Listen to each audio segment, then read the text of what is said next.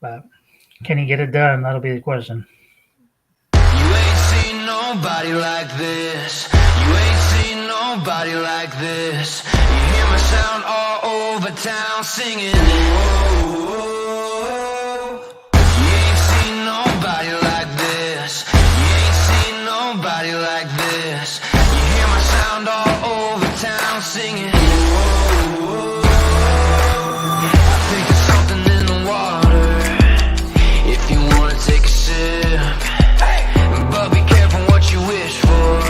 The faint of heart can't handle it. Everybody wants a piece of someone else's prize, but it ain't free, it don't come cheap. Only the strongest will survive. You ain't seen nobody like this. Good evening and welcome to a special edition of the San Antonio Soccer Roundtable and the 50/50 podcast. Joining me tonight is Rafa. How are you? Pretty good. Just got in from Judson High School, so just made it in time. So I'm ready to go. Make the predictions. Prove everyone wrong. Coach Kana, how are you? Host of the 50/50 podcast. How are you this evening? What's going on, guys? I'm ready to go. I'm ready for the second season. Let's go. Let's jump in. Let's go.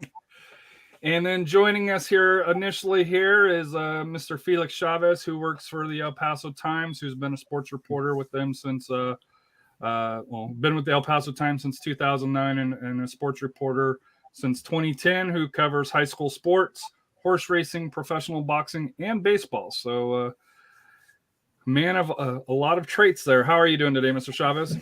Oh, dude, pretty good. It's been a good year and good week. So excited for the playoffs to finally get here. So I know you mentioned you got to go a little bit quicker for that here. So we wanted to touch base on the El Paso teams there for that here. So we'll go ahead and get started with the by district round. We'll start with the boys. We'll go 6A, 5A, 4A, and then switch to the ladies and do the same thing here.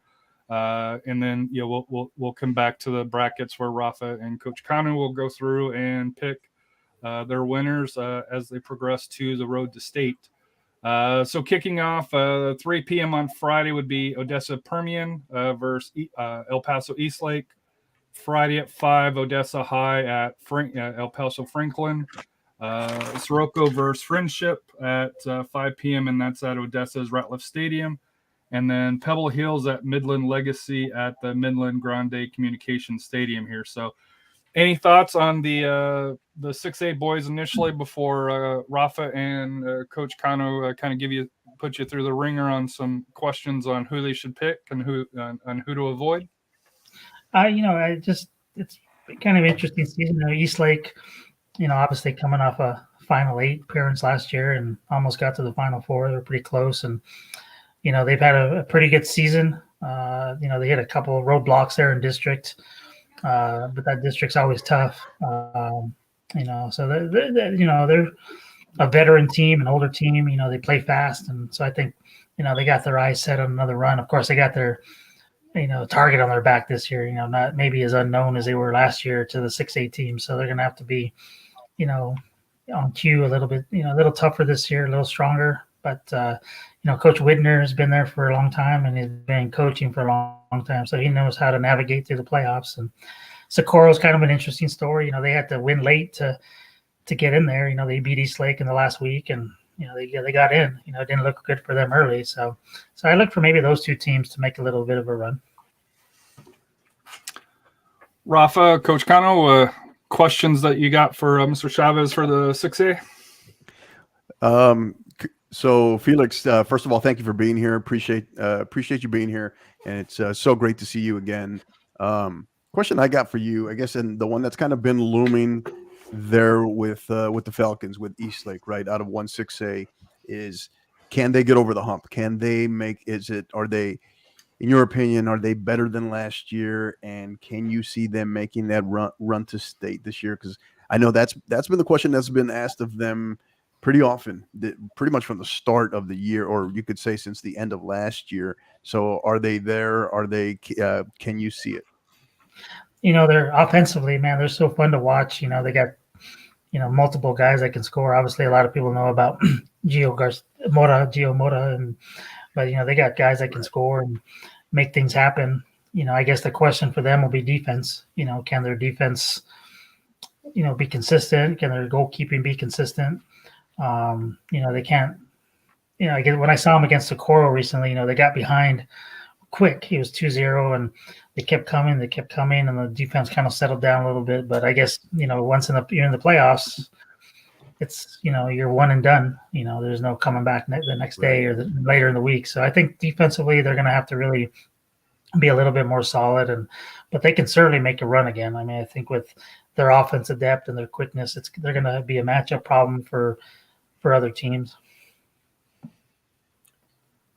Felix, I have a question. Out of the 6A boys games, out of the 4, which one do you feel is the one you see might be an upset going in?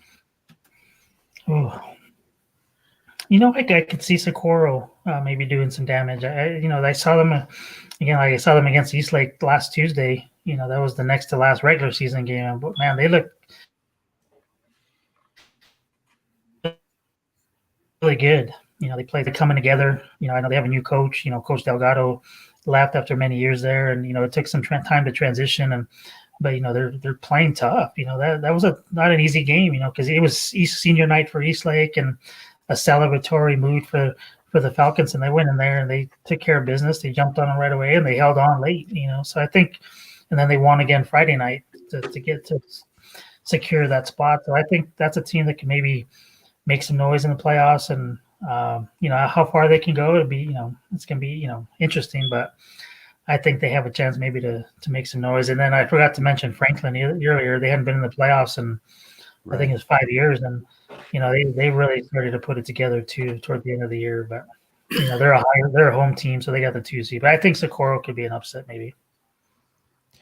Yeah, I was going to ask you about that with Franklin. Your thoughts on them on the boys' side. We can talk about that a little bit on the girls' side. We know they're kind of at the 6A level, and you can make the argument that they may have the most depth on the girls' side. But on the boys' side, Franklin, I believe, versus Odessa versus the Broncos.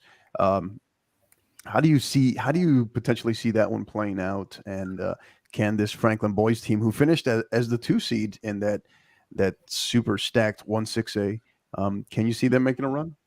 Yeah, I think obviously there might be some nerves a little bit early on for them because this team hasn't been in the playoffs in a while, but it goes back to they played so many games in district that were tough, so they've maybe that they don't even think about that. It doesn't bother them, because they had every game was meaningful, against Socorro, against Coronado, against Eastlake, against Montwood, against Eastwood, Maricus, So I think if they can just be steady and play like they have all year, I think they have a chance to do something nice, and, now they got some momentum going in that program. They're starting to believe, that they can do something nice and kind of go back to where they used to be, which is a solid program.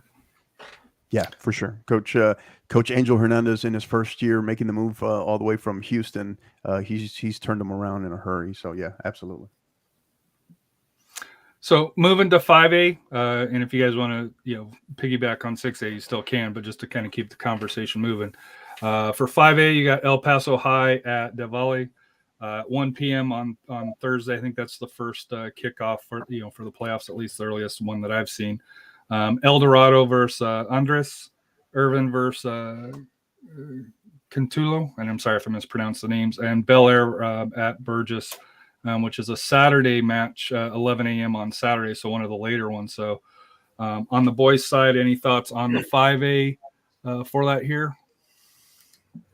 It's, Del Valle obviously is, their name speaks for themselves. They've had such a great history. Last year, they were Final Four team and not even the district champion last year. So, this year, a little bit older team, and Coach Reichman's been there forever.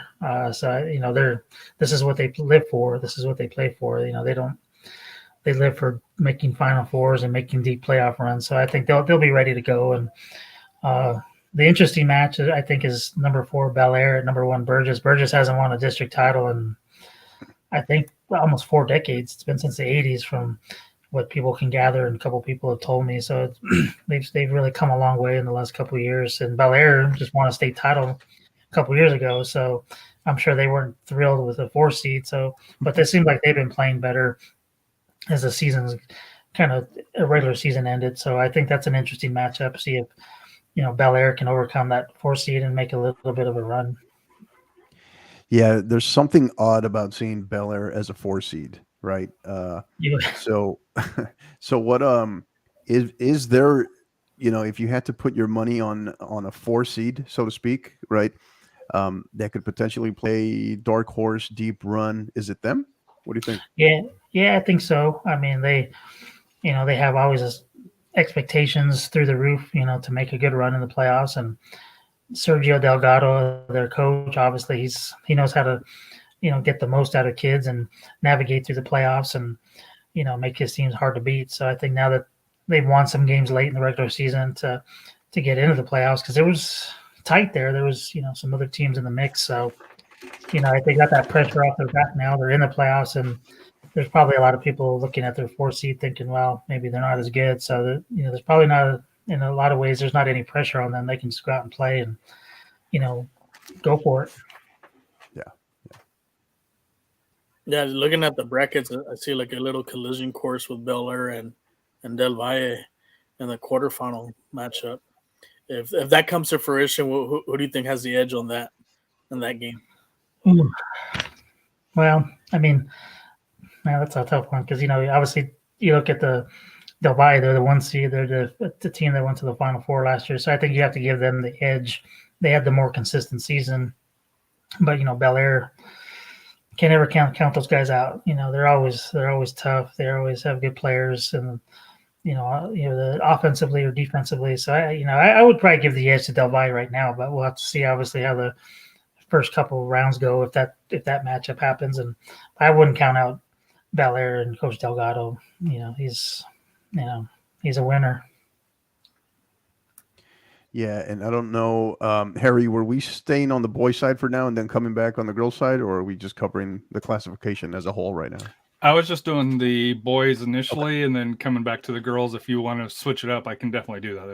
No, that's fine. A big deal. I had a question on the 5A on the girls' side, but that doesn't matter. We can come back to that. So moving to 4A, you had Canyon versus San Elizario, Riverside versus Borger, Dumas versus Clint, and Mountain View versus Pampa. All of these are, I believe, Friday at Scharberger Sports Complex. Yeah, San Eli obviously is the power out here. Last year was a down year for them, I guess, but they still made the 1-2 playoff games. A lot of teams would take that. So, but I know last year they were pretty young, and Coach Sappenfield said he thought that the program would kind of come back in a couple years, and we'll see how far they can get there this year. I mean, Max is always pretty realistic about his teams, and I know they expect to win, but I think he's he knows his team is young, but they're very good, and whether it's this year or next year, but when it happens that they can get back to a Final Four, who knows? But San Eli will make a little bit of a run, and then Riverside, when they moved down last year, they had a really good team. A lot of people thought last year that was their year, and they got upset there early in the playoffs. And they're not as good as they were last year, but you can't count them out either. So we'll see how it goes in 4A boys. Any surprise coming out of 4A there, Felix, that you could see maybe making a run beyond the by district round? Maybe Clinton or Mountain View. Those teams have, there's some talent there. Can they put it together for a little playoff run? It'd be interesting. I don't know. I don't know if this is the year, but I think they can probably win by district. But after that, we'll have to see. I guess probably depends on the matchups they get. But I still think it's probably San Eli and Riverside maybe are the best chances for teams to move on there. Right. Moving to, or did you have any questions, Rafa? I apologize. Oh, no. Moving to the 6A girls, Midland High versus Franklin on Friday at 6:30. Eastlake versus San Angelo Central, 3 p.m. That's Thursday at Midland Grande Communication Stadium. America's at Odessa Premium at 3 p.m. Thursday at Ratliff Stadium.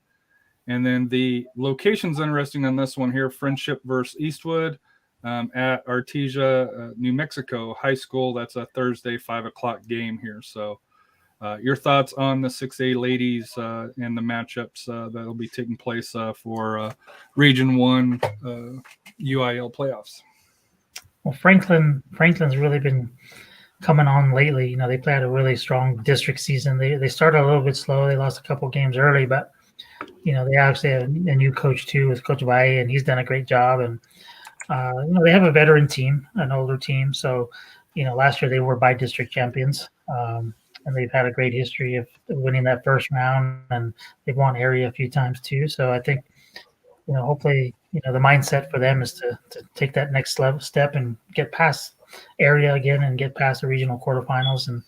But it's a steady team. They've been playing well as a group, and it seems like they've kind of corrected some things that maybe were bothering them earlier. But now I think that they have a chance to make a decent run. Americas and Eastwood are interesting. Americas has a great goal scorer in Keelan Olivas.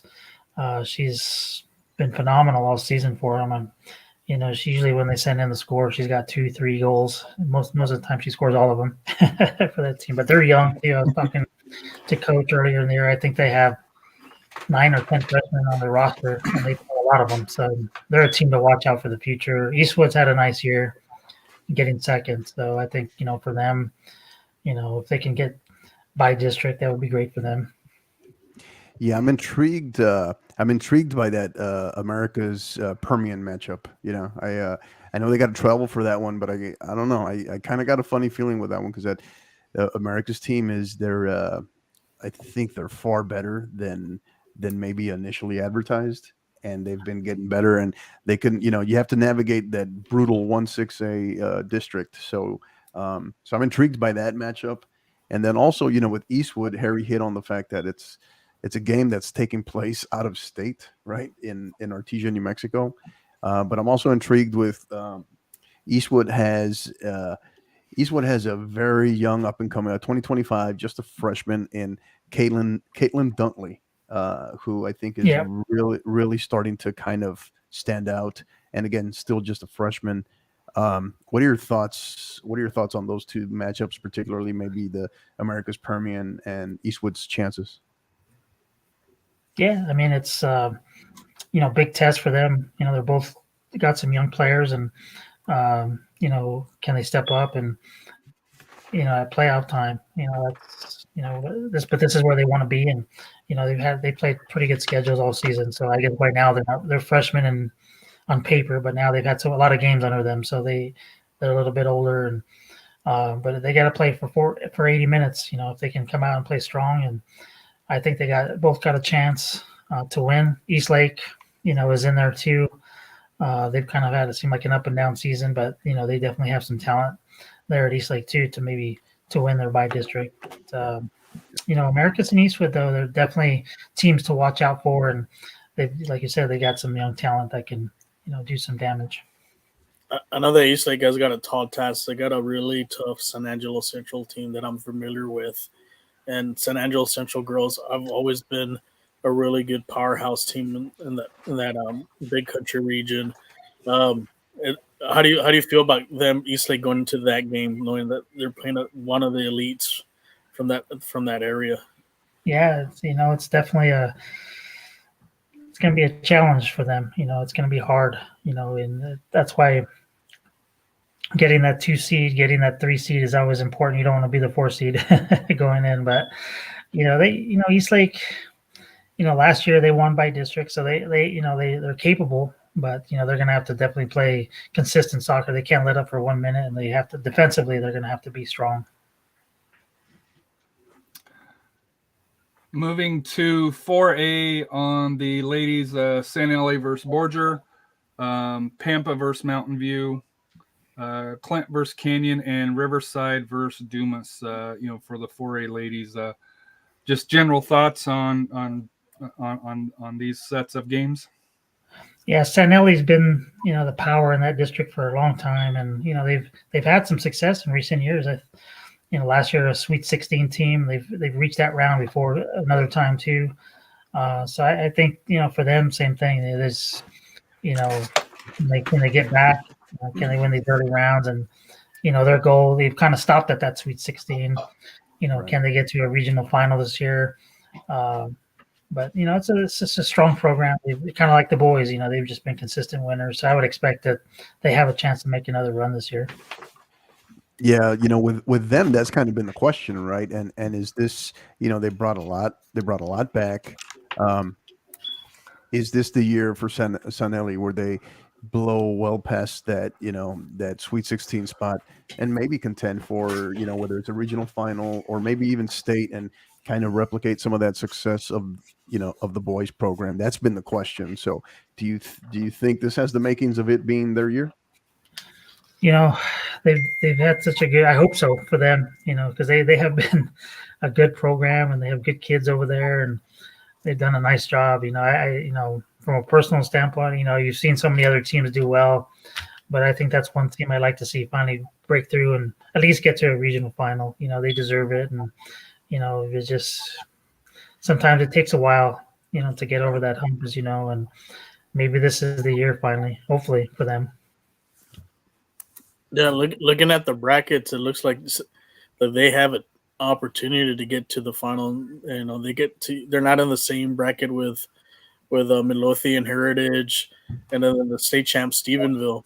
They'll avoid them in the first two rounds. I think I do see a couple tough ones, maybe Pampa, maybe Brownwood, but like I said, I think with this bracket they're in, I think it looks like they have a good shot to get to the regional tournament and then face one of the even Stephenville or Midlothian.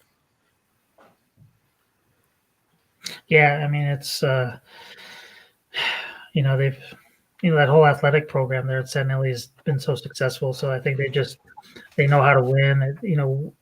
Winning breeds winning. And they're that whole whether it's soccer, basketball or cross country, Sanelli's been a power here in this area. I think the kids feel that over there. They feel the support, and I think it's tennis even. They've had some great success in tennis. So I think a lot of these teams, they want to one up each other a lot of times. Yeah. So I definitely think it's kind of helped the girls soccer program there. They've gotten some great kids out there. So hopefully, I think they have a chance again, at least to get to the Sweet 16.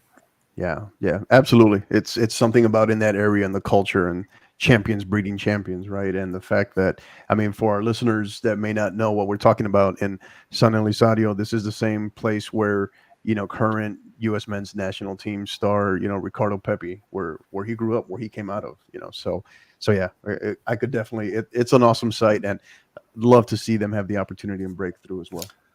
And I know we got to get you out of here because you mentioned about a half hour was your limit here, but we'll go final questions for you. My final questions, if you were to pick one of the boys and one of the girls teams to make it to state, who would be your favorite to get out of the, make it to the state playoffs up in, I think it's Georgetown this year here for that, for the men's or women's, no matter the 6A, 5A, or 4A, if you were to pick one, one from each, who would be your favorite to do that? I would say, I'll go with Eastlake. They're just fun to watch, man. Just watching them play soccer, just the way they play offense, it's just fun to watch. And, I think, once they get rolling, if they can win that game on Friday, it seems like they're kind of a momentum team. And, I think I like their chances of getting there. On the girls' side, I'm going to just take kind of a long shot here, but El Paso High girls in 5A, maybe they're a young team. I think they got 6 freshmen. They got their leading goal scorer is Tessa O'Neill. I think she's got 30 goals, and her older sister is committed to play at New Mexico State, Emma O'Neill. I'll go and take a shot with them. Maybe they can catch a run and get there. They've had a great year. I think they've only lost one district game, so I'll go with them. So. What's been the talk with El Paso High, Coach? I know a lot of people seem to be big on them, and they've I mean, they weren't bad to begin with, right? But now they took a real big leap this year. From your perspective and what you've seen, Felix, what's been the change with them? I talked to him and a couple of the girls about 2 weeks ago, and I guess for them, it's just that young group of freshmen brought in some great chemistry and just a certain toughness, and I think that's kind of helped the older players, in that regard. And I think they bought in together. There hasn't been any animosity. Sometimes you see with freshmen or sophomores in the older groups, it can be tough, but I think with this group, they're together, and they play for each other, they push each other. And so I think that's been the thing. They have just a quiet confidence about them, and they work their tails off. They work hard every day, and they want to work hard. Coach Fargo was telling me, they don't take a minute off in practice. It's just go, go, go. And I think that's helped, give them a new mentality, a new focus, and I think they could be ready for a nice little run. Nice. Rafa, any questions for Mr. Chavez? Like I said, dark horse. Who could be your dark horse? Maybe Del Valle in 5A as well. Coach Sasso, the first-year head coach, he's been in the program for a while, but again, she's kind of brought in a little different attitude there, and they've been tough. And I know they've made the playoffs in recent years, but they've kind of dropped out there in the first round. They haven't had that success, and she wants to bring that back to Del Valle. And she's a tough coach. She's tough-minded and she's strong, and she wants her players to think that way. She wants them to think confident and go in there feeling that they can win and will win. So I think Del Valle, I don't know if they can get to a regional tournament maybe in her first year, but there's definitely some talent there. They got some playmakers and goal scorers. So I could see them maybe making a little bit of some noise in 5A. And I guess final question I got and absolutely, if I can follow up with you, Coach Sazo definitely has them with a certain lower valley. I mean this in a positive way, obviously, but a lower valley swagger there on the women's program there at Del Valle. So you have to pay the price of admission, right? Not covering a game, Felix, but just one game out of all the ones in the local area. Which is the one you're going to? I'd say Bel Air Burgess on Saturday morning. That game intrigued me. I was like 4 versus 1s that where the 4 could win. So I'd pay for that one. Nice, awesome. So Felix, thank you for coming on. I know you wanted to needed to run because you've got other things that you got to attend to this evening. But I'll let Coach send you out here. But for me and Rafa, thank you for coming on.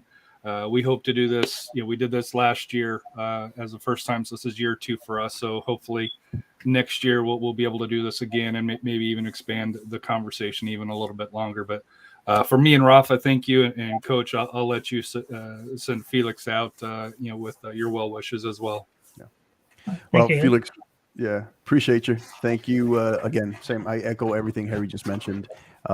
It's great to see you again. I know I think the last time I actually got to see you was around this time last year, or was at that Franklin Midland Lee by district round, right? So yeah, it's an honor to have you here, have you join us. Obviously so many of us call you the hardest working man in El Paso sports, right? So, because you are literally everywhere. So, appreciate that. Thank you for being here. Congratulations also recently on that, El Paso Athletic Hall of Fame nod as well. So thank you for joining us. Really appreciate it.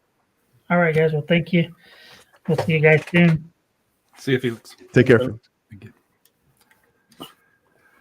So that was Felix. Look at that. 1 minute to spare. From here. Yeah. Jacob's been sitting in the waiting room, and I've been wanting to bring him on, but I knew Felix had to run, so I didn't want to bring him in. So our frenemy this week from down in the valley, Mr. Jacob Young. He covers RGV as well as covers high school sports down in the valley. I know during the fall he was covering quite a bit of volleyball. If you followed him at all, he was promoting volleyball, and then of course as a winter he came on and started covering soccer. Or I guess I shouldn't say started covering. He's been covering soccer, but kind of more emphasis on the high school soccer down there. So How are you doing this evening, Jacob? Doing pretty well. Looking forward to talking some high school soccer. It's always fun, and of course, it's fun to talk about the RGV for soccer as well, not just UIL, but also USL, as you mentioned. But as RGVFC have a game tonight, so that should be fun too. So just very, very exciting. Hey, I wouldn't mind if you guys got a couple of red cards tonight, because that seems to be the theme. Although ours got rescinded, yours got rescinded, so I guess it's fair game what's going on over at USL? It's like it's Christmas early, right? Everyone Not officiating. everyone gets rescinded. Yeah. So, but there was at least 3 cards that I know of that were rescinded. Was it 3? Really? Yeah. Yep. There was two of the yellow cards got rescinded, as far as that prompted a red, and then obviously the red for San Antonio FC got rescinded. But Jacob, how much were you planning on trying to go through the picks with us, or do we need to kind of have you kind of do what Felix did and kind of give your spiel on what you've seen down in the valley? I know you've got RGV match tonight. That's going to be coming on in a couple hours. And I also know that this is a big weekend coming for you, because you also do quite a bit of racing on your Twitch channel. And I know with Coda, I know you and Edson are not going to be at the match on Sunday. I know Edson's not. I'm assuming you're not going to be as well. Are you going to be up in Coda with the NASCAR race, up in the Austin area here? So how are you doing on time? Are you able to kind of go through the brackets with us, or do you just need to kind of do your spill and continue on with the prep for down in the valley tonight? I'm good. I'd probably like to eat dinner, but that's about it. That's the only reason why I'd probably end up having to leave, would be for dinner. We don't need dinner on the night of bracketology, man. We just go right through. Awesome. So. If you do need to step out, as Coach Cano mentioned, hey, his camera may go silent for a little bit. That's fine here. But I think one of the coolest things that that I've seen on Jacobs is he did on iRacing did the actual 24 hours of Daytona, and his team finished, I want to say, unofficially third, I believe it was. Unofficially third. We got screwed over by some rules. Apparently, it was all you need is 2 drivers to race. We had 3, and apparently it said that we had 2 more on our team that didn't do the required hours. So that was a whole thing. But yes, we crossed the line in 3rd place. I will forever say that we finished 3rd, whether or not it's unofficial. I saw it 3rd, and then all of a sudden, when they were going through it, went to 30th, and I was like, "Oh, that's not correct." And I even asked them, and they're like, "It's the fair rule." I'm like, "Well, it was fair, but whatever." So we'll start out with the brackets here. We got a little bit of coaching on this here from Felix through here. So starting out, let me just make sure here that I got this right here. Can you guys see it? Yeah. All right. Let me just make sure the TV, it looks like. Okay. So the first match here, Stephenville, winner of the 4th district versus Greenwood for that here. And this is the boys for that here. Let me pull up the bracket here here.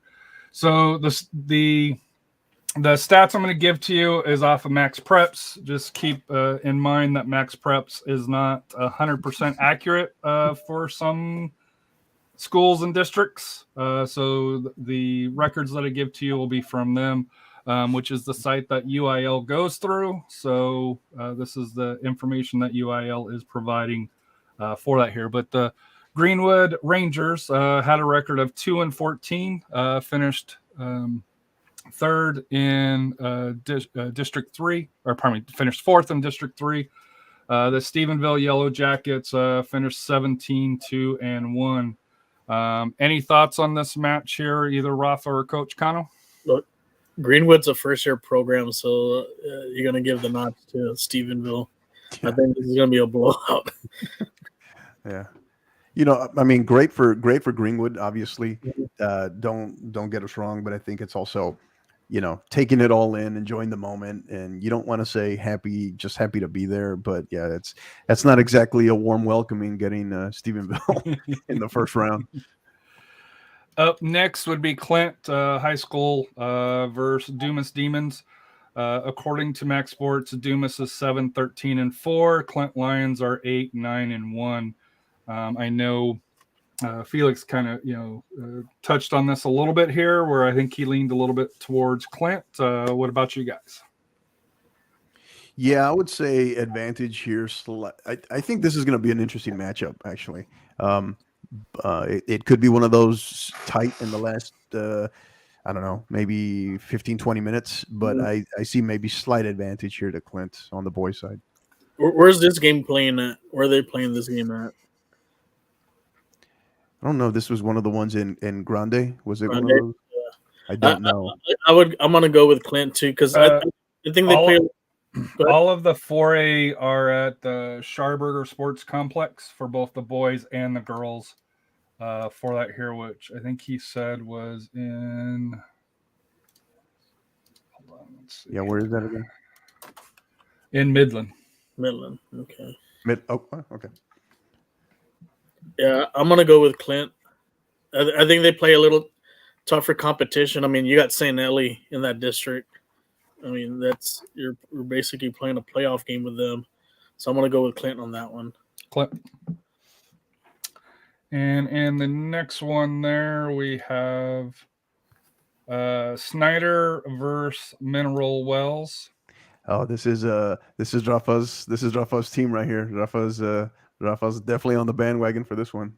Well, Snyder's actually coached by a former Dorio alumni, and he's last year I think there was a first year program, so he's done a good job there. Yeah.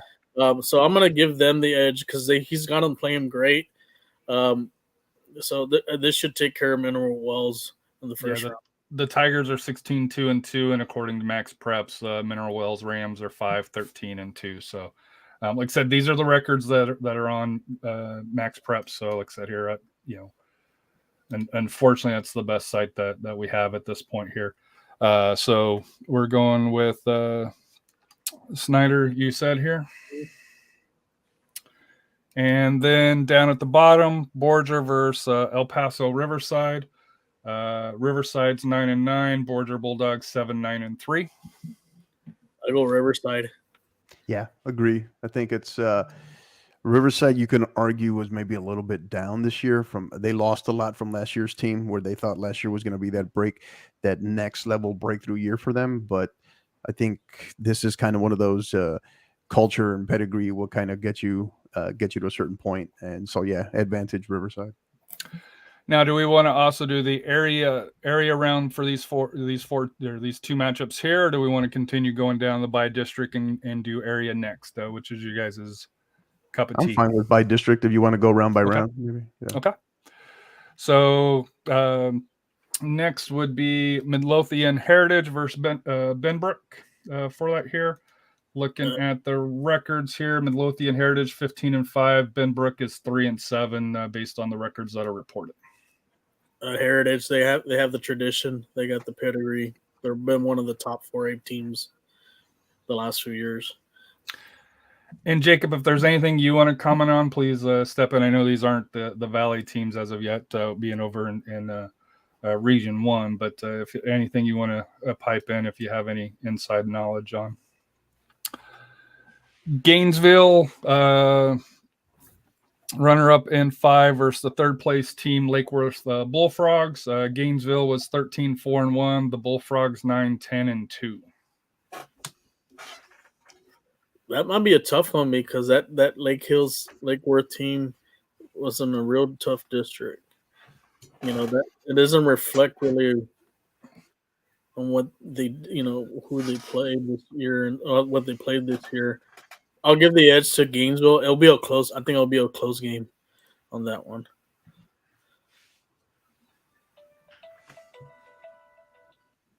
Your thoughts, Hector? No, yeah, I mean, same. This one's kind of one of those where it's It's yeah. You don't. I don't think you have a clear separator, but yeah, probably maybe Gainesville. The next one, Diamond Hill Jarvis versus Dallas Life Oak Cliff. I know last year we kind of made a little bit of jokes about the team picture from Diamond Hill Jarvis. So I'm waiting to see how the kids look this year from Diamond Hill versus Life Oak. Diamond Hill was 16-4-1, and Life Oak Cliff was 9-14. Diamond Hill Jarvis won District 7, and Dallas Life finished 4th in District 8.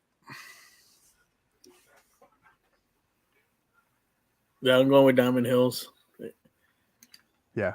They're we jokingly said, I mean, those are not kids, those are men. They play, they play like it, they play like it. They're fun to watch play, and obviously we're looking forward to seeing if they can replicate last year's success and where they made a run all the way to the state title game versus Bernie last year.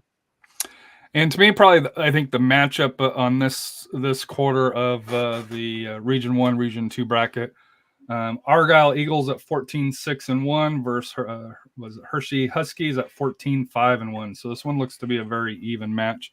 Runner-up in 6 versus the third place in 5. Yeah, that's a. I mean, if normally if that was an area or we're drew a quarterfinal game, that would be it right there.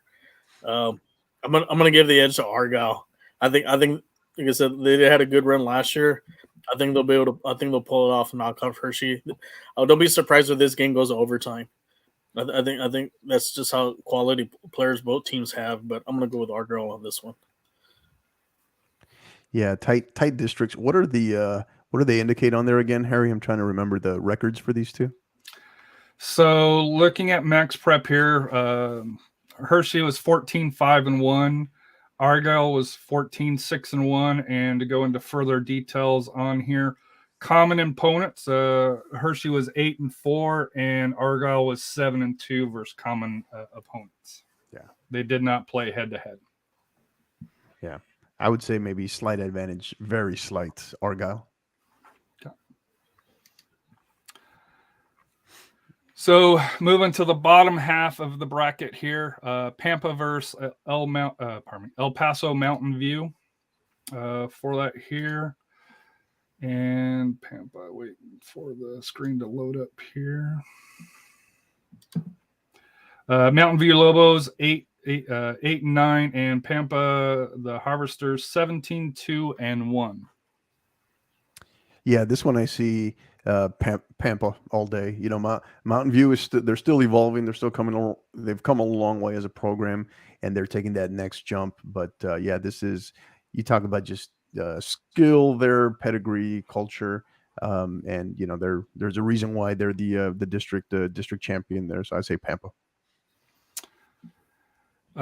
Moving on, Lakeview Chiefs 12-5-1 versus the Graham Steers 5-14 per Max Prep. Yeah, I'll go with San Angelo Lakeview. I think they'll win this one.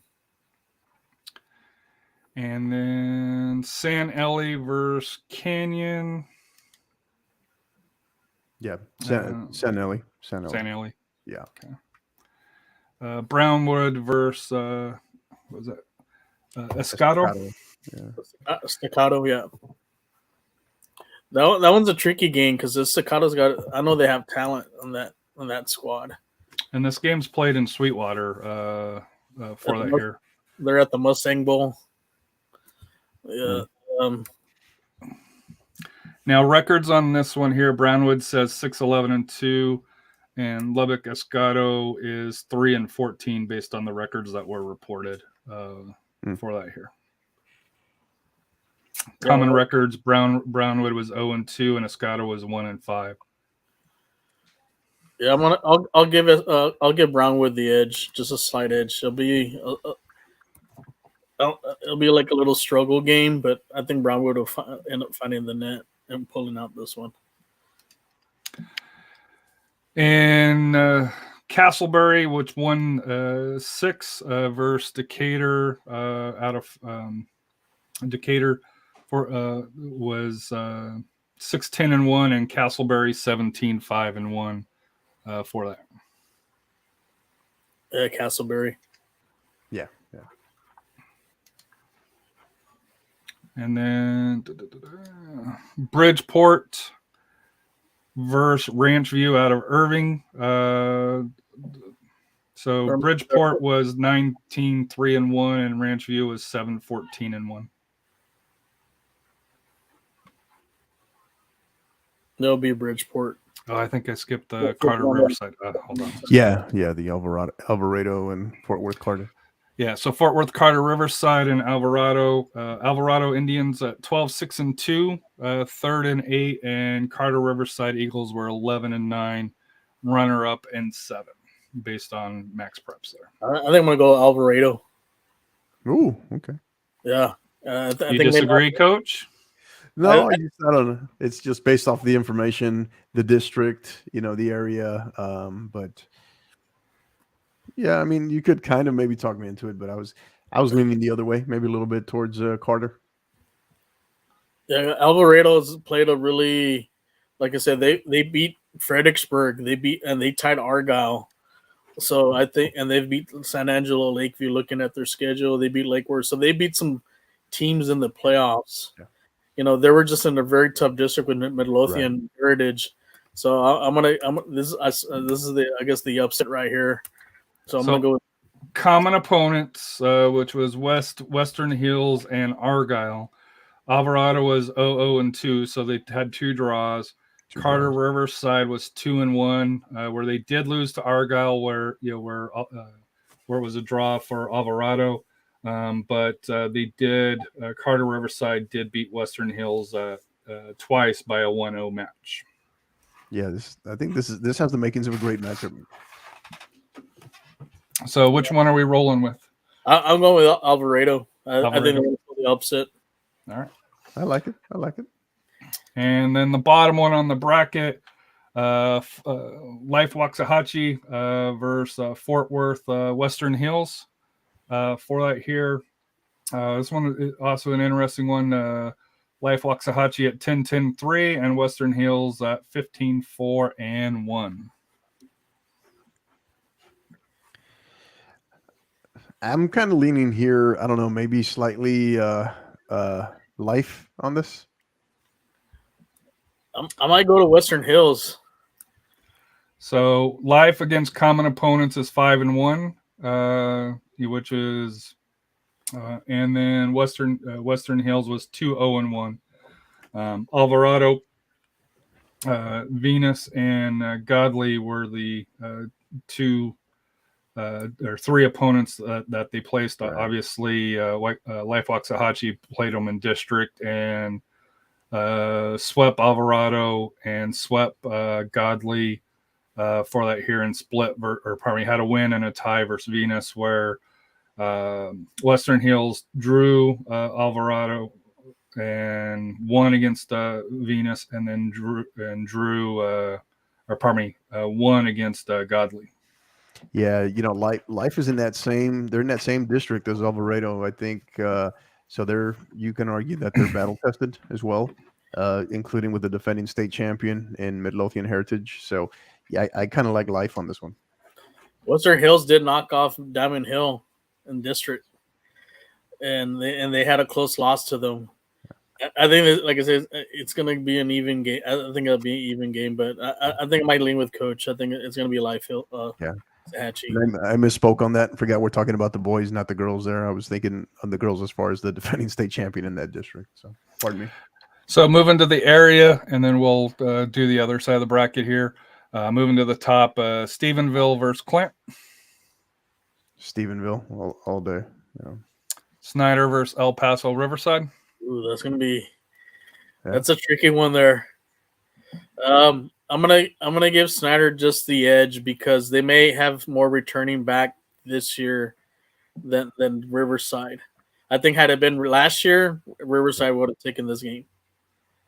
And that would just speak volumes to how far Snyder has come as a program in their second year and potentially already making a regional quarterfinal. That's pretty phenomenal. So we're going with Snyder. Mm-hmm. Yeah. Midlothian Heritage versus Gainesville. Midlothian. Yeah. And Diamond Hill Jarvis versus Argyle. Ooh, This is this good. could be the upset right here. I think this could be the upset. I don't know. This is going to be a close game because we don't know how much Jarvis Hill lost from last year's team. And some of the losses I saw on their schedule were not very good losses. Good losses, and I'm leaning a little bit towards Argyle on this one. I think Argyle plays in a tougher district, and I think they're a little bit more battle tested this year. So I'm going to lean with them. I think this is one of your first upsets for Coach. I don't know. It's that's the tough one. Is like, does the everything that Diamond Hill Jarvis did bring back, does it start to show here in terms of that experience, right? And playing in that pressure, playing in matches just like this. I don't know. I think that would be a heck of a matchup in the next round in the regional quarterfinal. They're looking ahead with Diamond Hill Jarvis and Midlothian Heritage, but it's a tough one. I mean, you could just as easily. Well, we got Jacob that can be the tiebreaker. There you go. For that here. So, are you going with Diamond Hill Jarvis? It sounds like. I like Diamond Hill Jarvis. So, Jacob, I'm not sure if you have any clue on either one of these teams, but you're the one that gets to decide the argument. Are you on Team Rafa or Team Hector? I think. Well, yeah, it's always difficult. So the higher seed's not always at the best when it comes to this. I think I'm on the upset watch for sure. All right, so Argyle gets the advance. So moving to the bottom of the bracket, Pampa versus Lakeview. Still like Pampa here. Like Pampa. Yeah. San Eli versus Brownwood. San Eli. Yeah. Castleberry versus Alvarado. Are you gonna roll with them again, Rafa? Nah, this time Castleberry knocks him off. I think they'll knock him off, but you never know. We're going. Are we gonna go chalk here? We got all district champions here. All district champions. Yeah, we're gonna go. We don't have Argyle. No, I was talking in that quadrant down there. Oh, down on the bottom of the bracket. Yeah. So I'm assuming you're going Bridgeport over Life Waxahachie? I think so. I think so. You on board with that, Rafa? Yeah, I'm on board with that. All right. So then we'll move over to the other side of the bracket here. All right. Athens versus Anna. Anna Coyotes are 7-11-3, and Athens Hornets 17-4-1. We go Athens. And then the Dallas Oak Cliff family or Faith Family Academy versus Dallas Pinkston. Pinkston 8-8-1. Oak Cliff Faith Family Academy 14-7-3. We go Oak Cliff. Yeah. And then Selena, I even know this is a powerhouse, for that here versus Dallas A+ Academy. Selena 16-3-1. A+ Academy is 10-2-3. So a respectable season, for Dallas A+ Academy out of District 12. Yeah, so I think this one's pretty evident, pretty clear. Salina, yeah. And then let's look in here. I hate the pop-ups here. North Dallas versus Irving. North Hills Prep. North Dallas has a record of 15-4-1, according to Max Preps. 0-5 for North Hills Prep. So it doesn't sound like a lot of information for North Hills at this point here, but they did finish third, so that's why I don't believe that they finished third and 0-5 here on that. We'll go North Dallas. Palestine versus Sabine. Palestine 23-2-1. Sabine Cardinals 13-9-2. That's one of your state favorites to get to the Final Four. Yeah. Palestine will take care of business. And then in the bottom half of that is going to be the North Lamar Panthers 13-10 versus the Bullard Panthers 13-5-1. This is a match in Sulphur Springs at Gerald Grimm Stadium. This might be a little tricky game because I don't think the record reflects what North Lamar has done this year. Like I said, they've played some quality teams, but I'm gonna go ahead and go with Bullard. I think Bullard will pull it off. It'll be a squeaker, but it'll be Bullard to take care of that business. You agree, Coach? Yeah, it's a little tough to separate them there in this region, this classification. But yeah, I think I would. Yeah, I would agree. And then Kilgore versus Madisonville. Kilgore Bulldogs 21-3-1. Madison Mustangs a respectable 12-8-2. Yeah, Kilgore. Yeah. And then go ahead. You got to thank the Dallas Dallas FC Dallas Academy over there, training all those players over there. I think that's been the difference in that area too. And then Pleasant Grove 13-6 versus the Cumberland Academy Knights out of Tyler 18-5. It was 18-5. Cumberland Academy. Let's see if there's any common opponents. Actually, I'll list some, but yeah, it says non-varsity opponents, so I'm not sure if I want to count those as well. But they played Sabine. Cumberland won 4-1, and Pleasant Grove lost to Sabine 3-0. Go Cumberland. I think Cumberland. And it was right around the same time frame, January 8th and January 14th. So. That's early in the season, so who knows, what the rosters were, but right. I think Cumberland will win this one. Moving to the bottom of the bracket here, Dallas Wilmer Hutchins versus Arlington Summit International Prep. Not a lot of information on Summit International Prep. Just has an 0-4 record, where Wilmer Hutchinson's 13-6-2. Wilmer. And then Nevada Community versus Terrell. Terrell Tigers 15-1-5. The Community Braves 17-2-1. So runner-up of 11 versus 3rd and 12. But at least record-wise, both have they did play one common opponent, which is Farmersville. Terrell won 9-0, and Community beat Farmersville twice, 8-1 and 9-0 as well. So good luck on picking this one. Yeah, man, this is tight. Yeah. And Terrell does play in a strong district, so I don't know if that's the difference, but they still sound very even. What do you think, Rafa? I'm gonna guess.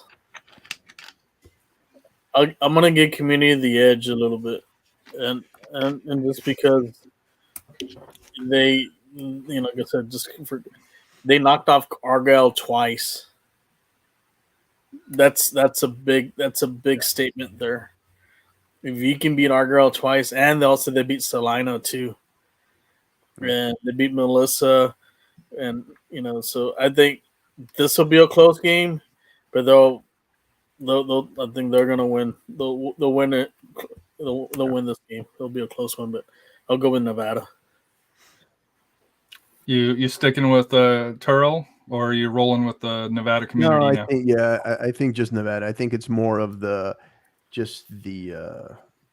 I guess you can call it not so just the name recognition with Terrell and in the district, but yeah, Nevada's got it's hard to argue with that body of work. And now we're getting in. So 9 and 10, just giving a heads up here, we're one of the districts that didn't really have a whole lot of information. So good luck on trying to pick these here. But Dallas Williams Prep, according to Max, Prep's now 7-6-1. The Dallas Carter Cowboys 0-7. I'm just trying to see if there's any. Yeah, nothing outside that you can really separate. Yeah. We'll go with Williams Prep. Yeah, Williams. And then Sunnyvale versus Melissa, runner up in 12 versus the third place here. Melissa 8-8-3, Sunnyvale 16-4-5. Out of runner up in 12. There we go, Sunnyvale. Yeah, the Melissa one is interesting just because they're in that same district with Nevada, right? Mm-hmm. With Nevada community, but yeah, I mean, maybe Sunnyvale has enough to separate themselves. So Sunnyvale beat Salina 4-2, where Melissa lost twice to them, 2-1 and 2-0. They played Caddo Mills. Sunnyvale won 3-0. Melissa won 3-0 and 1-0, and Farmersville, Sunnyvale won 5-1, and Melissa beat them 5-1 and 7-1. So if you're looking probably for that common opponent, I believe that's in the playoffs there with Salina. Sunnyvale was the one that did get the victory, and Melissa ended up losing to them twice. Gotcha. So moving on to winner of 14, Paris versus Lindale. Paris Wildcats are undefeated at 20-0-1, and Lindale Eagles are 12-8-3. Yeah, Paris. They've had some good teams the last few years. This could be the year for them. They finally win Region 2. Moving on to Henderson Lions versus Dibble Lumberjacks. Henderson's 13-7-1. Dibble is 17-5. I don't know if you can go against a Lumberjack, man. I don't know you can go against a Lumberjack. Common opponents: Henderson 2-1. They lost to Palestine 5-2.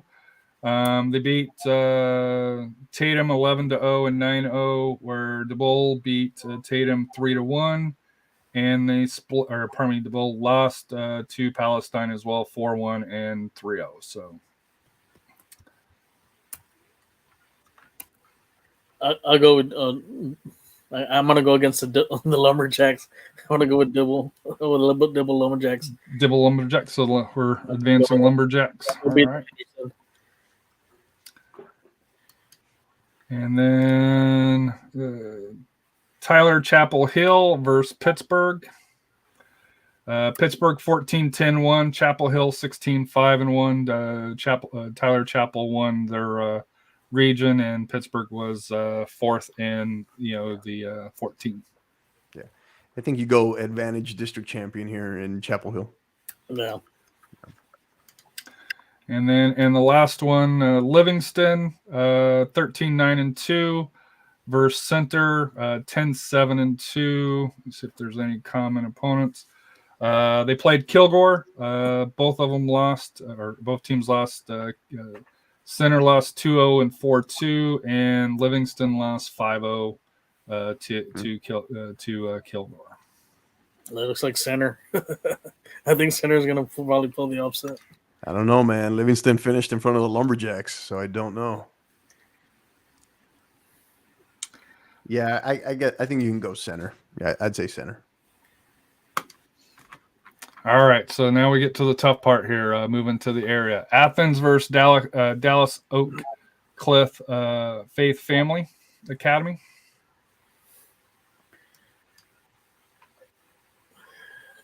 We'll go with Athens. Salina versus North Dallas. Yeah, Salina all day. Yeah. Palestine versus Bullard. Palestine. Yeah. Yeah. Kilgore versus Cumberland Academy. That could be a close game, but I'm going to go with Kilgore. You as well, Coach? Yeah. That sets up I know we're going to come back to it, but that sets up an unbelievable, regional quarterfinal there. Dallas, Wilmer, Hutchins, and Nevada Community. Nevada is going to pull the upset. You okay with that, Coach? Yeah. Their Dallas- body of work, they seem for real. Dallas Williams Prep versus Sunnyvale. This is an interesting one. What do you think, Rafa? I'm gonna go with Williams Prep. I think this game can go to like I said, go to overtime or PKs. Yeah. I'm gonna go with Prep. We might, I don't know. We might need Jacob on this one because I'm kind of, I don't know. I'm leaning Sunnyvale. You're leaning Sunnyvale. Yeah. I don't know. Sunnyvale, I think, is at least according to Max Prep, has more detailed on it. Where Dallas Williams Prep, there's not as much information on. So, Jacob, you're on the hot seat again. Yeah, you go. I think you go Sunnyvale there.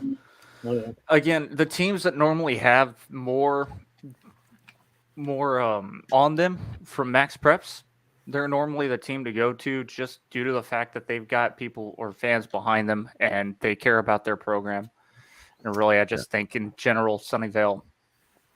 I mean, I'm talking out of my butt here, but I think Sunnyvale. I think we'll That's all probably we're get the doing. win. That's all we're doing. No, you're a good man, Jacob. You redeemed yourself after that last pick. You redeemed yourself. Paris versus Dibble, the Lumberjacks. Are you guys going against the Lumberjacks, or you know that was last round? Paris. Yeah, I think we have to say timber on this one because Paris. They're getting chopped. Paris. Tyler Chapel Hill versus Center. Tyler Chapel Hill. Chapel Hill. Yeah. All right, so that one's going to be a good game. That Chapel Hill Paris game. All right, so the regional quarterfinals. Moving over to the other Region 1, Stephenville versus Snyder, and Midlothian Heritage versus Argyle. I'm gonna go with Stephenville. I think they just have a little more. I think they have a little more experience. Yeah, but just look out for Snyder next year. I think next year might be the year for Snyder. Coach, bottom one, Midlothian Heritage versus Argyle. Oh, you give me the hard one, huh? Yeah. Hey, Rafa jumped in first. Yeah, good. I think Heritage wins that one. It's going to be a great game. Yeah, but I think Heritage might have a little too much, just a little more to get by. And I know Argyle wasn't your team in this round here. You had Dallas Hill Jarvis, but you know. For that here, so I don't know. I think that I think common opponents. What was common opponents on this? Do you see this? Can you generate that? Not on this one here because it doesn't advance through. Okay. I could go through and take a look, see if I see it here. Got to bring in. Yeah, I'll play. Yeah, let me see if I see any common opponents here. Rockwall Venus.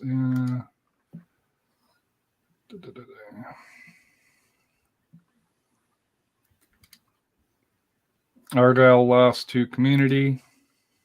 There's Nevada again. I'm telling you. Lost home twice, actually. Yeah.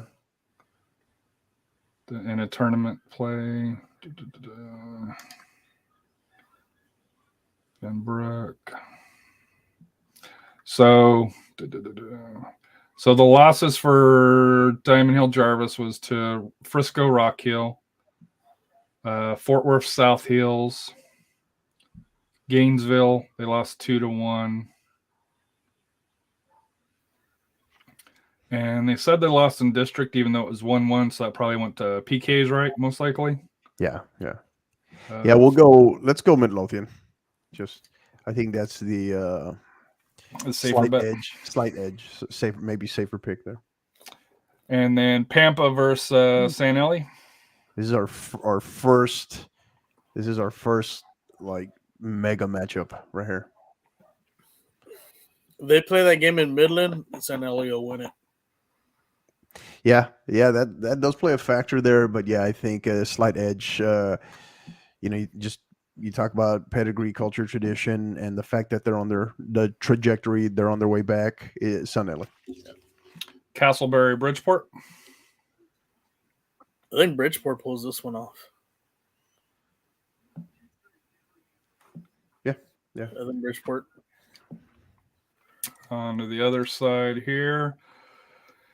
In the bracket that I think is, flip a coin, Athens and Salina. I say Salina. Rafa nodded. And Rafa, you get Palestine and Kilgore. Ooh, that was gonna be. I'm gonna give Palestine the nod. Yeah. Bottom half, Nevada Community versus Sunnyvale, and Paris versus Tyler Chapel Hill. Is this the year? I mean, you're looking at 2 runner-ups here. I don't know. Just we dive into that body of work with the Nevada. I mean, they sound legit. Viva Las Vegas on that one. Let's go to Nevada. Paris versus Tyler Chapel Hill. I'm gonna go Paris. Yeah, I'm gonna go Paris. Okay. And then was this the regional semifinals here? Salina Palestine. God. Yeah. I think Palestine. Palestine. I got to give Palestine the edge. Yeah, that's one heck of a regional semifinal right there. And then Nevada Community in Paris. Is this where Nevada cashes out? Yeah, that's where the roll craps. So. This is where the Viva ends. Yep. Yeah. And then on the other side here, San Ellie and Bridgeport. San Ellie. And Stephenville and Midlothian Heritage. That's tougher than Salina and Palestine. I'm gonna let me see.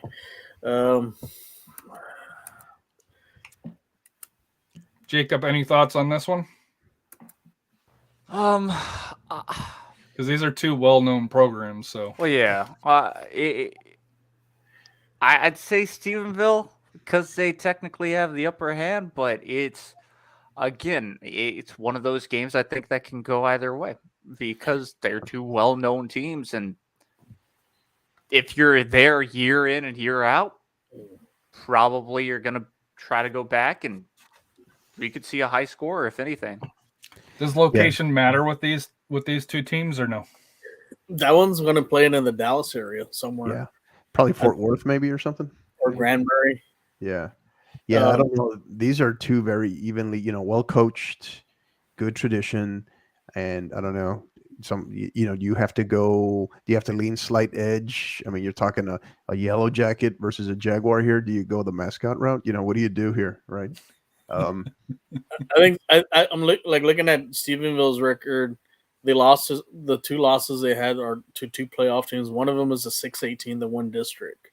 So but they played them tight. So I'm gonna give the edge to Stephenville. I think they might be a little bit more battle tested. And then, is that all right with you, Coach? I know you're 50-50 on it as it is. Right. And then we're just going to go who makes it to state. We won't predict, the state playoff, the semifinals once it gets to state. So, but who comes out of the regional finals here? We'll let Rafa pick one match and Coach pick a match here. Which one are you going with? We'll give the edge to Coach here on this one here. Which match are you picking? I'll remove myself and I won't go from the El Paso area match. So I like Palestine. I think both Rafa and I are very big on them. And I think, it just everything that has led up to this season and their body of work. I think this is Palestine. Yeah, this game's being played in Tyler. So Paris is going to have to make a distance, but Palestine has. I think this is the year they get back. Yeah. I think they had a couple of disappointments, so I'm going to go Palestine. And then, Rafa, you get to take the lead, Stephenville versus San Ellie. Well, now then, looking at the regional side, it's at Justin Northwest and the Fort Worth area. So San Ellie's got a long way, not only going to play in their regional semifinal, but so we'll see how the long drive in that regional final takes its toll. But I think they got the easier, not to say easier game, but they got the easier path. Their path. Because, like I said, I think Stephenville and Midlothian are going to beat each other up as far as back and forth. So I'm going to give the edge to St. Ellie. I think they get back to the state. And these are back-to-back games, right? If memory serves me right. Yeah. So that matchup the day before could definitely impact, the final. Absolutely. Yeah, that's the other factor. And the one thing to keep in mind that I think a lot of people don't know this is when you start talking about particularly El Paso teams, El Paso schools, once they start getting this deep, they oftentimes, if it's possible, within reason, budgetary reasons, a lot of times these teams by this point they're flying, they're not driving anymore. So something to keep in mind. A lot of people don't know that. So are you going with I think you said San Eli? No. Yeah, I think so. Okay. So those will be the two teams that we predict for the Region 1, Region 2 to get out of here would be San Eli and Palestine. And, of course, they'll meet in the state semifinals, which we'll get to when that actually takes place. I know we just want to kind of get through to, hey, who's getting out of the regionals for that here. So so if you had to take back one team, are both of these teams your final answer, or is there any team in there that you think that could rock the boat here? Yeah, I think the variable in this, I think, is our group, our special group in Diamond Hill Jarvis. Mm-hmm. There's no telling, right? If they take off, if they're depending upon what they lost and what they have back in the experience, coming out of Region 1 there, that could change everything. If they get hot like how they did last year as well, that could kind of throw a monkey wrench in Region 1. All right, so moving over to our side here, Region 3 and Region 4. Let's see if I can get this fixed up back here. So moving over here, top of the bracket here. Let me switch this here. Thank you for your guys' patience on this here. So by district, Brookshire Royal, the Falcons 17-2-3 versus the Hearn Eagles, which according to Max Prep is 5-8.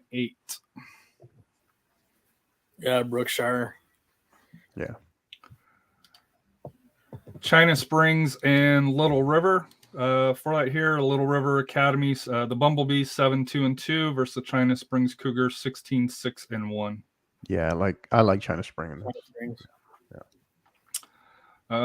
Schools that I've heard of: LaGrange, the Leopards 19-7-2 versus Belleville Brahmas 9-9-4. You got to go LaGrange. I think, really, in my opinion, I have friends that live in Belleville. They are mostly about football there. It's fantastic for them to be a part of soccer, like is in the soccer playoffs, but you got to give it to LaGrange, in my opinion. And then, especially when ZZ Top has a song for them. Yeah, we're going to go with LaGrange. So, Coach, you don't get a vote, I guess, because it's already 2 votes. No, I'm good. I'm good. Gatesville versus Mexico. Sorry if I mispronounced that. Yeah. Gatesville 7-6. Mexico Black Cats 9-9. This will be played at Rocket Field in Robinson, Texas. In the Waco area. Yeah. Well, looking at their Mejia's schedule, they played some teams. They played McNeil, Lake Belton, China Spring, let's see who else, La Vega. They may be a little more, like I say, battle tested than Gatesville going in. Yeah. Gatesville really doesn't, like, looking at their schedule, there's not really a significant, like, a team that the only tough team was Salado, and Salado's like the cream of the crop when it comes to 4 in that area. Right. So I'm going to go with Mejia on this one. Yeah. So you can argue that they're battle tested from the perspective of the teams that they've played, right? Not necessarily who they've beat, but who they've played.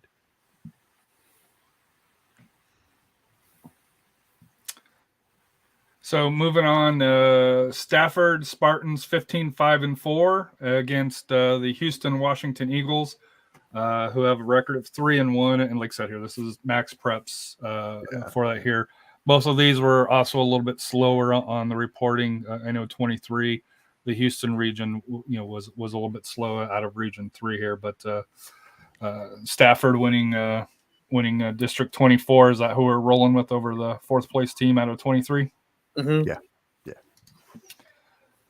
Lumberton versus Hargrave, runner up at 21 versus third on 22. It's going to be played in Winnie, Texas. Lumberton 10-4-5, Hargrave Falcons 7-9-5. Hargrave did have a good run last year, I remember. Right. But I think they lost a lot of this year, so I'm going to go with advantage. Lumberton. Yeah. Lumberton. Houston Scarville versus Needville for that here. Scarborough, limited information here, 5-0-1, and Needville, the Blue Jays 9-6-5. Scarborough. Yeah. And then the bottom half of the bracket, Splendora, 15-6-2, Jasper 9-7-4. This will be played in Dibble at Dibble Stadium. Splendora.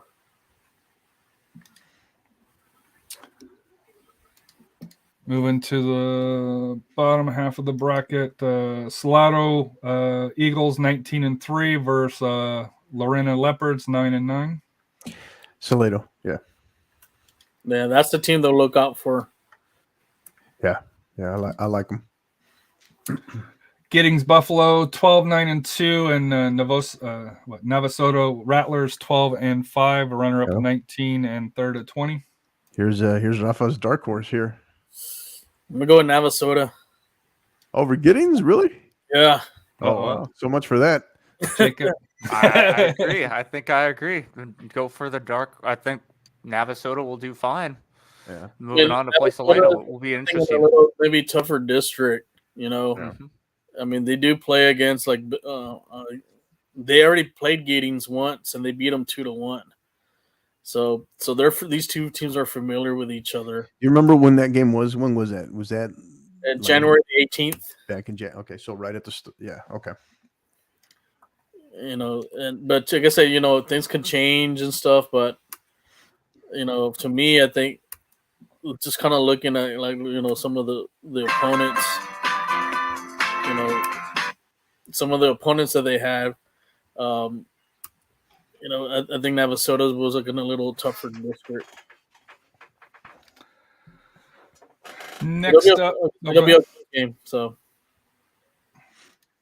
next up, La Vega versus Lake Belton. La Vega Pirates 17-8, and Lake Belton Broncos 5-8-1. This will be played March 25th. La Vega. Sealy versus Caldwell. Looking at it here, Caldwell Hornets 9-7-3. Sealy Tigers 11-7-2.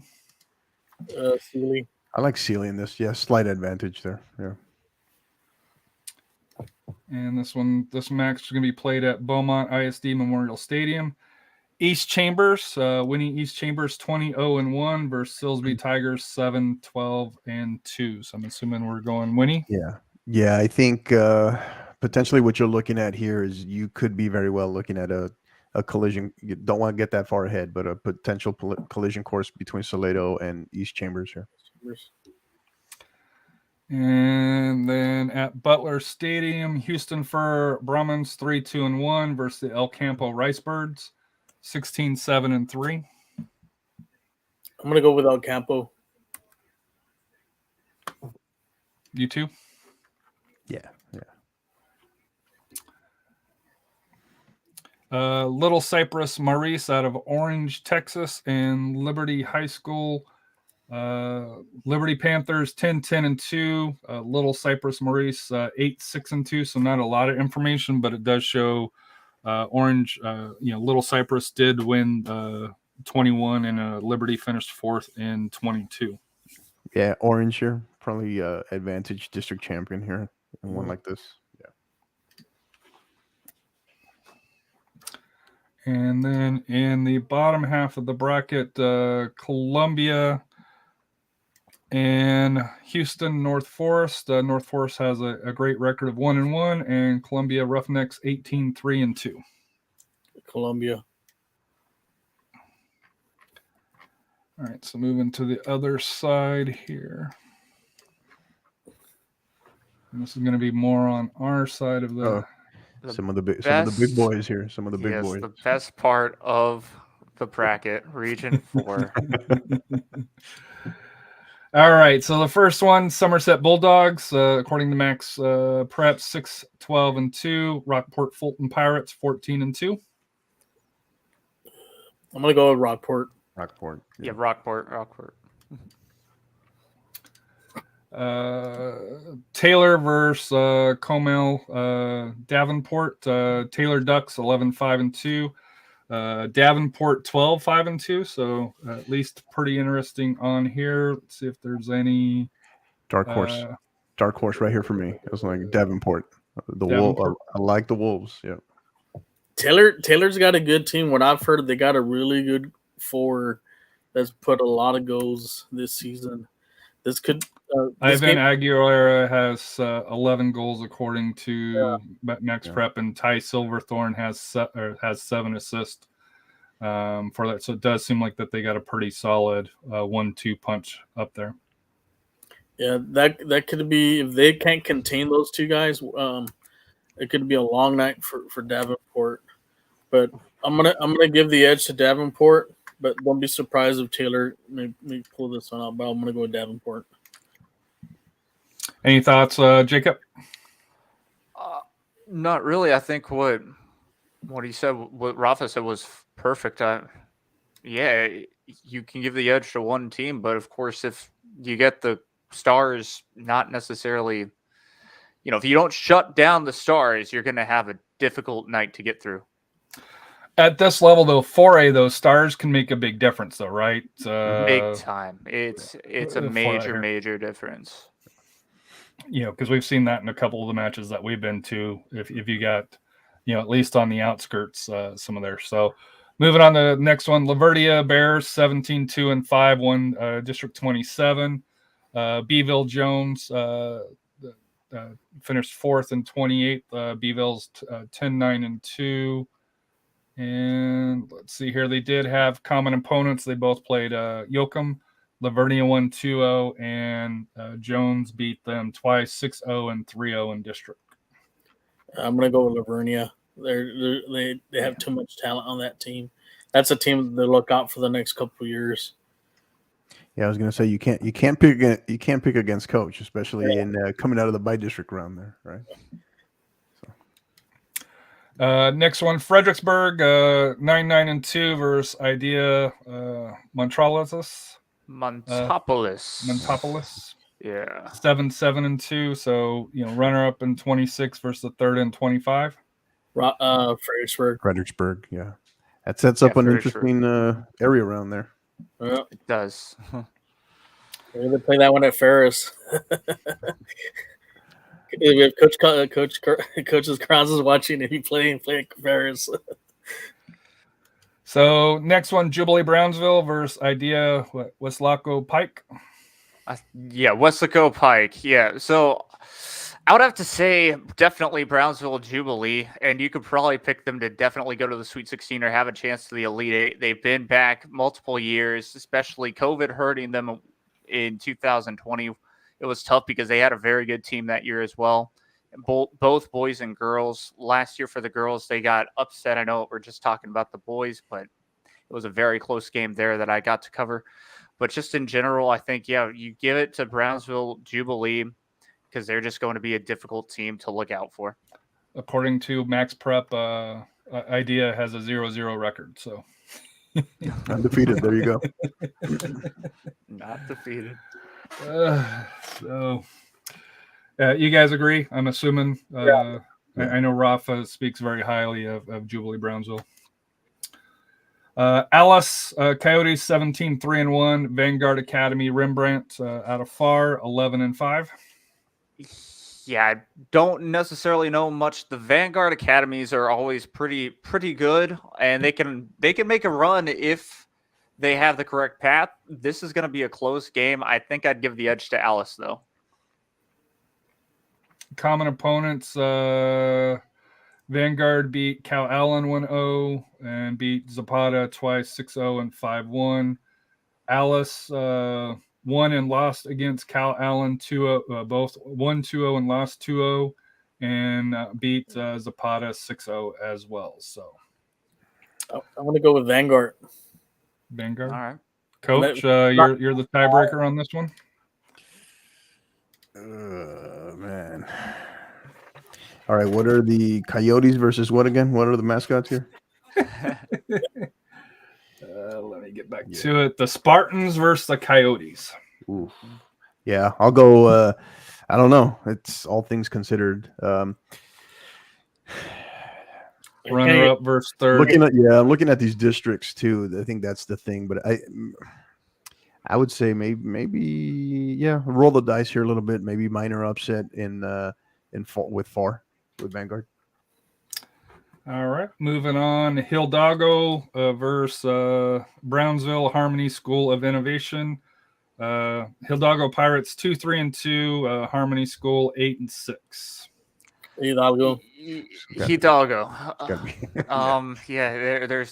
I don't even know if I need to break them down. I didn't necessarily cover them too much this season, but I did keep up with them.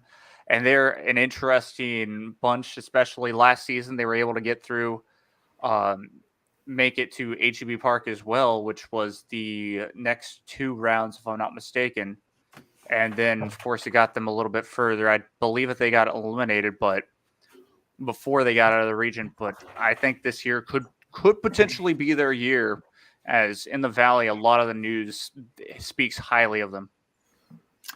Moving Idea College Prep or Alamo Idea CP.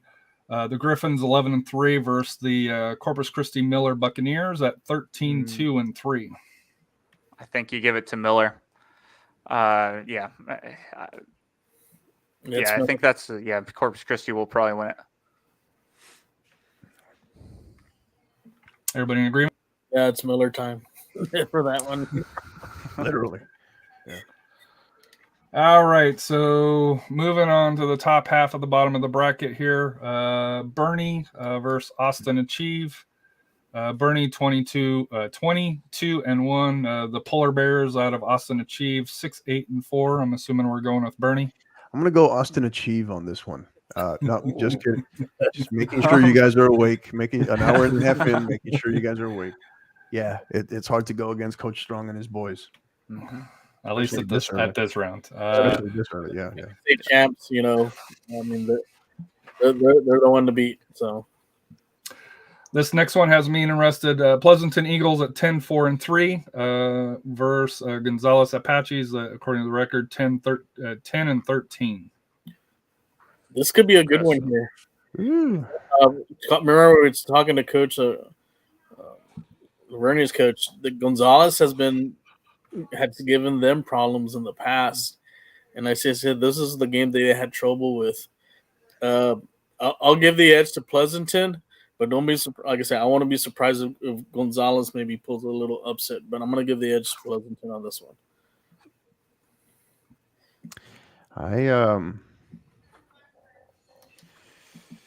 Slight edge. When I look at the districts there, I think I'll slight lean to Pleasanton.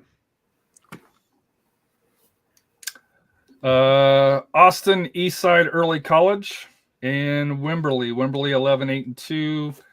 Austin Eastside Early College, the Panthers at 9-4-4.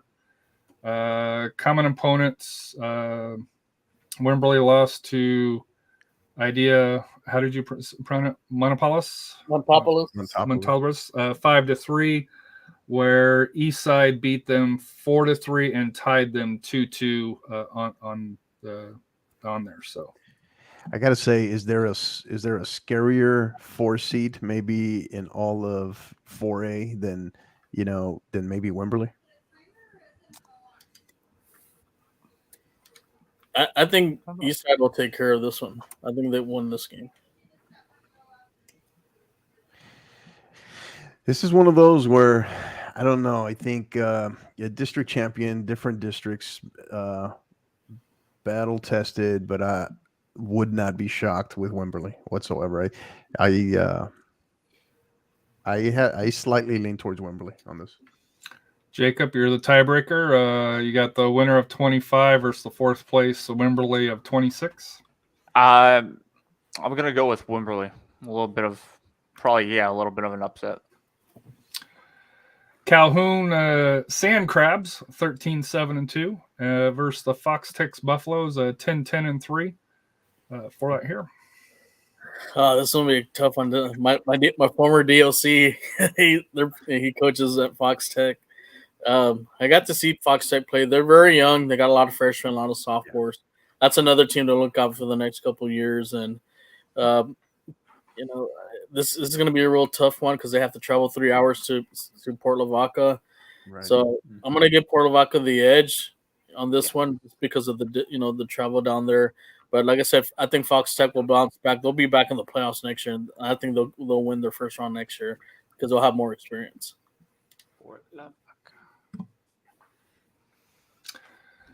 Idea North Mission versus Corpus Christi London.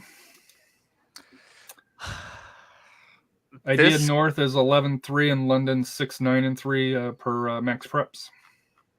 Yeah, but of course for CC London, it's who did they play? And I know that they normally have a difficult district, at least in football. And if you got a couple of those Corpus Christi teams that made the playoffs, then yeah, they're a difficult team. Then that's where you would go. Idea North Mission, still, yeah, it could go either way. This is definitely a toss-up. I say give it to London, but North Mission in the end could end up winning it too. So now we're going with another 4 seed upsetting a number 1 seed. Was this the group, Ralph, I think you were talking about? Was it London on the boys' side where you were talking about how very good but also very young? I think so. I'm looking at their schedule. They lost to some pretty good teams. They lost to Bernie. They tied Mission Pioneer. They beat Corpus Christi Carroll. They did lose to Alice twice. They lost to Miller. I'm gonna go, but they did tie Cat Allen. So I'm gonna go with London. I think they'll pull off the upset. Progresso versus Brownsville Idea Riverview. Progresso. You go Progresso. Yeah. You gotta go Progresso. Even though, according to Max Preps, they're 1-1-1. The Red Ants. The Red Ants. They're always that team that can make it. They can make it to state, or can make it at least to the regional finals too. This one I think will be an interesting one. It'll be interesting to hear how you guys come out on this one here. This is very interesting. Sorry, but I covered La Grulla very early on in the season. It was a pre-district tournament, an invitational, and La Grulla played with no bench. They had absolutely no players on the bench. So I doubt that that's the case now because, of course, COVID, it was still the peak of the Omicron or whatever. So that was probably part of it. And they didn't want to waste their players for district because it was a week before that. So all of those kind of went into play. I wasn't that impressed with La Grulla, but this could be interesting. But I would say give it to Cal Allen. Records, the Gators 11-9-1 and the Cal Allen Wildcats 11-4-2. Your thoughts on this here? You going with the Cal Allen as well, Rafa? This game's at La Grulla, right? I think Cal Allen's going down there. Well, that would be crazy because La Grulla, of course, is a 4 seed.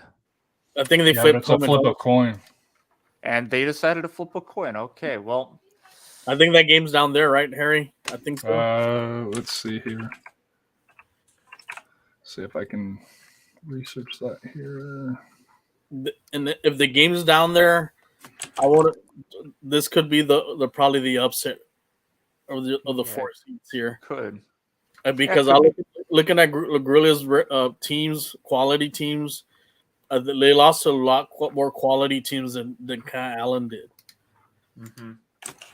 Yeah, including a very difficult, again, McAllen High School team at the start of the season. That McAllen High School sadly fell off and just missed the playoffs, which that's in 5A. But yeah, that's going to be a fun conversation when we get there. That's the girls. Yeah, I think I remember on the RGV Sports page it mentioned. Mm-hmm. Oh, let me go to that. Yeah, you sent that here. Hold on. That unit's down there. But my thing would be the worry about depth. That would be my only worry for Gruya. I wonder if that had more to do with grades. Yes, it's Corpus Christi Cal Allen at Gruella, 6:00. Yeah, Gruella. There's your upset right there. All right. I think that's going to be an upset. It's going to be a close game, but I think they'll pull it off. Wow, possible. Upset. It's raining. It's raining 4th seed upsets in this region. But I mean, those are the districts, and it's crazy how much you guys they were just chalked like through. Region 1, Region 2, Region 4. It's getting all blown up, at least at the 4A level. You gotta look at it this way. Cal Allen is more of a football school. The Valley loves soccer. Yeah. Don't tell their girls. Don't tell their girls soccer program that. Yeah. Okay. Yeah. And I mean, I could go on a rant. You could hear me go on a rant about all this. I've said it multiple times on Twitter. Freaking Valley is so dumb that they don't put enough money into their soccer programs or their programs where the players go to Division I freaking colleges, but they put all their money into football where they get eliminated in the 2nd or 3rd round, and there's no more teams in those regions when you got teams winning baseball state championships and soccer championships. Whether or not they're cheating, that's besides the point. Now we'll talk about Valley View when we get to Valley View. So Brownville Idea Frontier College Prep versus Idea Far. Idea Far's had a great record of 0-0, and Frontier College Prep 10-3, but 2 Idea schools. Or Brownsville. We'll go Brownsville. Yeah. You can't go around with Brownsville. Well, all right, so let's go back over to Chalk here before we go over to where Ruff and you guys have destroyed the brackets on Region 4. Brookshire Royal, China Springs. Ooh, that's a tough one there. I'm gonna go with the edge with Brookshire. Brookshire is in 20. Yeah. That's gonna be a good game. I think Brookshire will pull it off. I think Coach has a soft spot for China Springs, though. Yeah, it's tough. I'm just looking over the districts again, and I think, we kind of have to make up for what we just did to Region 4. So I think we have to, we have to try to be conservative a little here. LaGrange and Mejia. I'll go LaGrange. LaGrange. Stafford and Lumberton. This one I don't. I defer to you on this one, Rafa. Don't feel as confident in this one. Which was that Lumberton and versus who? Lumberton and Stafford. Yeah, winner. Stafford won 24, District 24, and Lumberton was runner up in 21. I'll go Stafford. Knowing a friend of mine that used to coach in their district, he said that he told me that they've always had a really good program. So I'm going to give Stafford the edge. Houston Scarborough versus Splendora.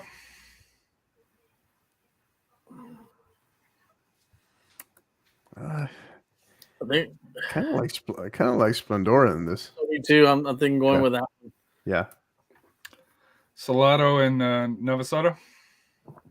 That could be a complicated game for them a little bit, but I think Salado figures it out. But La Vega and Sealy, home of Eric Dickerson.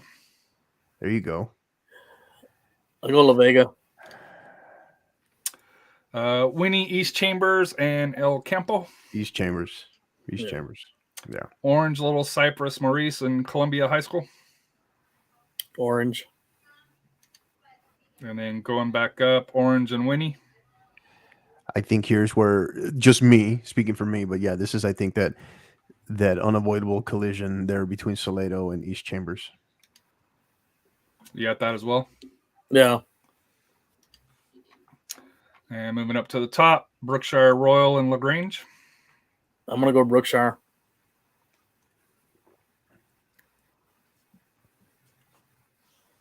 Coach Brookshire. Yeah. And Stafford and Splendora. Stafford. Yeah.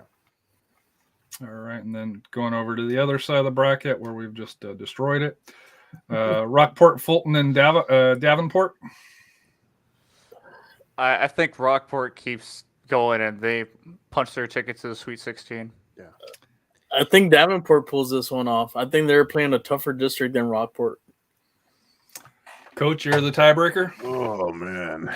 When you play against Bernie, Wimberley, Fredericksburg, and not the districts that Rockport's in. Yeah, they got, Beeville, they got Calhoun in there, Gonzalez. So the thing is, they play Yeah. teams with more club players than down there. I think that's going to be the edge. yeah, I'd say slight edge. The big surprise making the Sweet 16 is Davenport. Lavernia and Fredericksburg. This can surprise some people. I'm going Lavernia. You got to go Lavernia, yeah. Fredericksburg's a good team, but I think it's going to be Lavernia. My heart wants to say Lavernia, but I just hope I don't know. I don't know. I know Fredericksburg's battle tested, but I think Lavernia has a little better pedigree. Yeah. Jubilee, Brownsville, and Far Vanguard Academy, Rembrandt. Brownsville Jubilee. And Hildago or CC Miller, Corpus Christi. That's going to be a fun second round matchup. Probably at you think tighter? Cabinets Field is what I'm saying. Well, or you think that'll be tighter? Maybe it'll be at Cabinets. Maybe it won't be. Maybe that one in Dallas. Yeah, it could be in Edinburgh, or that would be shocking if it's in Dallas. But yeah, no, in Alice. In Alice. Yeah, that's a possibility as well. There's 3 possibilities where they just like to host a bunch of games in one spot. Maybe that was just because of COVID. I don't know, but yeah, if they play it in Hidalgo, that's still could go back and forth, and I think Hidalgo will get it done. But this could also go to a shocking upset. Mm. So we go in Hidalgo. Yeah, I'm going with Hidalgo. I think they're going to win. Yeah. Bernie and Pleasanton. Bernie. Wimberley and Calhoun. Bernie. Ooh. So is it Wimberley and Calhoun? Mm-hmm. Yeah. I'll go Wimberley. This is where those districts come into play, right? Yep. I'll go Wimberley. Yeah. So, I mean, at this point, you're talking districts, you're talking location, and then just who's healthier, and hopefully, hopefully nobody missing on red cards. Yeah, Wimberley. Corpus Christi, London, and Progresso. Progresso, yeah. Grula and Brownsville Idea Frontier College Prep. I'm assuming we're going. This is all Jacob and Rafa, man, because these are the 2 that I don't feel comfortable on. yeah. All right. I guess, look, I mean, to be fair, yes, Brownsville Idea Frontier CP, but again, it's who do they get to play against in the districts? That's always a key play. I don't follow 4A as much as I should in the Valley, especially. But again, I've seen La Gruya play. They were still a decent team. It might have been because, you're playing against better talent because it's 5A. But in general, yeah, could be La Gruya. You agree, Rafa? My heart says the Brownsville. All right. All right, Coach, you're brought back in 1-1. Who made the argument? Yeah, killing me. I'm gonna adopt the Rafa methodology, and if there's Brownsville anywhere in the name, we go Brownsville. All right. That's tough, yeah. But I think we got some potential like Cinderella stories here, though. So Oh, for sure. yeah. So I'm assuming Progresso is advancing over Brownsville Idea, Yeah. Yes. and I'm assuming Bernie over Wembley. Correct. Oh, what a matchup there. That's gonna be that's Very gonna be familiar amazing. with each other. And Very they've familiar with already played each other already once. yeah. Davenport and Lavernia. Woo. Does I'll the go- road, and this is a kind of a Cinderella story to a certain extent either way, right? So who does the road end for here? Well, the road ends for Davenport. It's going to strike midnight for them. Alabama is going to win this one. Yeah, I could see that. And then are we going with the raffle rule, Jubilee Brownsville over Hildago, or no? No, This would be an insane. I mean, this is going to be a fun game, and I hope I'm there, whether or not it's to cover or just to be a fan to watch this one. But I would say Hidalgo, Mm-hmm. but this could definitely go towards Brownsville Jubilee. It's a tough toss-up now. Yeah. Is For location me- a key for this one here? Since Well, they're both kind of in the because- valley? Actually, not location, but it's have you been here before? I think in Right. the Sweet 16, it's have you been here before? Have those Pedigree, players right? been here Right. before? Are they all freshmen, sophomores? How much experience do they have in the playoffs? Mhm. That's what I think it would come down to. I think I'm going to, I would give the edge to Hidalgo because of coaching. Coach Morales, he's been there. He knows. Exactly. So I'm going to go with Hidalgo on that. He's got the Hidalgo is a tradition down there as far as comes to soccer. Oh, And big time. one thing I will add here, so I guess something to keep in mind as we push through the rest of the way is in one of I think in our most recent episode of Inside Texas High School Soccer, that was one of the very big things that I stressed in our conversation with Rafa, right, was that once you get, I mean, in general, it's the state playoffs, right? But once you really get regional quarterfinal and on, coaching makes a huge, coaching shows up. Coaching can potentially, it may not win you a game, but it could lose you a game, right? In terms of adjustments. So something to keep in mind. So it's a great point by Rafa. All right, so moving to who gets to from the Elite Eight of the regionals in the 4A boys, Brookshire Royal and Stafford. I think Stafford gets it. It'll be close, but Stafford will win this one. Coach. Yeah. Limited info. One of those regions that maybe we're not as like really exclusively deep in. So yeah, maybe slight edge Stafford. Bottom half of the bracket, Salado versus Winnie East Chambers. Oof. I am going to go. I think this is where they make that leap. I really like East Chambers. I really like them. Mm-hmm. Yeah, I think this might be their year. Going to the bottom, Bernie and Progresso. We'll start with you, Jacob. I think definitely Progresso can get it done against Bernie. It's going to be close. I think this one will go into extra time for sure, and that's where it will be decided. So you're going And Progresso? Progresso would get it done. Yes, sir. Coach? Got to go Bernie. They're back. They're stronger. They brought back the overwhelming majority of their team. The defending state champion. It's hard to go against them when you factor all those things, and they're well coached until somebody takes it. So I go with the Greyhounds. Rafa, I know you tend to lean a little bit more to the Valley teams at times here, but I know you got Bernie. Bernie seems to be that one team that you go that doesn't really apply to. Well, Bernie went down there to Progresso, and they took care of business in that tournament. So I'm going to go with Bernie. I think they just have the it factor. They have the defense. They have the offense, and they're also great coaching too. And you got to give kudos to Coach. He's done a great job there at Bernie. Lavernia and Hidalgo. We'll start with you, Coach. I like Hidalgo here. I think this is where it ends for Lavernia. And I think we got to see somebody break through here. And I like Hidalgo. Rafa? Yeah, I'm gonna give the edge to Hidalgo. Like I said, they're returning almost everybody back. They just have a little slight edge, more of experience, playoff experience than Lavernia. But don't be surprised. Like I said, Lavernia will be back, and they'll probably be in the same situation again. They may face each other again, and maybe this time we'll give Lavernia the edge. But I think it's going to be Hidalgo advancing. Jacob, your thoughts? Yeah, it's going to be an interesting one.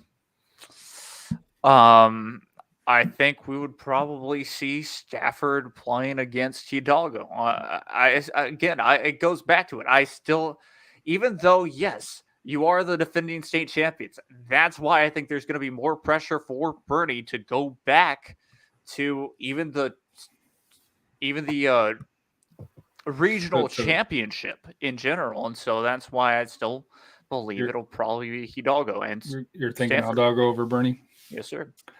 We'll go with you, Rafa. Hidalgo or Bernie? I'm gonna go with Bernie. They played a tougher schedule than Hidalgo. I mean, they've beaten. Like I said, they faced each other already once. They tied, but just looking at their schedule, Bernie's schedule, they just played a little tougher schedule, especially teams up in 5A, 6A. But they're like Alamo Heights, Arlington Heights, those are the teams that beat, Lee this year. So I'm going to give the edge to Bernie on this one. This going to probably be going to overtime, but Bernie's going to probably pull it out. Where is this regional final at? Down in the valley. Down the valley. Yeah, McAllen. Oh, okay, so it's there. Yeah, McAllen Stadium. So does that give a slight edge to Hildago or no? No, I'm going to give an edge to Bernie. Bernie still. Yeah. Well, that's the reason why they went down there early in the season to get that that feel. Because they know they're going to run into a hostile environment, and that's the thing. Hidalgo may have the fans there. The pressure is going to be more on them because they have to deliver there at home than a team that's away. Coach, you going with Bernie as well? Yeah, I think it was I think at a minimum, I think in my mind, obviously, I had them based upon their body of work in that district, and I had them at a minimum probably making the state championship match, returning to the state championship. And then Stafford and Winnie East Chambers. I think Coach already kind of tilted his where he thinks East Chambers breaks through. Yeah, I think East Chambers gets through. Is that correct, Coach? Yeah, I'm good with that. Okay. So then the going into the state championship semifinals, you'd have Winnie, East Chambers, and Bernie High School here for that here. So that would be interesting to see how that shapes out here. But I definitely, and this just maybe, with the three of us here, it seems like Region 4 has a little bit more parity, I guess you could say, within the clubs compared, because I think we went a little bit more chalk, on Region 3. Yeah, I agree. And so let's.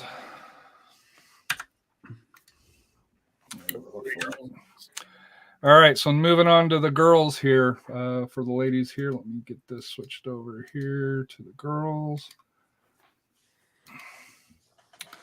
And so starting out, Stephenville High School versus Lubbock Estcado.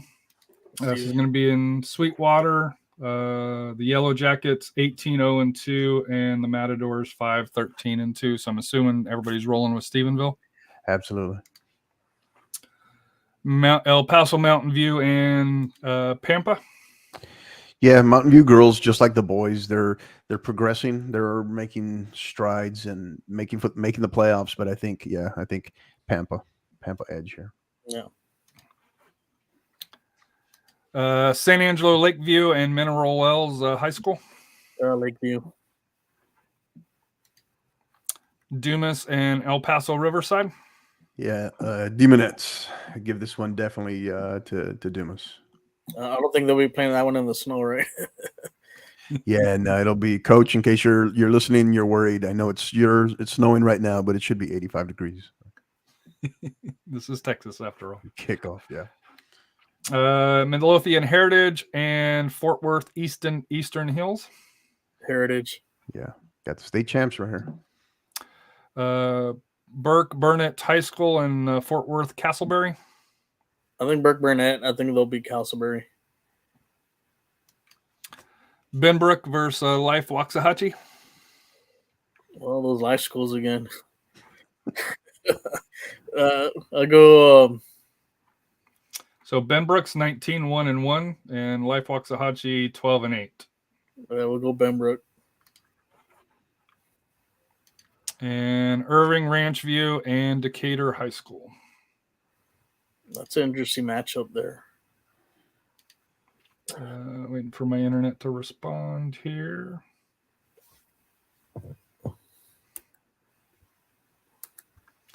It's thinking.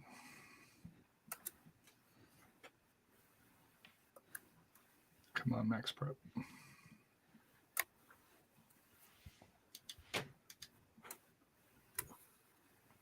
Decatur 11-5, Ranchview 12-6. Actually, quite a few common opponents. Decatur 4-3-2, Ranchview 4-3. Wow. So they played quite a few. So they both lost to Gainesville. Ranchview played them once. Decatur played them twice. They both beat Hershey, Decatur twice, and Ranchview once. Difference: Ridgeview beat Bridgeport 2-0, while Decatur tied them 0-0 and 2-2. They did play Argyle. Both of them lost. Decatur lost 7-0. Ranchview lost 4-0 and 5-0. They both beat Boswell and they both beat Everman early in the year. I want to go to Ranchview. I think Ranchview isn't a little tougher district because they have Argyle in that district.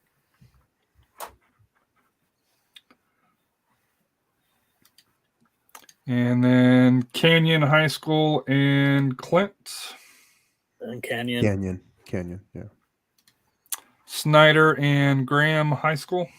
This will be at Shotwell Stadium And Abilene.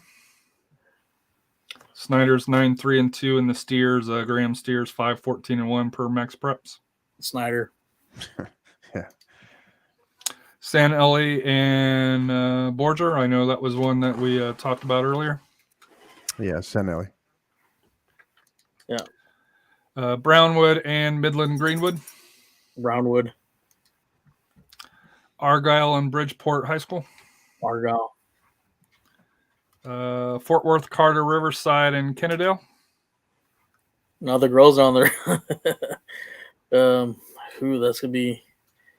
You know what? I'm gonna go with I think Kennedale.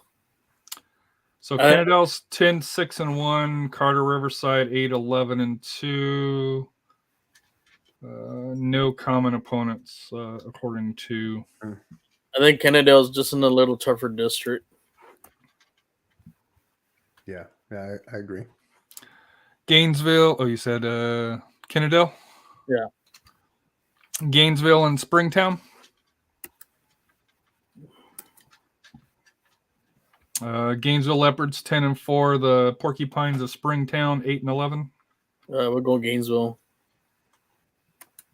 Common opponents: Gainesville 5-1 and Springtown 3-4 on that here. And then Alvarado versus Fort Worth Diamond Hill Jarvis. Alvarado. And then going back up, Stephenville and Pampa. That'll be a good game, but Stephenville will take care of business there. Lakeview and Dumas. That's a tricky game. Yeah.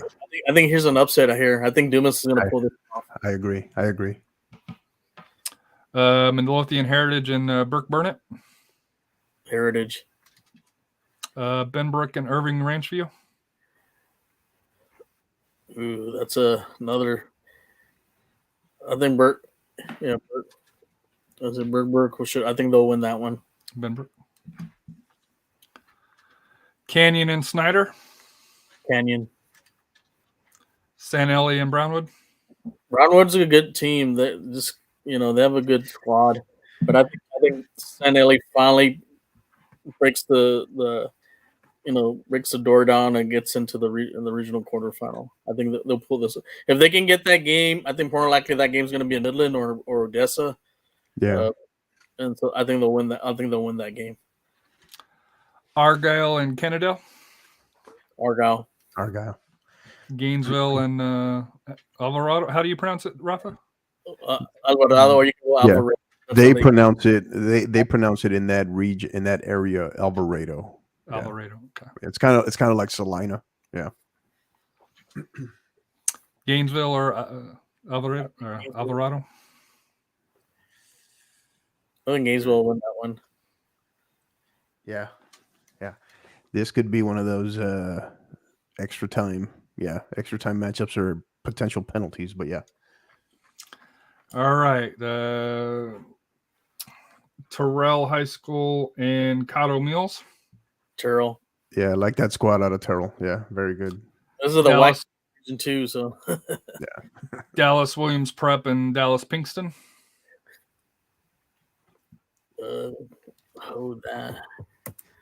That's a Pinkston is 7-6-3 and Williams Prep 4-2 for it here.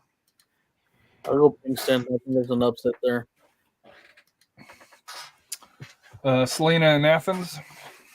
Salina. I wonder if they'll go bonkers again with those 20-0 games. Yeah. Then they have a girl last year that just Texas, went on a run. Yeah. Texas Tech commit. Don't ask me to pronounce her name because we mess it up every time. Dallas, Wilmer Hutchinson, and Arlington Summit International Prep. You're mentioning Taylor Zerdrojewski. That's her name from Salina. She has 47 goals right now. Oh, wow. And then they have a Maddie Vanah. She has 27 assists. Yeah, you'll see that there's about, in us talking about it with Rafa and I, there's like about 3 or 4 teams that are on this kind of Region 1, Region 2 collision course that's going to make it tough to pick a winner. Dallas, Wilmer, and Arlington. I think Wilmer. Palestine and Sabine. I'm assuming Palestine. Yeah, Palestine. Yeah. Taylor Chapel here in Paris, North Lamar. That's gonna be probably a close game. I go slight edge, Chapel Hill slight. Waiting to see the website pull up for it here.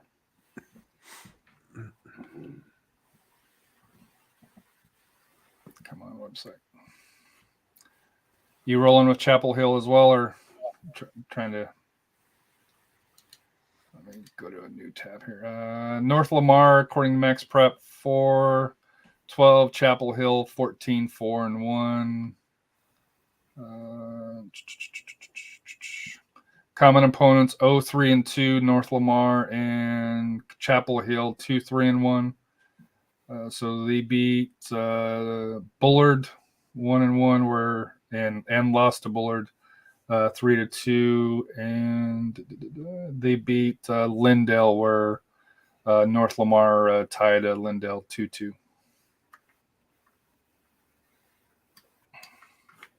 Then we'll go Chapel Hill.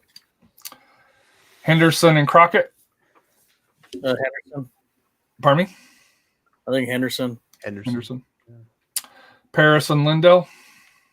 Another tough one there. Yeah. I want probably go with Paris. 13, right?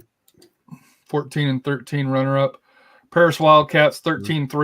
Lindale Eagles 12-6-2. According to Max Prep, common opponents. Paris went 2-0 against Lamar in district. Lindale tied North Lamar 2-2 but that was January 7th, right when the season Right. started. Right.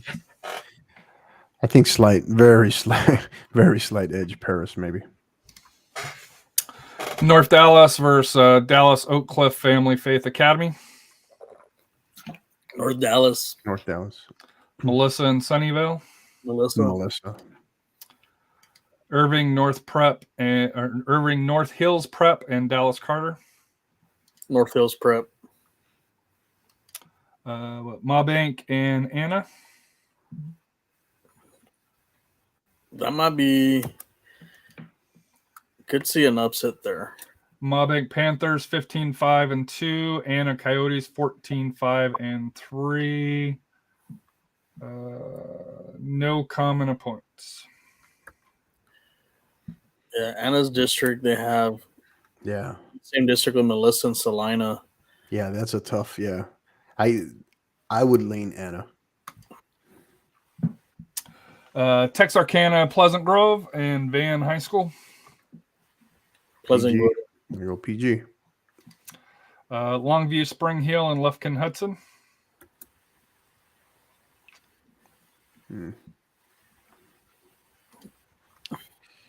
Let's see here. Lufkin, Spring Hill, and Hudson.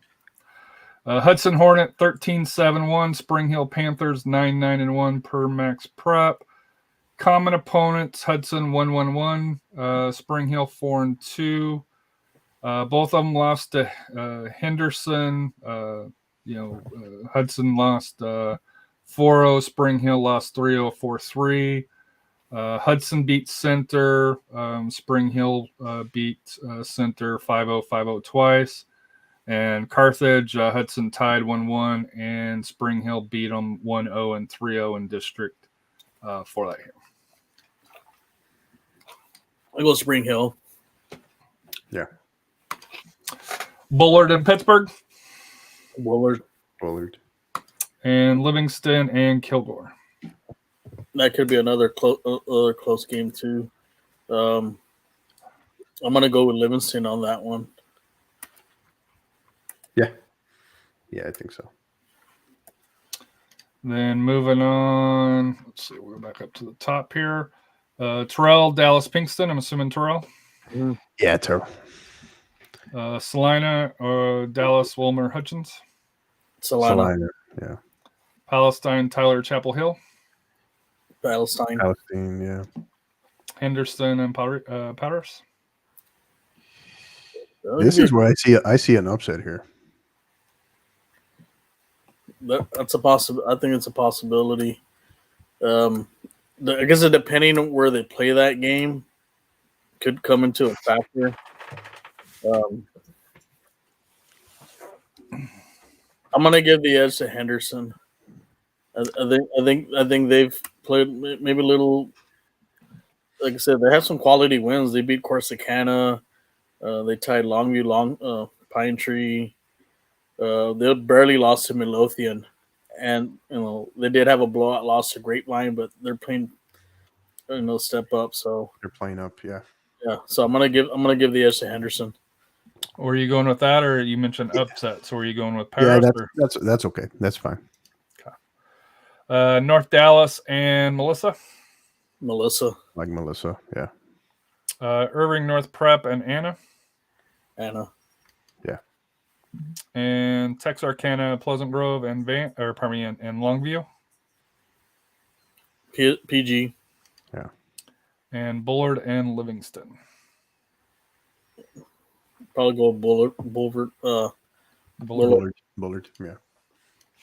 All right, so here's where the meat meets the potatoes here. Stephenville and Dumas. We got to go Stephenville. Yeah. Midlothian Heritage and Benbrook. Midlothian.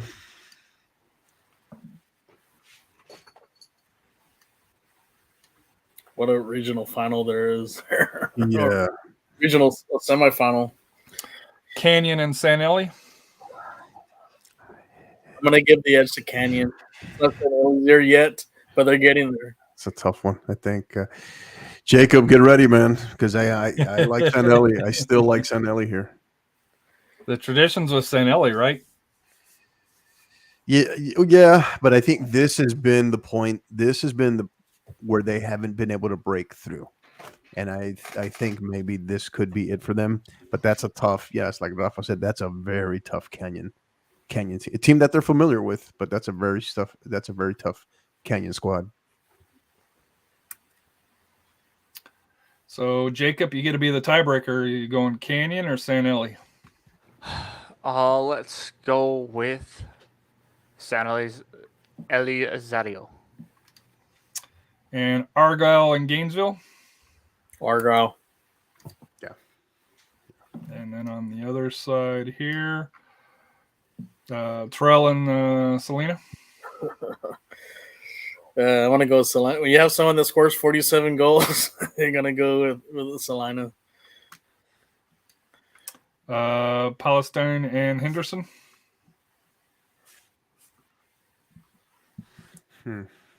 Palestine, I think, edges on this one. I think they edge out Henderson. This is going to be. I think that would be a real close game. Yeah, this is a no pun intended 50-50 right here. Yeah, I could see Henderson. So we got a split, Jacob. You going winner of 15 Henderson or winner of 16 Palestine? You're on mute. Yeah, there we go. Henderson. All right. Melissa and Anna, the second and third place in 11.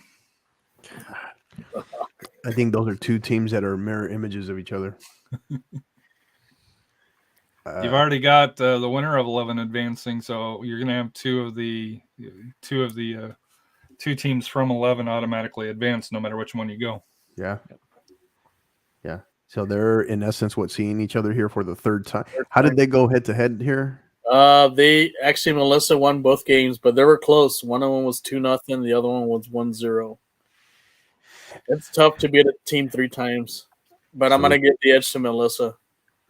Maybe just that tad bit, because they gave Salina a run too, didn't they? From what I recall, even though Salina's kind of the Melissa did beat Salina 5-1. They beat them 5-1. Yeah, but then in the end of the regular season, Salina gave them a little payback. They beat them 4-0. So that was probably the home games. Okay.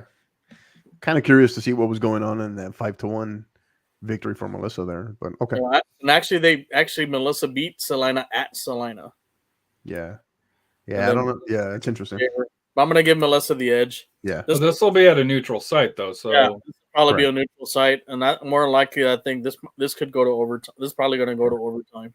Yeah, this is one of those where I don't think neutral site matters, because you're talking about two teams that district opponents know each other very well. Yeah.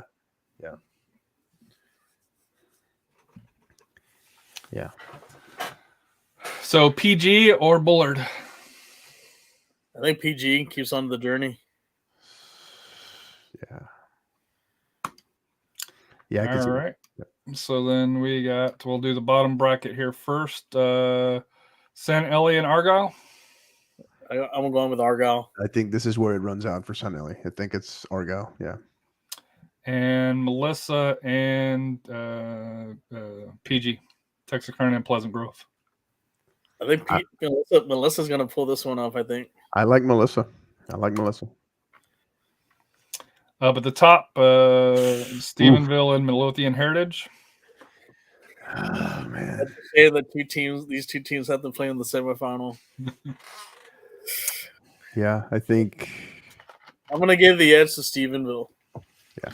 I think this is their year. I know last year was Heritage. This year is going to be Stephenville's year. I don't know. Because Midlothian won it last year, right? Yeah. Correct. And Midlothians, they've played up quite a bit. They've played a bunch of teams that are not 4A, and they're coming back. They got their core coming back.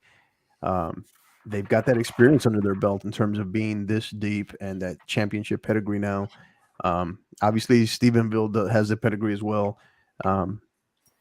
But I think we've got a Salina Midlothian crash course here. So I'm going to go Midlothian. And then I think you tipped your hand on this one with Salina. Yeah. So I know you've already tipped your hand Midlothian. You also agree, Rafa? I'm actually going for Stephenville. Oh, you're going Stephenville? I think is this year. This is their year. So Jacob, you get to decide the two powerhouses, 4 and 8, Stephenville, and the defending state champions, Midlothian Heritage.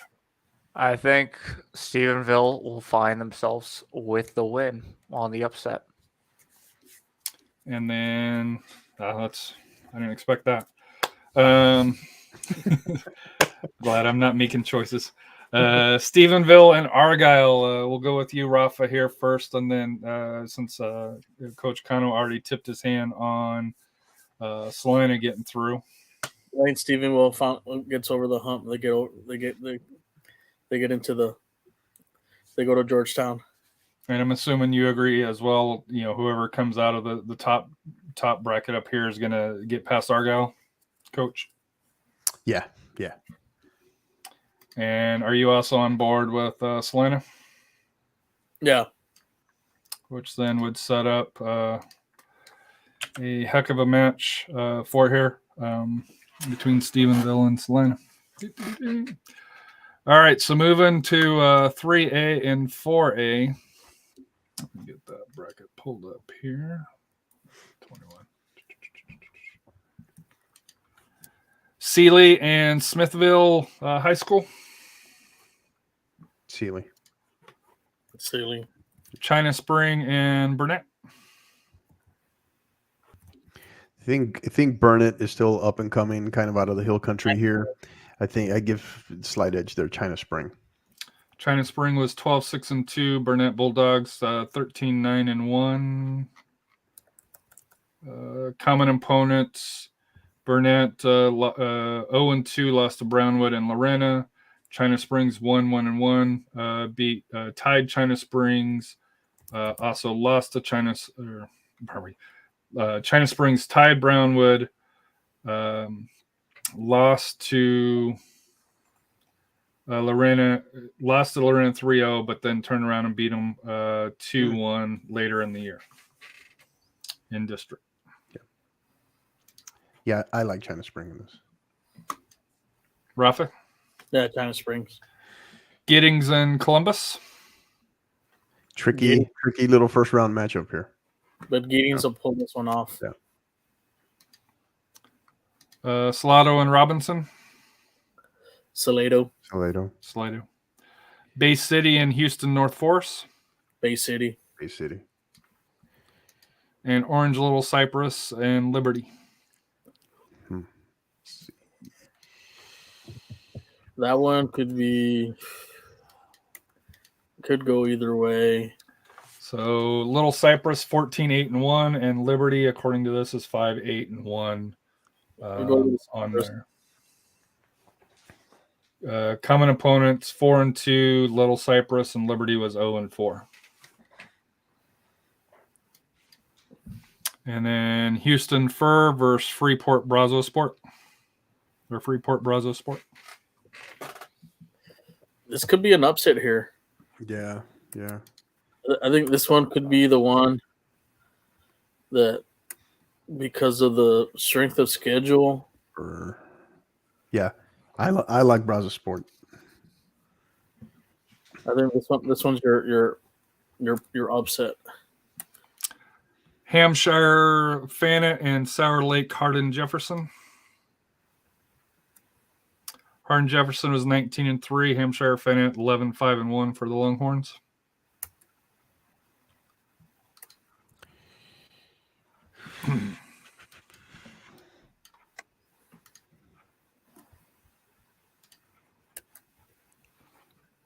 I'll go with Hardin Jefferson. Yeah, slight edge there. Temple Lake Belton and Waco La Vega. Lake Belton. LaGrange and Navasota. Ooh. This is a good one. I'm going to go Navasota. And it's at Beeville. Or Oh, Belleville. Belleville, pardon me. I'm gonna go Navasota. Yeah, I could see that. Yeah, Lorena and Gatesville. Lorena. Belleville and Cameron CH Yo. Cameron Yo. Let's go. I like Belleville in this. Yeah, Belleville. They'll beat Yo. Huffman Hargrave and Vidor. Hargrave. Yeah. Houston, Washington, and Columbia.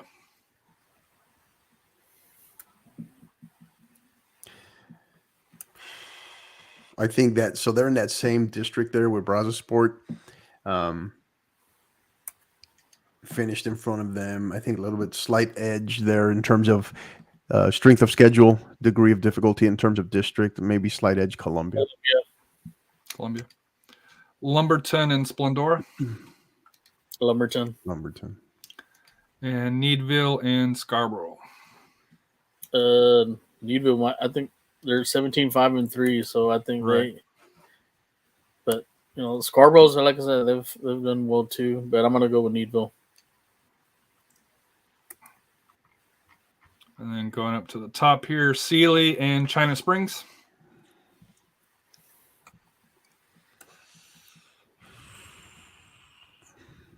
I go Sealy. Yeah, probably the more conservative route, but I think I could be talked into China Spring, but I'll go Sealy. Giddings and Salado. I see Salado in this. Yeah, I think this could be the upset right here. Bay City and Little Cypress. Bay City. Brazos Sport and Hardin Jefferson. I think Can they make it two? I don't know. Can they make it two? I think Hardin Jefferson. Yeah. Jefferson would be, like I said, I think they're just a little too much. Lake Belton and Navasota.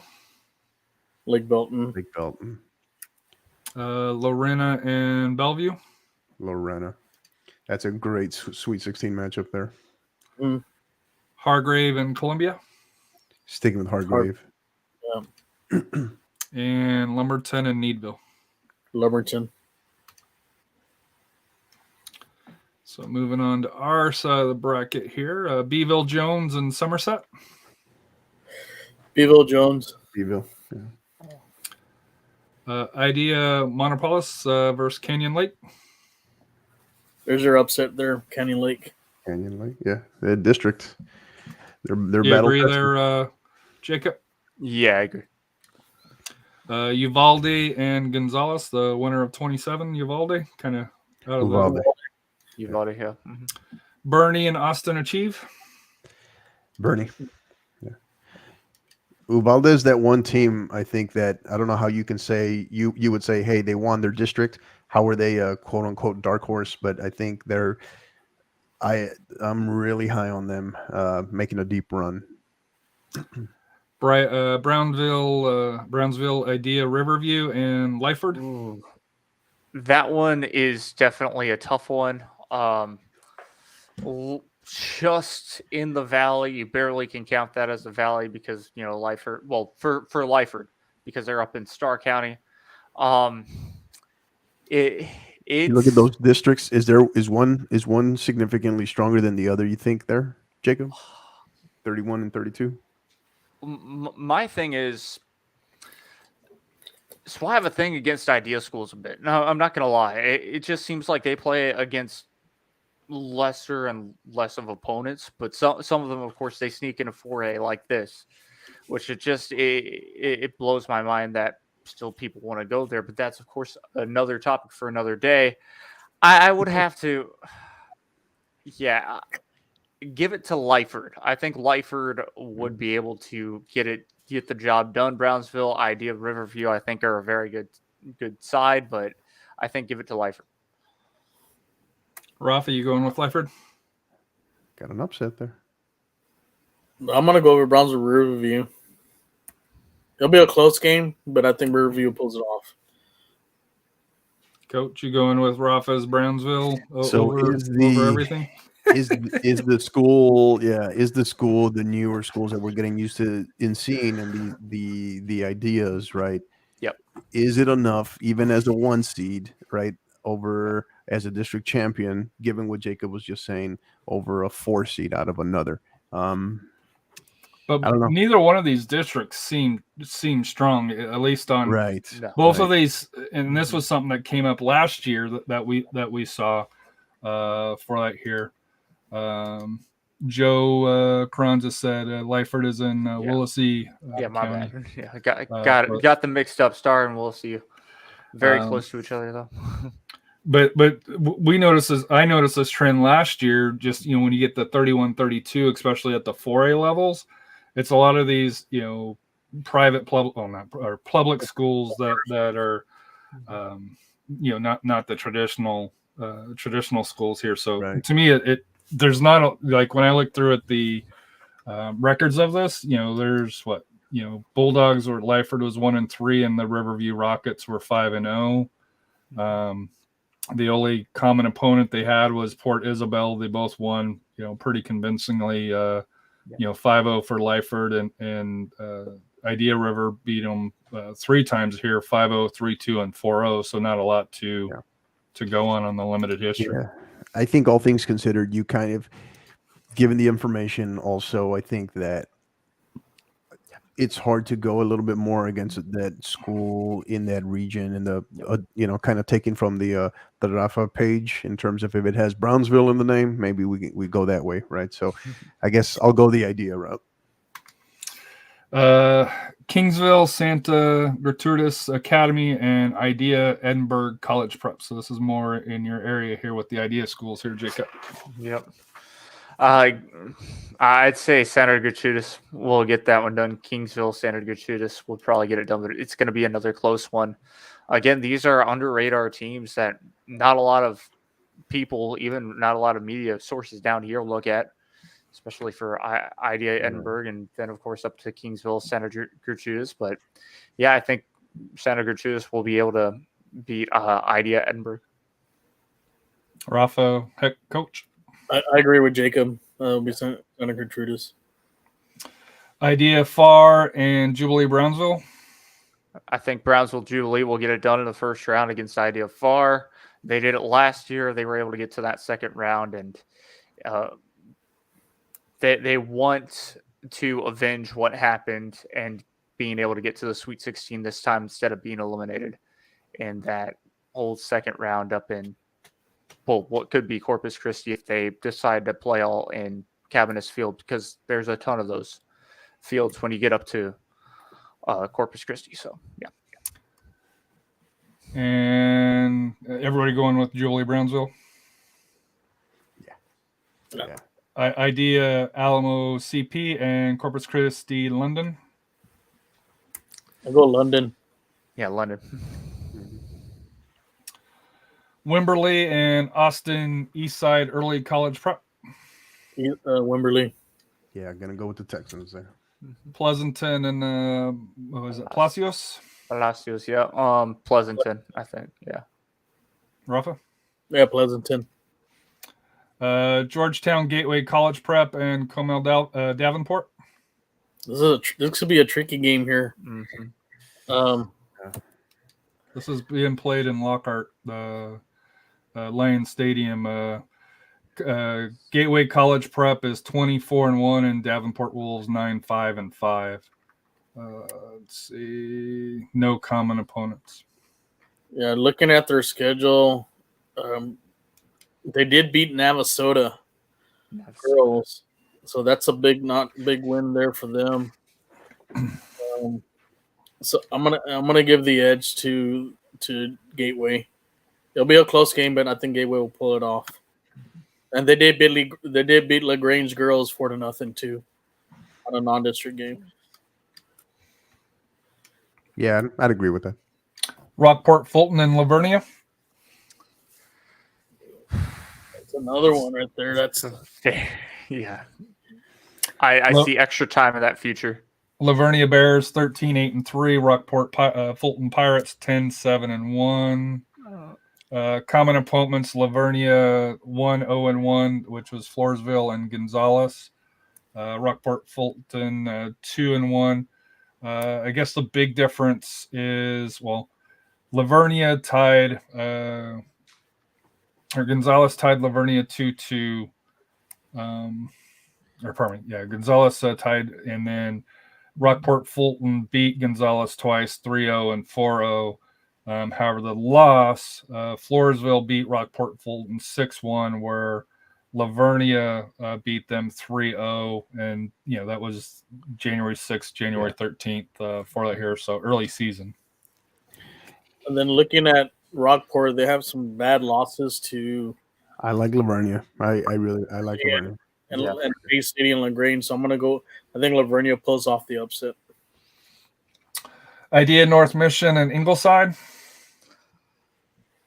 Idea North Mission, I think, would get the job done. Although Ingleside, I know they're more of a football place, but when they're able to, get past it, I just, of course, knowing more about North Mission, I think they'd be able to win. Hildago and Rio Hondo. Now, this is a classic by-district matchup. You got Rio Hondo not too far down.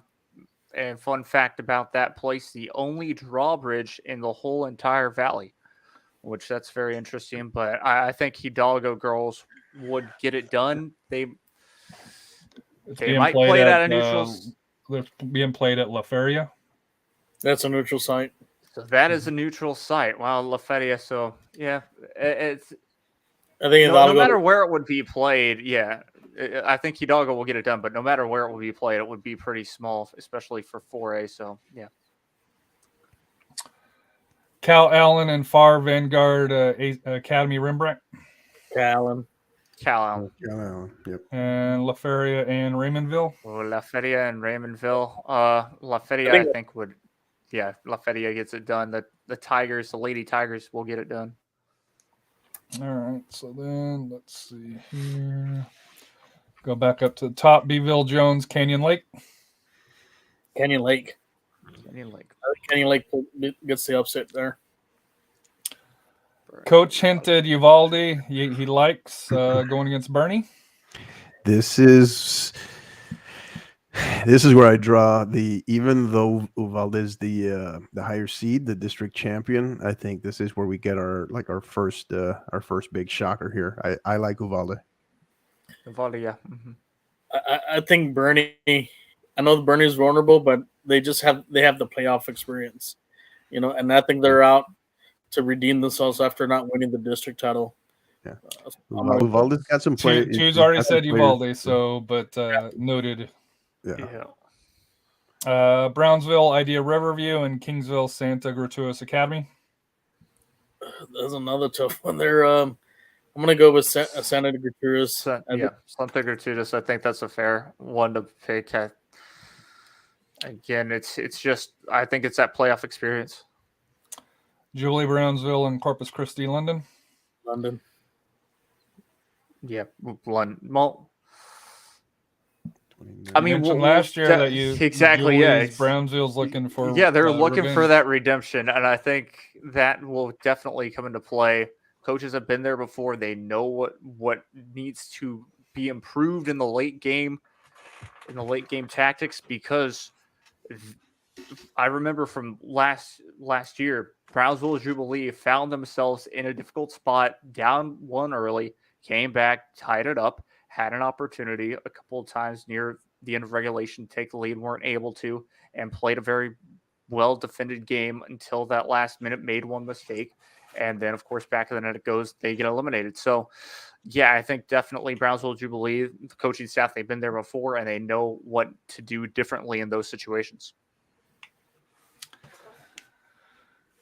Coach, you're the tiebreaker.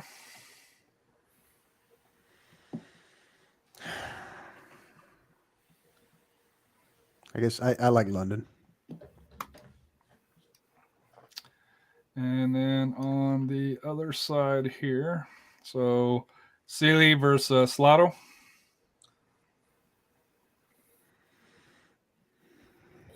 Another tricky game here.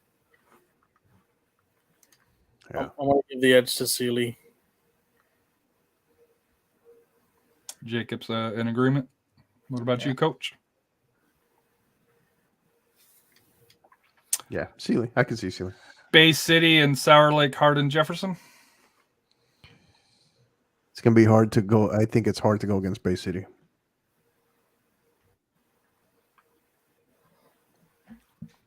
Rafa, Bay City. Bay City. Lake Belton and Lorena. I know you guys mentioned earlier that that's a fun matchup. Yeah. Lake Belton. Yeah. I think Lake Belton pulls this one off. Hargrave and Lumberton.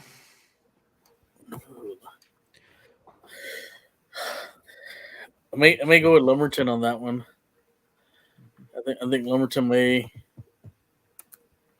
because there's two district champs that have a lot. Yeah. I mean, who's in better form at that point? They could pretty even. I think. Yeah. I could see Lumberton. And then on the bottom of the bracket, Cal Allen and La Feria. Callan. Callan. I think it's that playoff experience that would get it done. North Mission and Hildago. I think it's Alvarado. Yeah, Hidalgo. Yeah. Lavernia and Georgetown Gateway Prep. Georgetown. Wimberley and Pleasanton. I'll go Wimberley. All right, so then we're through here to the Elite Eight. Canyon Lake and Uvalde. Well, if this holds, we've now kind of busted a bracket here, right? Potentially. I just better district. Uvalde will win this one. Yeah, better district than Canyon Lake, but I think Uvalde's kind of ahead in class. I think if Uvalde can just get past Bernie, you're looking at a serious run here. So you think if Bernie gets past Uvalde, Bernie advances as well? I think, yeah. I think it all hinges on that one matchup right there. Kingsville, Santa Gertrudis versus Corpus Christi, London. Kingsville. Wimberley and Gateway. That one's a tough one there. But I'm going to give the edge to Wimberley. They're in a tougher district than Georgetown. You agree, Coach? Yeah. And Hildago, Cal Allen, Jacob? I think give the edge to Cal, and I think just Hidalgo getting up to the Sweet 16. That's where I think a lot of, at least in girls soccer for the Valley, that's where you'll start to see them kind of be eliminated as well as there. And you'll probably see that in 5A and 6A. So definitely give it to Cal on here. Rafa, you agree? Yeah, Cal. I mean, they're the state runner-ups. So moving to the bottom of the bracket here, Lake Belton and Lumberton. That's gonna be a great game. I'm gonna go Lake Belton. Coach. Yeah, I like Lake Belton. Wimberley, Cal Allen. Oof. I mean, a historic season already because in the history of Wimberley, their women's soccer program, this is the first time that they've just won their district title. Obviously, we're light years removed from district at this point, but Cal Allen's trying to make a return trip to state, and I think this is where Wimberley can potentially break through here. Rafa, you going Wimberley? Yeah, I think this is where Wimberley ends Cal Allen's run. I think this is their time to get into the regional final. You're shaking your head as well, Jacob? Yeah. Up to the top of the bracket, Sealy and Bay City. I'm going to go Bay City. Yeah. Uvalde and Kingsville. Uvalde. All right, so who do you got going to state? You got Bay City coming out of Region 3 or Temple Lake Belton? Lake Belton. Is that what you have, Coach? Yeah. And to me, I think would be kind of a surprise here, Uvalde or Wimberley. I'm not sure many people have either one of those going this far. I want to give the edge to Wimberley. I think this is probably their year. If it's Bernie instead of Uvalde, does that change things? Because I know that's the game that kind of flips things. I think if it's Bernie, I think Bernie gets revenge. I think they get revenge against Wimberley. Because I think the disappointment of not winning the district title. Like I said, it's tough to beat a team 3 times, and I think Bernie would get them on this round. Yeah, yeah. So, Coach, you got Uvalde going the next step to state, or you got Wimberley pulling it out? Yeah, I think it's going to take, Rafa kind of hit on it there. It's going to take that matchup where Wimberley was enough to knock off Bernie, and it's going to take that familiarity in terms of another separate opponent for them to knock off Uvalde. So I think this is where it ends for Uvalde, and I like Wimberley. Mm-hmm. But what's funny is if it's Bernie, both of you going Bernie over Uvalde, over Wimberley. So that Uvalde Bernie match seems to be the match to kind of watch for the 4A girls Region 3, Region 4, and that's Region 4 for that here. So. Mm-hmm. Moving to boys 5A. Can't wait for boys 5A Region 4 and girls 5A Region 4. I'm going to break that down completely for you all. Just be ready. And I mean, we go back to it. We saw last season what was the final, or not Final Four, but what was the who was in that final region? It was all 4 Valley teams, 4 boys soccer and 5A. So this. Mm-hmm.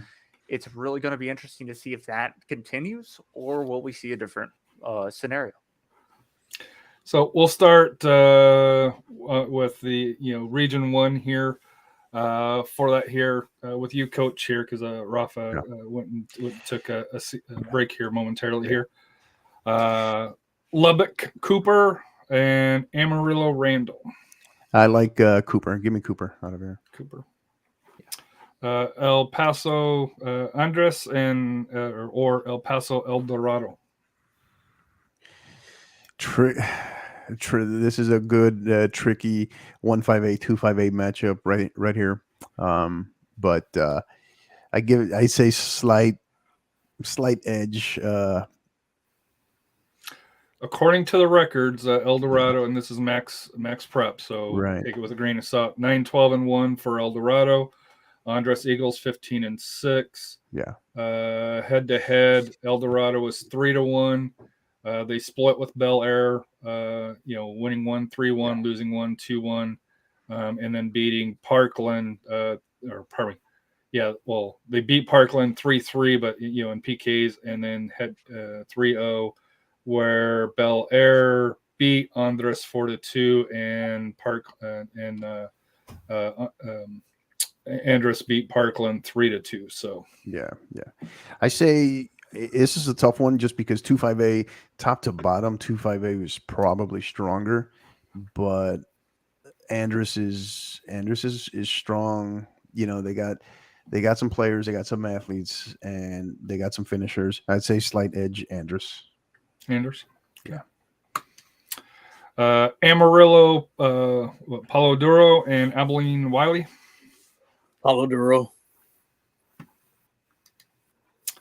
And was this Camp Tulo and El Paso Irvin? This will be Canutillo boys. Yeah. Is they're the runner-up in 2. So how big a difference, just a curiosity, between 1 and 2? Is there a big difference or no? I know we talked about 31 and 32. Not really in 2-5A. You'll see a bigger difference between 1 and 2 and 1-5A than you will in 2-5A.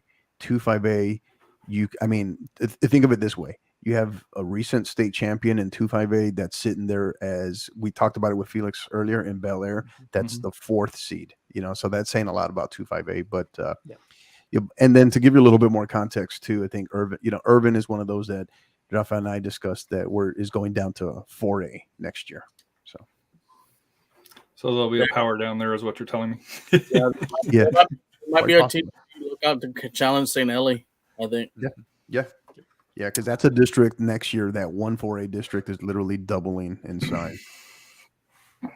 And then Crowley versus Fort Worth Arlington Heights.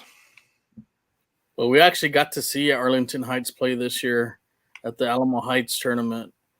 They did knock off Lee in a controversial handball that was missed. But I'm going to give the edge to Crowley. I think Crowley has a little bit more talent. What I saw from Arlington Heights was basically kick the ball up into the other opponents, try to run under it, and score, kind of like the kickball style. So I'm going to go with Crowley.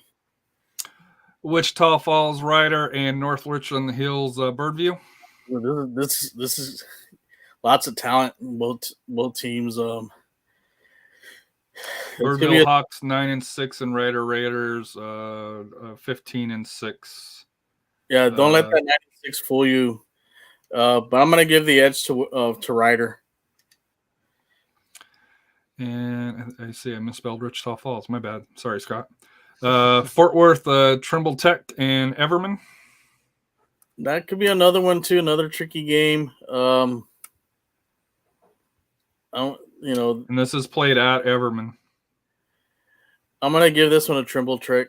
I think they'll give them a game since it's a home game, but Trimble Tech will get the win.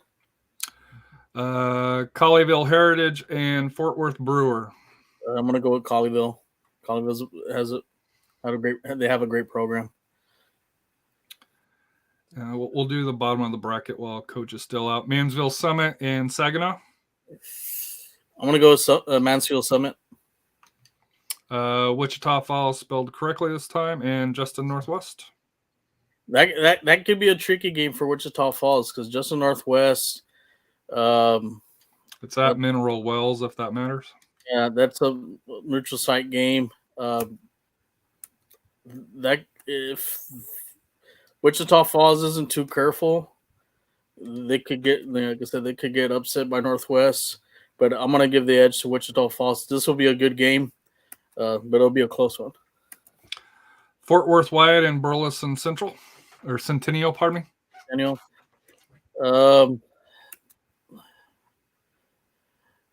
I think Centennial might be a little more battle tested than Wyatt, but Wyatt. You have to love USL thing here. So at halftime they got El Paso Locomotive 0, the Lights logo, but New Mexico United FC 0. So for that here, so good job USL. I was like, wait a second here, they're not playing. Do I have it on the wrong one? Then I saw the Lights logo, so my bad. Sorry, that was. I'm gonna go with Fort Worth Wyatt. Fort Worth Wyatt. Yeah. Grapevine and Aledo. Is it Aledo, right? Or Aledo, yeah. Oh yeah, Aledo. Yeah, Grapevine's been one of the top programs in Dallas. Grapevine's a powerhouse, yeah. And then, Coach, since you're back here, El Paso Diwali versus El Paso High School. We're still on boys, right? I didn't miss it all that much. Yeah, boys. Yeah, we did the bottom of the bracket and then left you the. You got to go Del Valle. Got to go with the Conquistadors here. Amarillo versus Abilene Cooper. I'm going to go with Amarillo High. Yeah. I think Amarillo has a little more talent. And then the matchup that we've talked about all night, Burgess and Bel Air.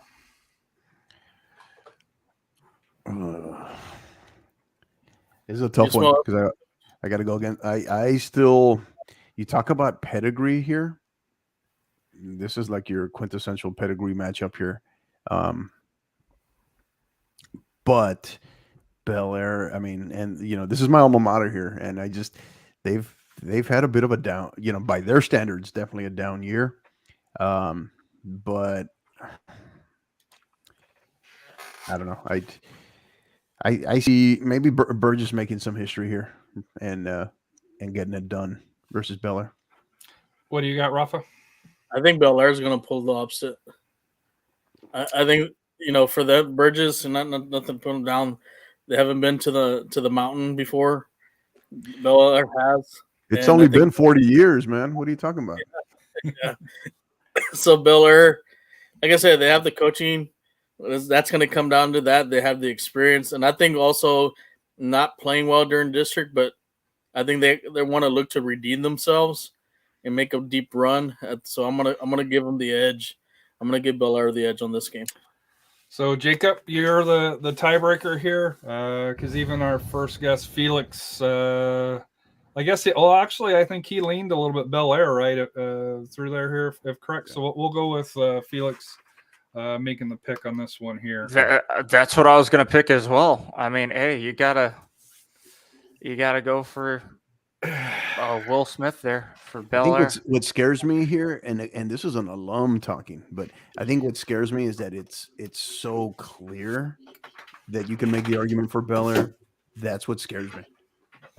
Given the season that they've had. That's the fun of sports. You never know until you know.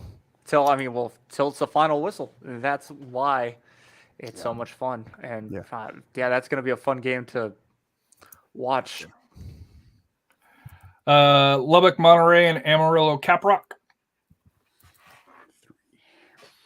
I remember holding my head coach back from beating up the coach from Monterey at a tournament in Midland. Caprock's 9-7-4. The Plainsmen from Monterey 16-4 and 1. I want to go to Monterey. I say Monterey. They're a very physical team. I say to Monterey. say. Yeah. Now, if they take care of business, if both El Paso schools take care of business here, this sets up for your classic 2-5A slugfest here. So, if Bel Air gets through that opening by district round, I can see them advancing. So, do you say the same thing about Burgess though? What's that?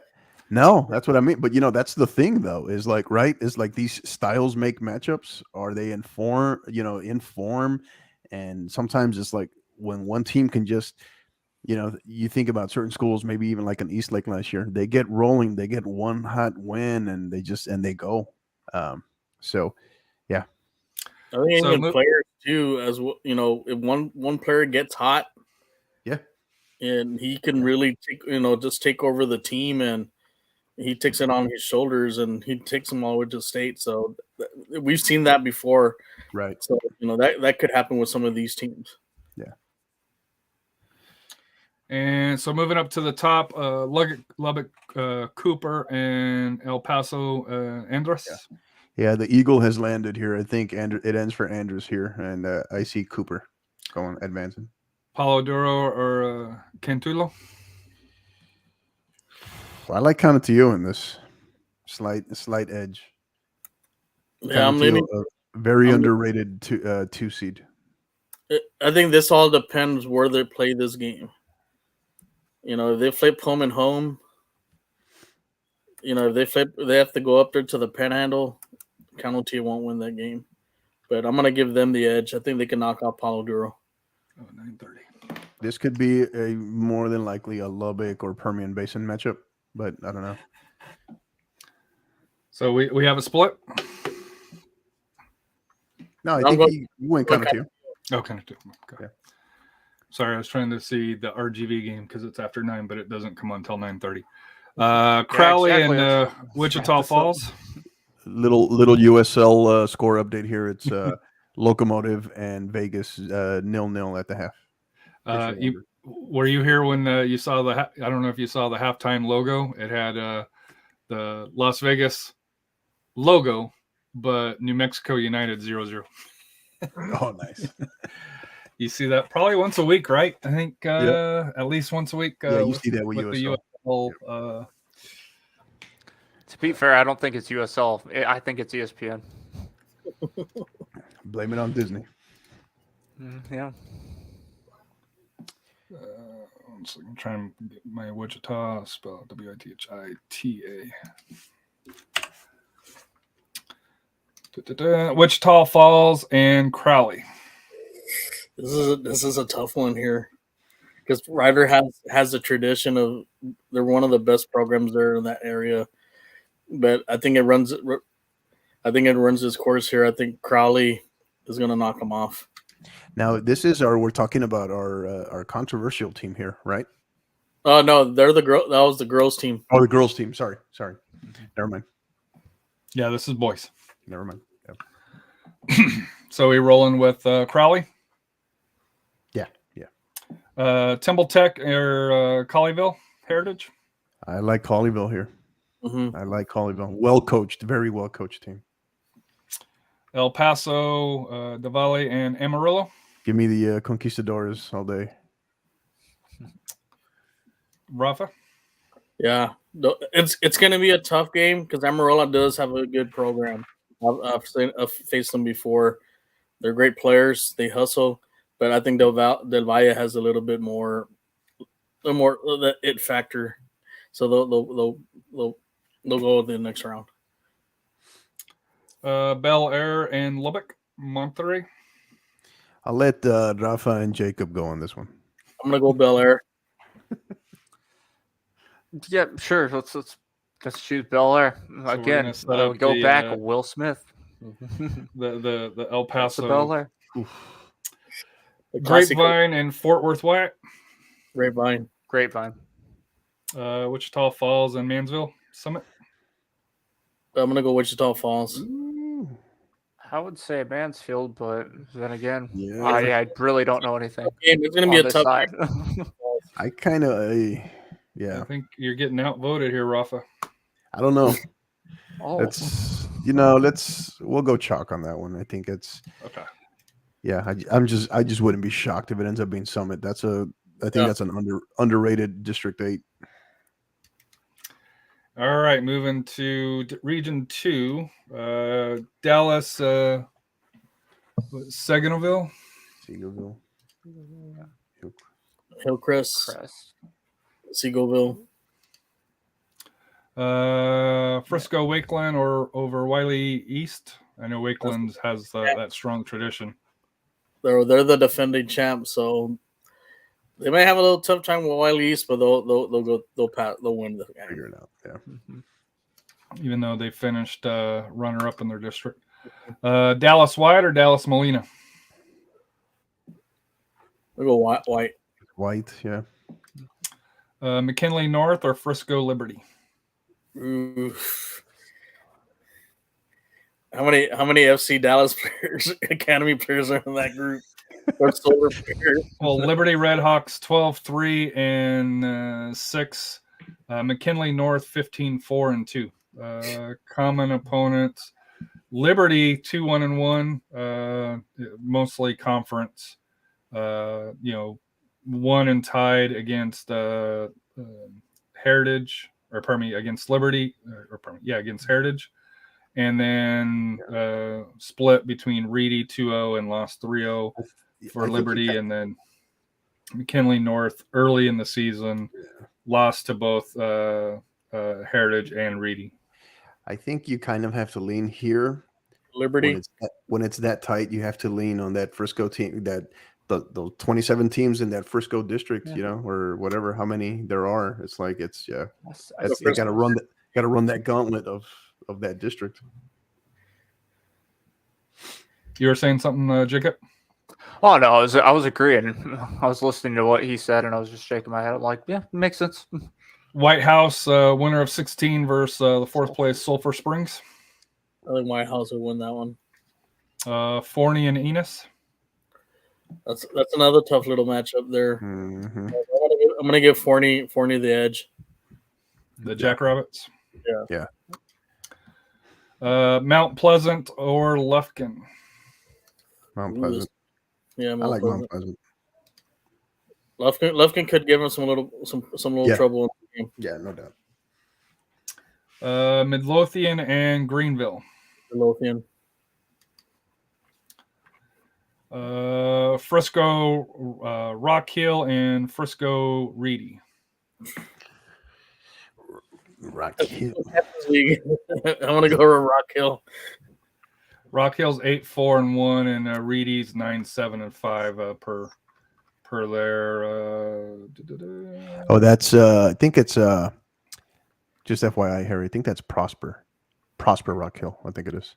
Yeah, Oh, Prosper. Yeah, that's what threw me off there for a second. I was like, yeah. Interesting to note, my cousin almost played for Prosper, or he was up there, as he was going to be actually part of an academy. But yeah, What's funny is Max was- Preps, where he pulled us from, has it as Frisco. Does it really? Yes. Yeah, because UIL and I've seen that somewhere before, but UIL has it officially loaded as Prosper. Okay. So Yeah. Yeah. So it's been updated. So Prosper Rock Hill. Okay. Carrollton Turner and Dallas South Oak Cliff. This isn't a football game, so I'm gonna go with Turner.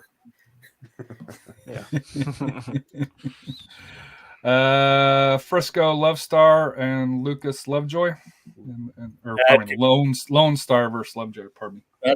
That's gonna be a good game there, because Hey, even though fourth, they got talent there. But I'm gonna Isn't give that it. Isn't that an RPI top 25 Lucas Lovejoy there? I think that was for the girls. Was it the girls? I think Yeah, so. the Lovejoy Leopards, according to Max Preps, 9-11-1, because they finished fourth, and Lone Star 17-1-3. Yeah, but they, like I said, Lovejoy has some talent, but I think Lone Star will win that one. Lone Star. Dallas Adamson and Carrollton Creekview. Whatever happened, Creekview used to have a great program. I want to go with Dallas Adamson. This one, actually, looking at the records, pretty even. Adamson Leopards 14-3-4, and Creekview 11-4-6. I'll give Adamson the edge.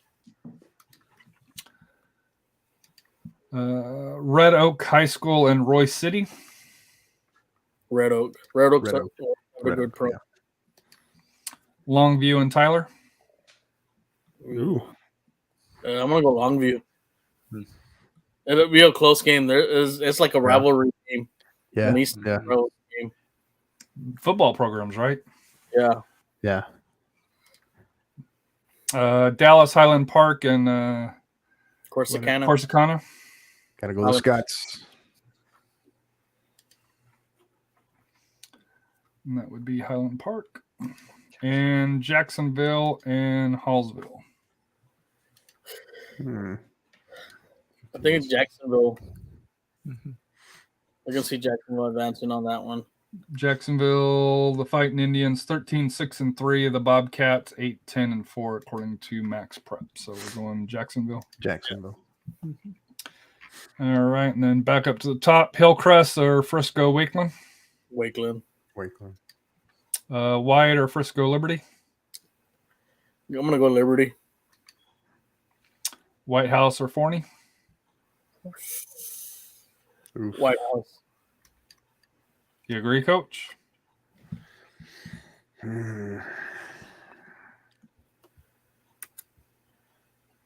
I kind of yeah. Let's go White House. Yeah. Mount Pleasant and Midlothian. The thing Midlothian here. Yeah. Prosper Rock Hill or Carrollton Turner. Prosper. Frisco Lone Star and Dallas Adamson. Lone Star. Red Oak or Longview. Like Red Oak here. Yeah. And Highland Park or Jacksonville. Highland Park. That's a heck of a quarterfinal there. Regional quarterfinal. Moving over here, Lubbock Cooper and Contulo. It's I see this is where it ends for Canutillo. Lubbock Cooper.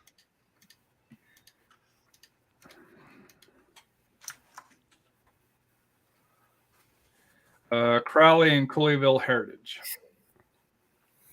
I'm gonna go Colleyville. I think I want to go to Colleyville. I think they'll upset them. I agree. All right, Coach, we're going to put you on here.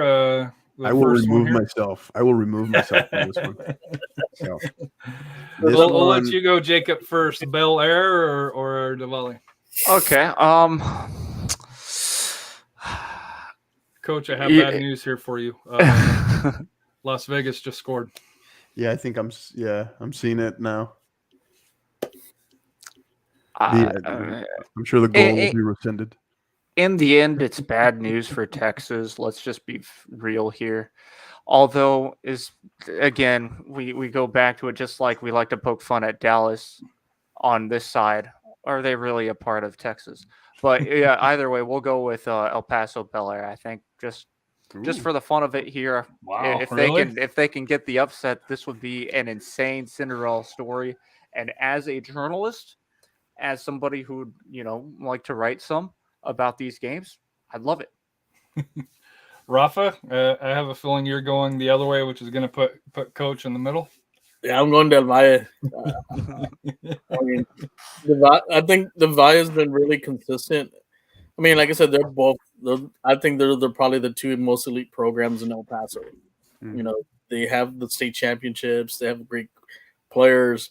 But I'm going to give the edge to – I think this might be the year for Del Valle because I know they made a run last year. Nobody expected for them to make a run last year. Right. And so I think this year is the year that they finally, maybe hopefully get revenge on that team down below. Here's where I'm going to throw a little hiccup to you. The Valley on the year tied 2-2. Now they won on PKs on February 4th. But away, they lost 2-1 to Bel Air on March 4th. Las Vegas just got another one. Another one? Oh, wow. Yeah. That's the problem with El Paso is once they give up one, they tend to leak. This game, Coach, would they play it there at like a big venue? Would they play at the Sun Bowl or they're supposed to? Yeah, I don't know. I don't know. You'd probably – I don't know where they would play this. Yeah, Newton got hung out to dry again. Yeah, that becomes an interesting question. I'm not sure where they would play this. You definitely want a big venue. Definitely a good venue. Probably Socorro Stadium then. Possibly. I could see it there. I could see it there, or they try to sell it to make the push. Availability. Southwest University Park will support this. They could potentially.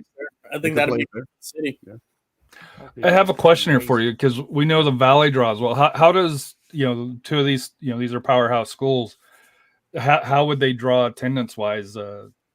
Pretty comparatively, or I think I mean, state the regional quarterfinal and two El Paso Power. These have been your two most consistent programs over the last 20 to 25 years. You got what is it? I think three. Is it three? 3 state titles and probably about, I think, 6 state tournament appearances between them, or 5. Dude, another one. It would get, you'd get great attendance right here. I would say, but it's kind of one of those. I give the slight edge to Del Valle, but anything if these two meet here, anything goes. It's The scores first is probably going to. They're really kind of bring it on Yuma. Yuma's coming in to do some damage, and that's not good. Grapevine and Wichita Falls. I think this is where it ends for Wichita Falls. Grapevine gets through. Red Oak, Dallas, Highland Park. Highland Park. Oof. That's going to be a good game, but I think Highland Park, little edge. Yeah. Rock Hill or Lone Star?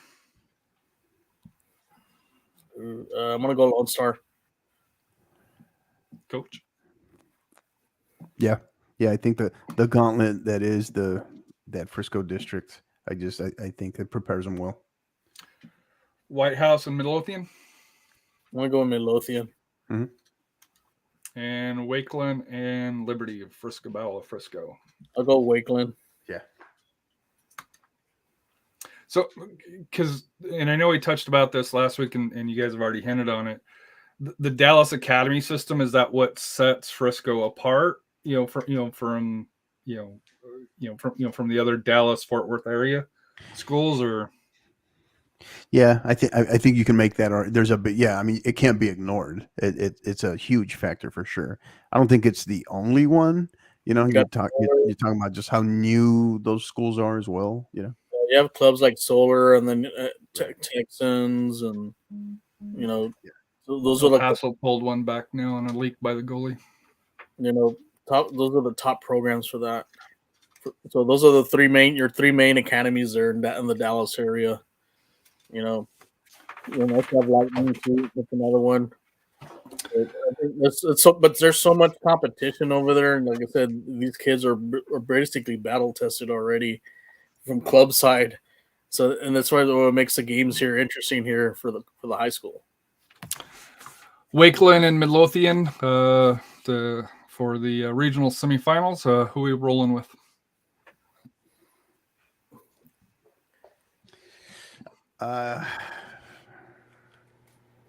Both of them runner-ups in their Wakeland.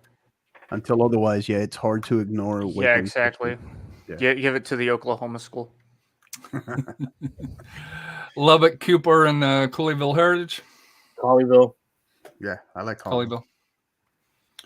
And in the bottom, Diwali and Grapevine. I'm assuming going Grapevine. Edge game, I think, from last year. I think Grapevine the one that ended it for Del Valle. Del Valle. Was it the? Yeah. Oh no, I'm thinking Eastlake. I think so. I'm trying to remember. I think so. Yeah. I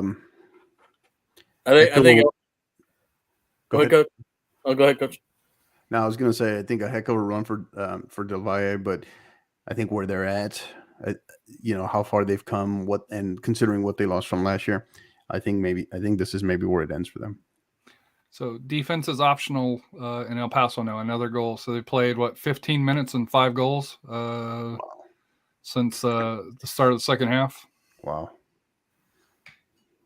And they're coming within like 2 minutes of each other. Yeah, it is. Defense optional. So Grapevine. Yeah, I think Lone Star or Highland Park. Both of those are both powerhouses. I think this is Lone Star year. I think this is their year. So I'm going to go with Lone Star. Coach. Or actually, we'll go Jacob. Who are you going with, Lone Star or Highland Park? Yeah, I'll go with Rafa. I'll say, Frisco's year to get to state.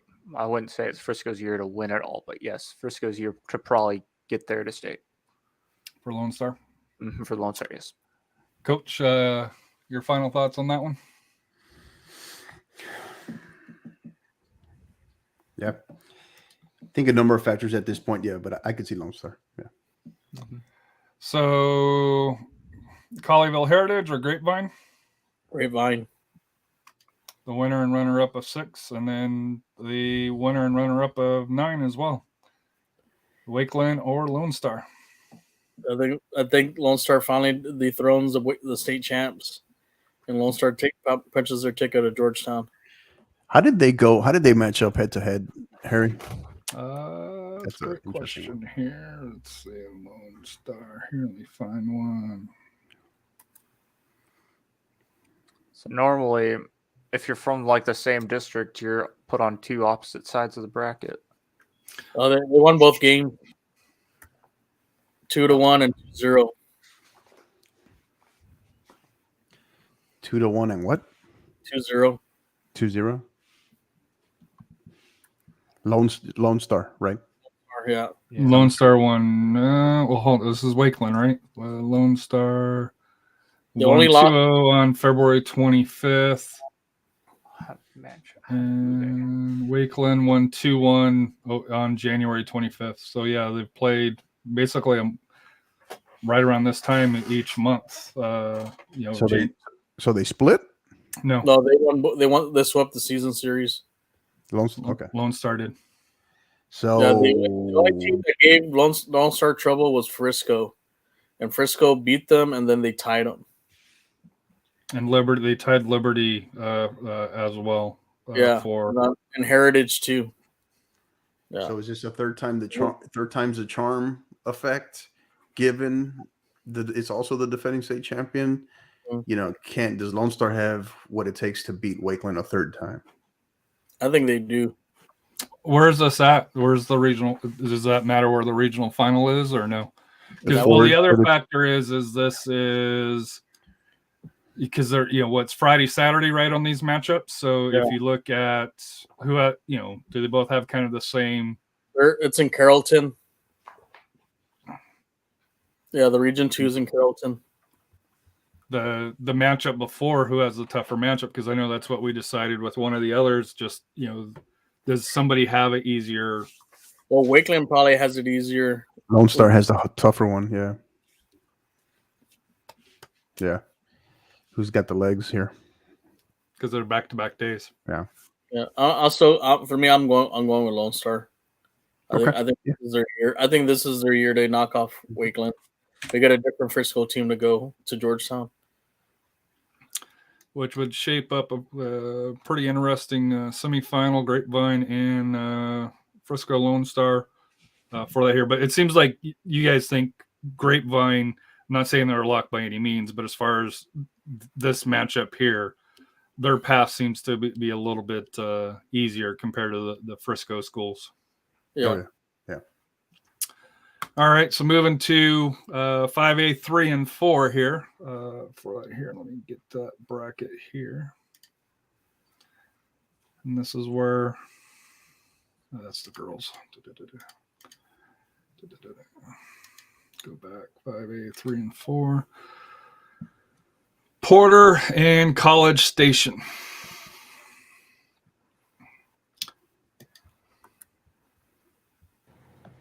So that's not correct. That's a different Porter. Okay. That's New Caney. New Caney. Well, it just says Yeah, it New just Caney. says Porter as a city. It doesn't say McKinney. So so that's McKinney. Because you also have Gladys Porter High School. Yeah, they were my best 5 out for my power rankings. Yeah. Your next So, next five in, was it? Yeah, next 5 in. Yeah. Yeah. So I'm leaning towards them. Make that 6 goals in the last 20 minutes, Harry. Wait. Oh, another one? No. Yeah. Also, I think there's one wrong. I don't believe Far San Juan Southwest made it to the playoffs. Oh, wait, never mind. I'm thinking of girls. Sorry. Okay. Yeah, Far San Juan Alamo Southwest made it. McKinney, Portland. Oh, because I copied them. New Caney. No, it's not McKinney. It's New and then Caney. Caney. So New UW and then Canney. Why? Yeah. New Caney Porter. So Max Sports is letting me down here. Because I learned that last year where I didn't have the city's names on there, which got a little bit challenging. So, all right. So New Caney Porter or College Station. I think you guys went with New Caney, correct? Yeah. Even I'd say that. It's still a football town. Austin, Anderson, and Pflugerville. That's gonna be a tough one there. They both have good records. They both played in tough districts. I'm gonna no head to head either, or probably no common matches. I'll give the edge to Anderson. I think they'll win this one. It'll be close. Yep. Katie Paytow and Kingwood High School? Kingwood. I'd have to go with Kingwood at least. But Patow's a district champ, and they're 16-1-3. I know Kingwood's has the tradition. They got a tough district though. That's probably why they're down here. Yo, Kingwood Park. Katie schools are Katie's, that as well, yeah. Patow's legit. Patow is the real deal. Yeah. Kingwood Park is the defending. That's the one that knocked out Valley View last year to go to. Yes, they were. Mm-hmm. So, but I'm gonna go to Katie Patow. I think they're that one sleeper team. Like I said, Katie always has really good teams. Oh yes. Mm-hmm. Kingwood Park.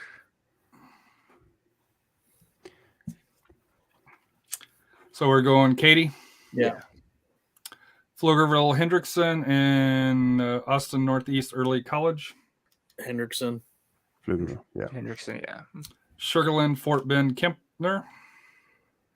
Or Houston Madison. I like Kempner here. Kempner, yeah. Galena Park and Laporte. Interesting one here. Yeah. I think Miami. Laporte's 13-5-6. Galena Park 12-3-3. Galena Park. Maybe Galena Park. Yeah. Very little separation there. Houston, Sharpston, and Missouri City, Fort Bend Hightower. Sharpstown. They got a lot of talent there. Baytown, Lee, and Crosby. Another close one. Crosby's in that tough district right there with Galena Park. I could see that. I could see that mild upset there. Lee 14-5-1, and Crosby Cougars 14-4-3. So pretty evenly matched. It's at Barber Hills Eagle Stadium, wherever that's at. Bellevue. Yeah, I'll go Crosby. I like Crosby. Yeah. Pflugerville, Connolly, or Austin Crockett. Conley. Forshaw Jordan or Montgomery Lake Creek. I got to shout out to Coach Slovenia, my buddy. Yeah, so I'm going to go with him. You're going with which one? With Fulshire. Fulshire. Make that 7 goals, Harry. Hey, it's mayhem in El Paso right now. Well, at least El Paso, it's not 7 to one side. Tulsa beat Loyal 1-0. So. Wow. Yeah. And the Fighting Landon Donovan's going down. But that means RGV should be on, so I'll put them on the big TV. Yeah.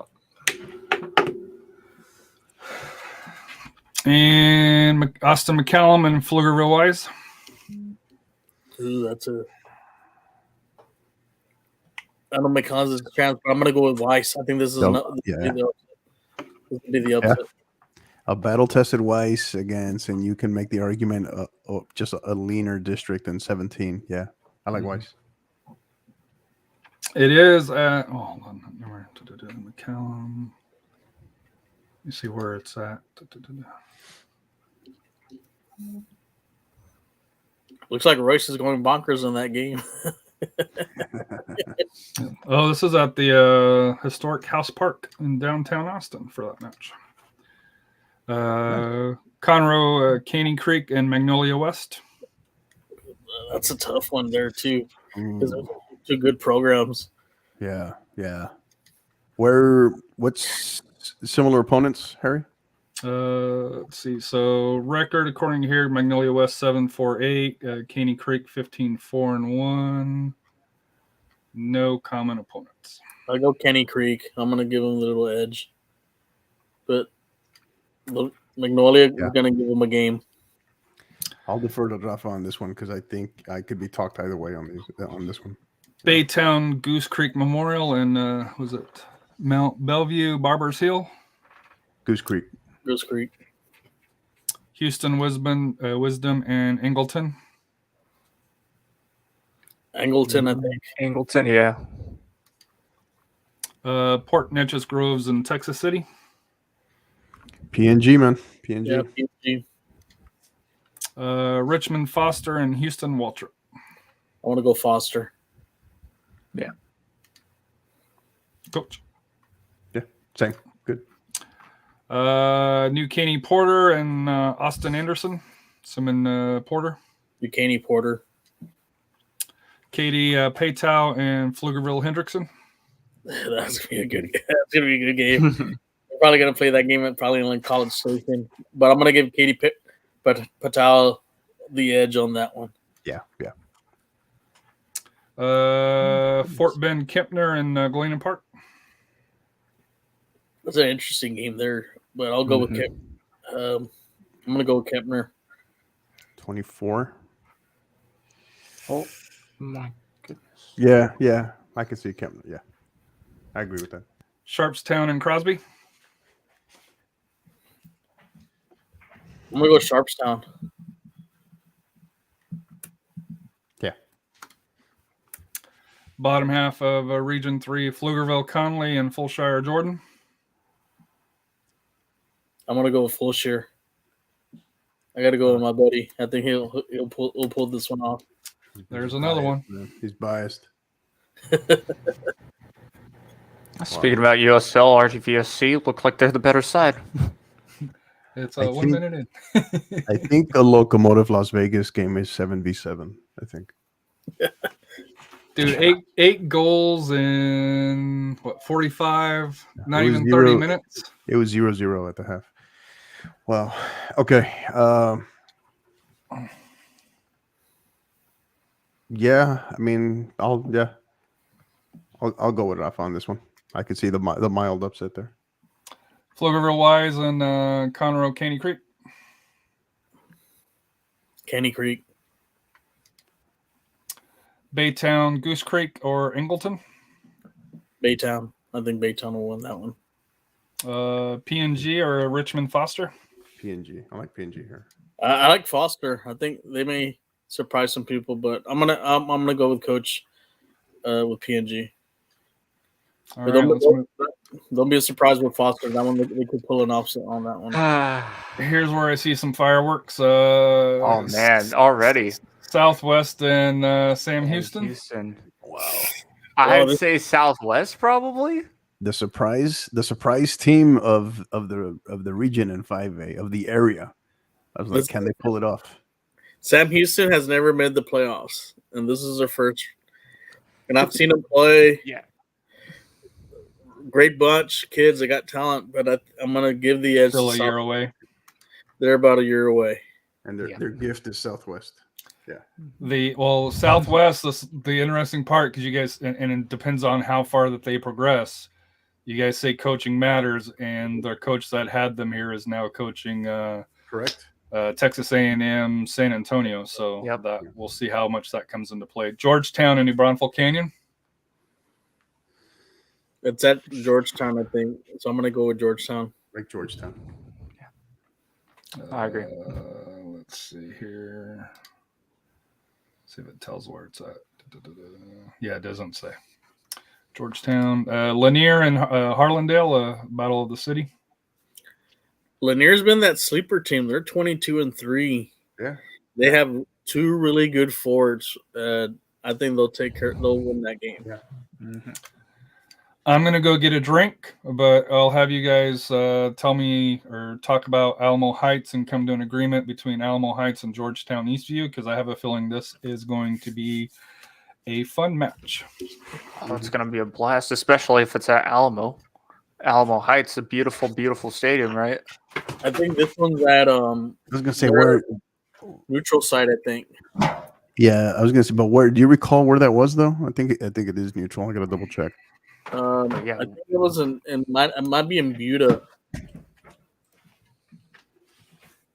Because I know the girls were playing at Shelton for their game.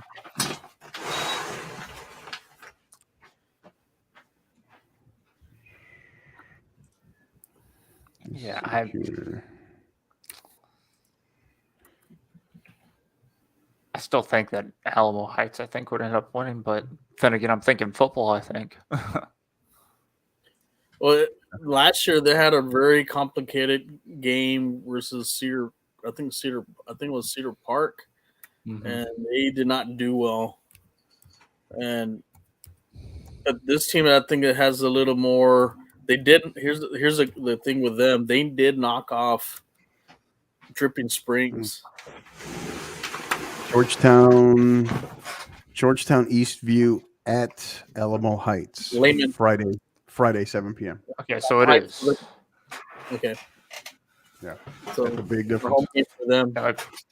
Yeah, but the question is, will the fans show up? That's always a Oh, big they will. thing. Can you get your team behind the fans in that sense? It's always a big boost. So, yeah. I So mean, did we- they did have we the make a home field advantage, determination so it yet? would be Alamo, right? Yeah, like we went to, like I said, Coach and I went to a couple of their games, and they had a good turnout. So I'm gonna give the edge to Alamo Heights. I think they learned last year not to take the first round lightly, and I think this year, I think winning at Dripping Springs has given them really confidence going into the playoffs that they can play with anybody. Mhm. I think they're one team you don't want to probably play on a bad night because So they that- will make you pay. And Common Heights is one of those teams too, even more so where you have to emphasize it where they're not a district champion, right? They're not a 1 seed, but if they can just get off to a hot start in that first game, they can go on a run, whether it's 2-3 rounds deep. They did have one common opponent. So back in January, Alamo Heights beat Glen 4-0. January 28th, Eastview lost to Glen 2-1, but then turned around February 22nd, beat them 2-1. So a split 1-1 in common opponents. Mm-hmm. All right. Wow. Going with Heights, it sounds like. I'm going to go with Heights. Yeah, I like Heights. Yeah, that's a big difference once we found out the location. Yeah. This one's interesting. Brownsville, Porter, and Far San Juan Alamo Memorial. Why this is so interesting is because PSJ Memorial twice only lost to Valley View by 1 goal. For sure their first match was only by a goal. And of course, Far San Juan Alamo, they have a difficult field to play at, but besides that, it's just such an interesting matchup due to, is Far Valley View actually that good, or is Brownsville Porter that legit as well? And I'm looking at their roster, but the schedule that they played, they tied against San Antonio Lee and tied against Los Fresnos. That's a big one in the boys' side for 6A, and then of course beating Corpus Christi Veterans Memorial 3-2. And that's all in pre-district play. But then you get to Pace. They lost against Pace and came back and beat Pace 4-0. So that's, of course, just on the Brownsville Pace or Brownsville Porter side. So it can go either way because of because this is what can happen. Brownsville Porter, if they get in trouble to where if they let Far San Juan Alamo take that, play to their level, basically play to a little bit of that dirty, aggressive level, then PSJ can definitely take that upset. But for sure, you give it to Brownsville Porter because they would be the heavy favorites going in after just losing in Mercedes, Texas in the regional final. I saw that game versus Lee Porter early in the season. Actually, live streamed that game. And Porter stayed toe-to-toe with Lee. And I honestly thought last year that Porter should have gone to the regional final than Valley View, which we'll talk. I guess we'll discuss that because I have some things. It was Porter. That's right, because it was Veterans then that made it to the regional final against Valley View. And of course, we're coming up on talking about that game too. So stay tuned for my take on Valley View because it's also very fun. Because we all know it's a controversial team. It's a very controversial team. Well, I can just say this: I was not impressed with them last year, and I'll say why. Oh yeah. So we're going Brownsville Porter. Yeah, Brownsville Porter. Yeah. Victoria East or Roma? Ooh. In this one, another tough one because I think Roma. Where's this game at? Roma. Yeah, exactly. That's the key. Probably halfway, if I had to guess. Doesn't say on here. Let's see, Twitter. Because Victoria to Roma, that's a far away. That's at least close to 4 hours, if anything, for both. I mean, it's a 4-hour drive from Victoria all the way over to Edinburgh. Just about.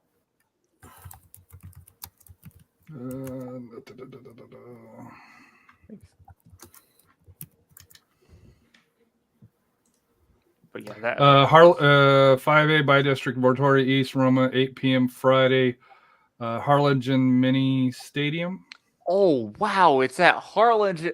That's crazy. So it's at Cardinals Little Mini Stadium. So what Harlingen ISC did was they stupidly decided, okay, we're not going to allow everybody to play at bogus Ford Stadium, football stadium. We're not going to redo the turf now. We're going to just redo their little soccer field. So that's at a very small capacity place, which I guess they're not expecting a big turnout anyway. But yeah, Roma High School have that advantage because it's in Cameron County.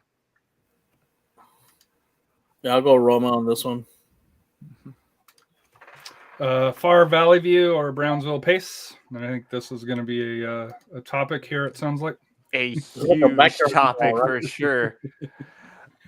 Brownsville Pace coming off of, last season, they were a very young team and they struggled. And I would talk to Brownsville Pace's coach last year a couple of times that I covered them, especially when they played against Lopez.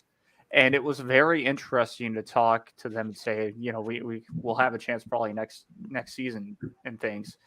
And of course, this year, them knocking off Brownsville Porter in general, just like I said, that was a huge victory for Brownsville Pace. Now for Far Valley View, again, they should have gotten knocked off a lot of times throughout the season. They barely won their final game against McAllen High School, making McAllen High School miss the playoffs because all McAllen High School needed to do was win that game and have a plus on their goal differential, and they would have made it into that 4 seed. So a lot of things that could definitely say an early exit for Far Valley View against Brownsville Pace, which is crazy to say considering, Far Valley View, the way that they are. Now, of course, we all know that the 20-year-olds that play for Far Valley View, and I know this is, it's getting onto that way, they'll be upset, but it's true.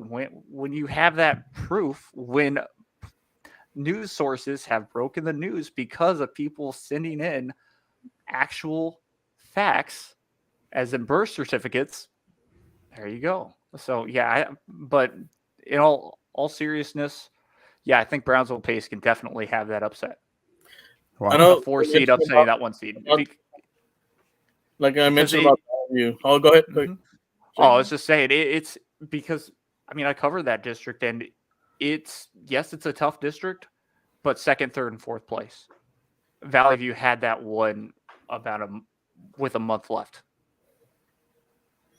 Like speaking about Valley View, I know that there's been some controversy with them getting players from somebody else. Tigres, for example. Yeah, and then also their coach, that he had to step down, and that he's now the assistant coach, but he still kind of runs the show.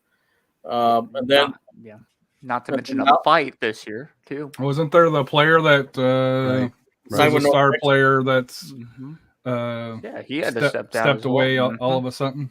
So all the ingredients are there for a big upset there, right? Yes, because it's distraction, and still to this time, I think media are still talking about this a little bit, at least. Maybe not necessarily the Monitor, but it's still in people's minds when it comes down to soccer in Valley View right now. Is all of the controversy surrounding that high school. But do they have the talent to still win on the field, though, I guess is the question. They probably would, but I think Brownsville Pace are just that better of a team, and that's how difficult that 31 here comes a fight. was. 32-5A. Yeah, 32-5A, yeah. My bad. Yeah, the one thing I remember last year when I went to the game here at Ferris Stadium for Kingwood Park and Valley View, I was not impressed by Valley View. Basically, all they did was a kickball style, kind of like it looked like just airing it out, and they send the ball up, and their leading scorer would just get under and score. And they made a big thing about the coach being like he was like the next bit, like he's like one of the best coaches and all that. And I'm just watching this. This is what I see at YMC. We're ex soccer, ex soccer players. That's a big thing. They always rave about that, and you hear that too from down here. Saying, he used to coach, or he used to play. Because he used to be part of the Atlas Academy. If it was part of the Atlas Academy, I don't think that's how they play. But the game they played against Porter had a better touch of the ball. They passed a lot better. They were a more technically sound team. But what hurt them is that they just kind of fell asleep on defense on that one. Their leading score, Valley View's leading scorer, and got behind him and scored. And there was really nothing impressive about Valley View. And I think I could see Pace maybe knocking them off here. Like I said, I'll give Valley View the little edge, but I won't be surprised if Pace beats them here in the first round. Same.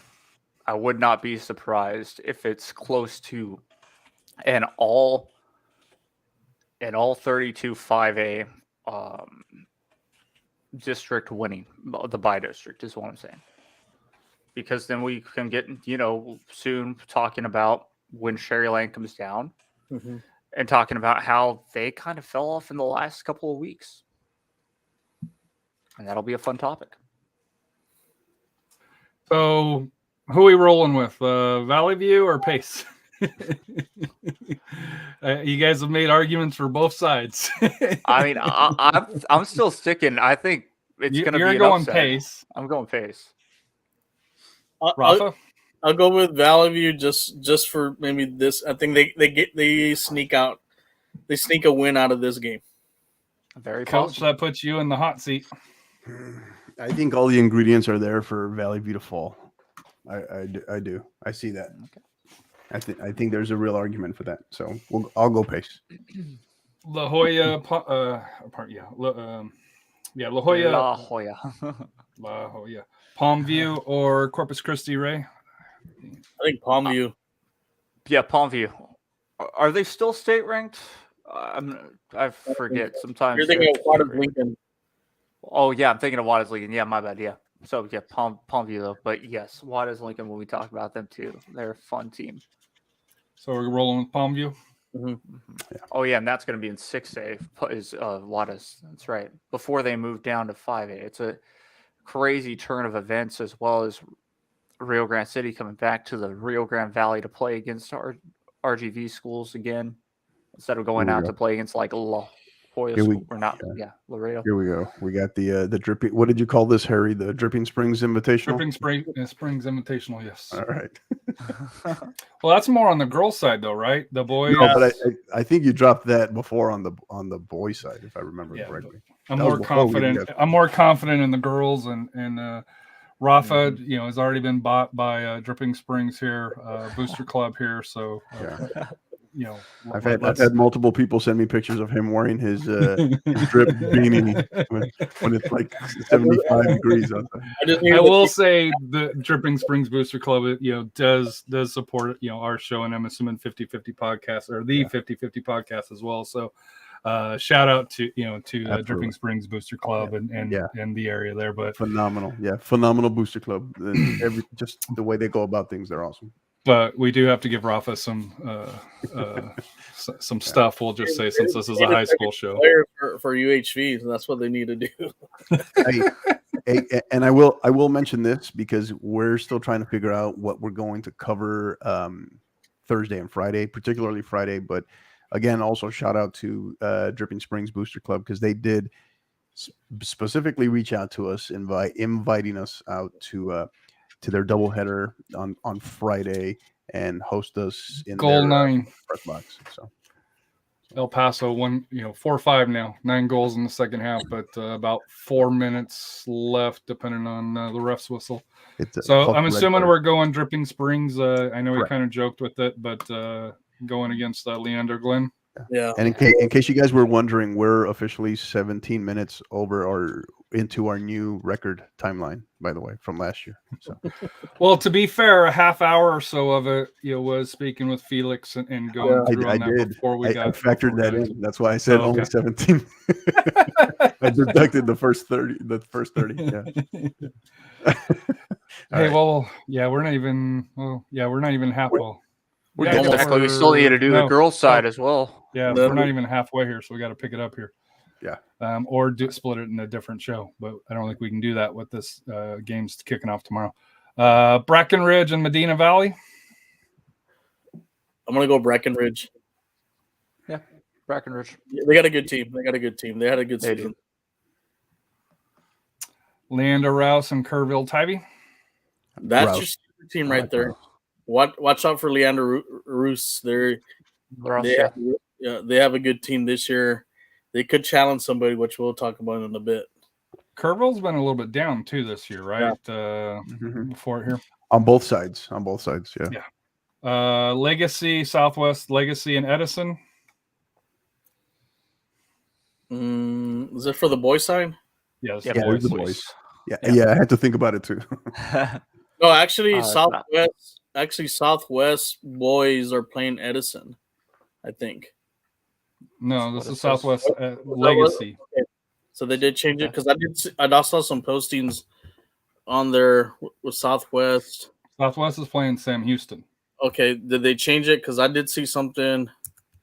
Let me check the UIL bracket, see if they've updated. But yeah, they pulled it from them soccer playoffs here just to make sure that there was no. I did overhear the coaches from Edison when I went to Friday's game that they No. were going to play. UIL state brackets has Southwest Sam Houston, and in the bottom half Southwest Legacy and Edison, because Edison finished third. Mhm. And Sam Houston finished fourth. Okay, because I thought I saw something different. Yeah. But okay, we'll go with that. So Going with what the bracket says, my friend. Okay, yeah, I was just double checking because I had seen something. Yeah, for that one. So I'll go with Southwest. Actually, you know what? I might go with Edison on this one. I did see them play. They beat a good Jefferson team. They took some shots from a lot of shots from outside that they were able to connect. So I'm gonna go with the Edison boys. Yep. Coach. Yeah, I like that. Rio Grande City and Flower Bluff. So this is going to be a very difficult match. Flower Bluff always shows up in any sport that they play normally, whether it's boys or girls. But I think Rio Grande City could potentially get it done. I haven't been the time that I covered them again was at the start of the season. I wasn't necessarily impressed with how they played, but of course they improved throughout the season. I think in that one it does come down to who played who, as in how was the district for both, and I think it was a little weaker for RGC, but I could be wrong on that. But yeah, Flower Bluff always makes it far, but I'm still going to stick with Rio Grande City. Rafa. Yeah, I'm gonna go Rio Grande City. Sherilyn Brownsville Lopez. I know you guys kind of teased that a little bit earlier. Yeah, and here's a very difficult one as well. You go back to it. Sherryland High School. Now, what I've noticed that they've been able to play, I've covered them all a very good margin, just due to the fact that also the company that I work for, we're very good friends with Sherryland High, and both teams have been fantastic, boys and girls. Yes, Sherryland High School are looking to try and push back to the regional semis like they did last year, but it's very difficult as they start off against Brownsville Lopez. And again, that shows you how difficult that district is, because I think Lopez, that's not necessarily, like a 3 seed. That's a higher seed than you can anticipate for sure. So it's going to be a very big toss-up. I think Lopez would get it done just due to the fact. Wait, I take everything back of what I said, because now I'm thinking about this. Brownsville Lopez and Sherryland High, they played at Brownsville Lopez last year. So that means that it's most likely at Richard Thompson Stadium. Brownsville or Sherryland High School would have the advantage. But the craziness was that game ended with 9 players on Sherryland High School playing in the game, because a crazy early handball that was called a red card that was delayed as a call as well. Very good call from the referees. They ended up having the mics and they were able to talk it over. So a crazy, crazy hard-fought game in that one, in the blistering heat of South Texas on that Saturday when I covered a doubleheader. So it's just, I think it's a different I think it's going to be a different scenario, and Lopez ends up getting it done. It's just going to be a difficult game for both teams. You going with Lopez or Sherryland, Rafa? I'm gonna go with Lopez. I know they're the 2 teams that have won state, but Lopez has kind of been there a little more deeper. Yeah, Maryland. Well, So I'm gonna go with Lopez. Like I said, last year Sherryland were in the Final Four, which is crazy for what I mean. Final Four for their region. So it's just something to think about. But yeah, I still see Lopez winning it and getting the revenge from last year. Yeah, that game at Cherryland, actually. Yep. 7 Yeah, p.m. Richard Thompson Stadium. That's a big and very nice place indeed. If you ever go down there, it's a good stadium. So Corpus Christi Veterans Memorial versus Laredo Martin. CC Veterans Memorial. And then Brownsville Veterans Memorial versus Far San Juan Alamo Southwest. Didn't necessarily. Yeah, you got to go with veterans. They want to look to go back to the regional semis and try and make it even further. So Battle of Veterans Memorial. Do you got Corpus Christi or you got Brownsville? Brownsville, yeah. I'll knock them off in probably Corpus. Rio Grande City and Brownsville Lopez. Brownsville Lopez. So you'll have a Battle of Brownsville for that here. Yep. Dripping Springs and Brackenridge. Dripping Springs. Yeah. And Leander, Rouse, and Edison. Roos. Yeah. Yeah, Rouse. Yeah, going Rouse. Whatever. Pace or Palmview? I think this is where Pace are able to make their run. I know we're probably going to go all Brownsville, but that's how deep this. I'm going to say it again. That's how deep that district is. 32-5A. They're very good as long as they can stay healthy and don't have anybody suspended from a game beforehand too. I would definitely say Pace would win. Pace. Porter and Roma. Brownsville Porter. So you're going to have all 432 teams in the Sweet 16? Probably have a big game at Sam Stadium. Lanier that would be crazy because, again, it's Sam Stadium. They're afraid, but they're afraid of tearing up the turf. I've been told this from covering football, funny enough. High school football, my first year covering with my company. They sent me over to Sam Stadium. I live close to Edinburgh. And so that's a far drive for me, and it was crazy. I mean, gorgeous stadium, gorgeous press box. The only scary thing is they could definitely have power go out for half the stadium. Rafa, you mentioned this one earlier in the year. Lanier and Alamo Heights is a match that you'd like to see based on preview. It sounds like we're going to get to see it. I think in the end, I think Alamo Heights wins this one. It'll be a tight game, but Alamo Heights will pull it off. And the bugaboo for Southwest, do they get past Georgetown? They did last year because they had to do it in penalty kicks, and I think they do it again this year. You agree, Coach? Yeah, a little begrudgingly. I have that coaching factor. You didn't have that happy face. Yeah, well, I have that coaching factor in the background, and that's not a knock on whoever their interim head coach is or anything. It's just, but yeah, at some point it will come up with this squad. And I think that game was going to be at Southwest because I know last year they played at Georgetown, so they probably do. They're going to have Georgetown have to come down to Southwest for that game.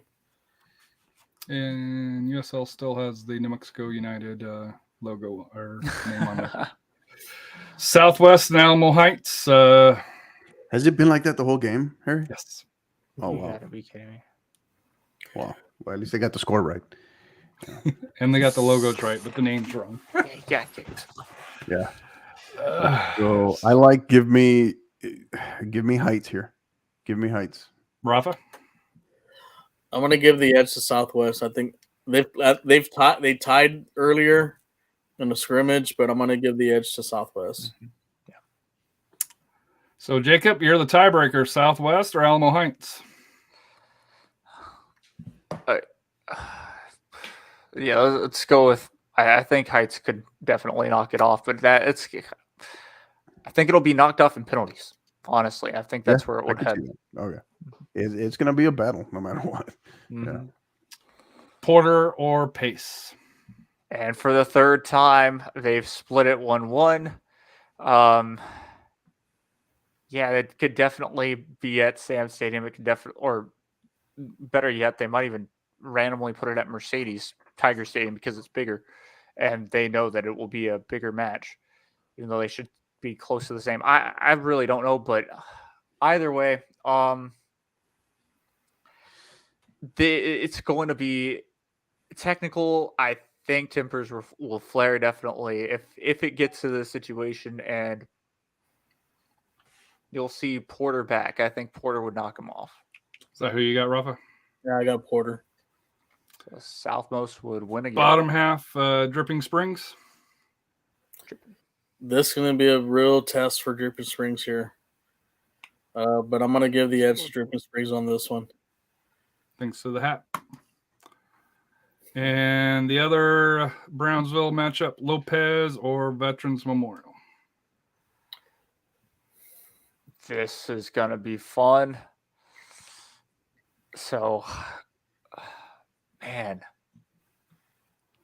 I think Vets has the edge.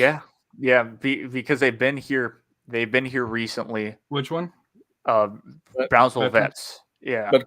But you can't count out Coach Escaldon from Lopez. You definitely cannot. You definitely cannot. Right, He's right. a fun dude, and when it comes to business, he's on it.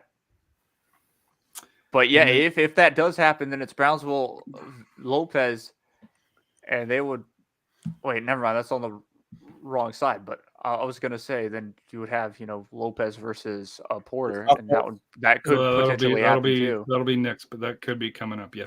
Mm-hmm. But that's where's the region final being held at? We'll get to that here. That's in Cabanus and Corpus. So it is going to be a Cabanus. Okay. Mm-hmm. So Porter and Paytow. Ooh, shoot. That's going to be a good one. Yeah. I'm going to go with Katy. I think Katie's just in a stronger district. Yeah. I like them. That's I like fair. them.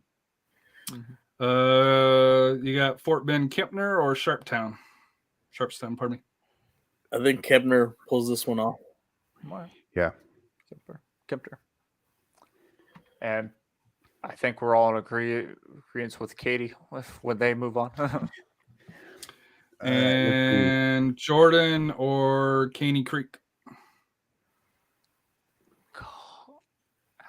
Conroe potentially could pull that off. I don't know. Is that 20? 20 and 19. So you picked 19 the winner of the two first place teams up the top of the bracket. Are you saying Fulshire or Jordan? I think we see a trend here. I think we can continue with District 19 here. I can see Fulshire. Jordan. Goose Creek and P&G, Port Neches Groves.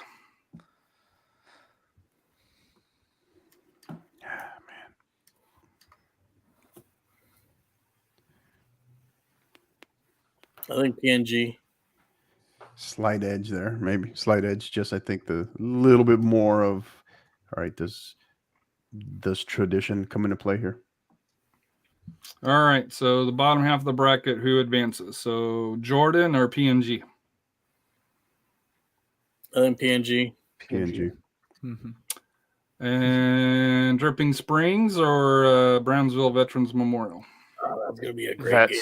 It's gonna be fantastic, but I think Vets can do it and get revenge, kind of, or not get revenge, but I think that they can go to the final. They're that good. Now, of course, I'm not from Dripping Springs. I didn't necessarily follow them throughout the season, but definitely Brownsville Vets have been that much of a Powerhouse. team. They're a powerhouse. Yeah, powerhouse, exactly. Rafa? I'm gonna go with Vets. I think that's where it ends for Dripping Springs. Booster Club's not going to be happy, my friend. He said it. I didn't. He said it.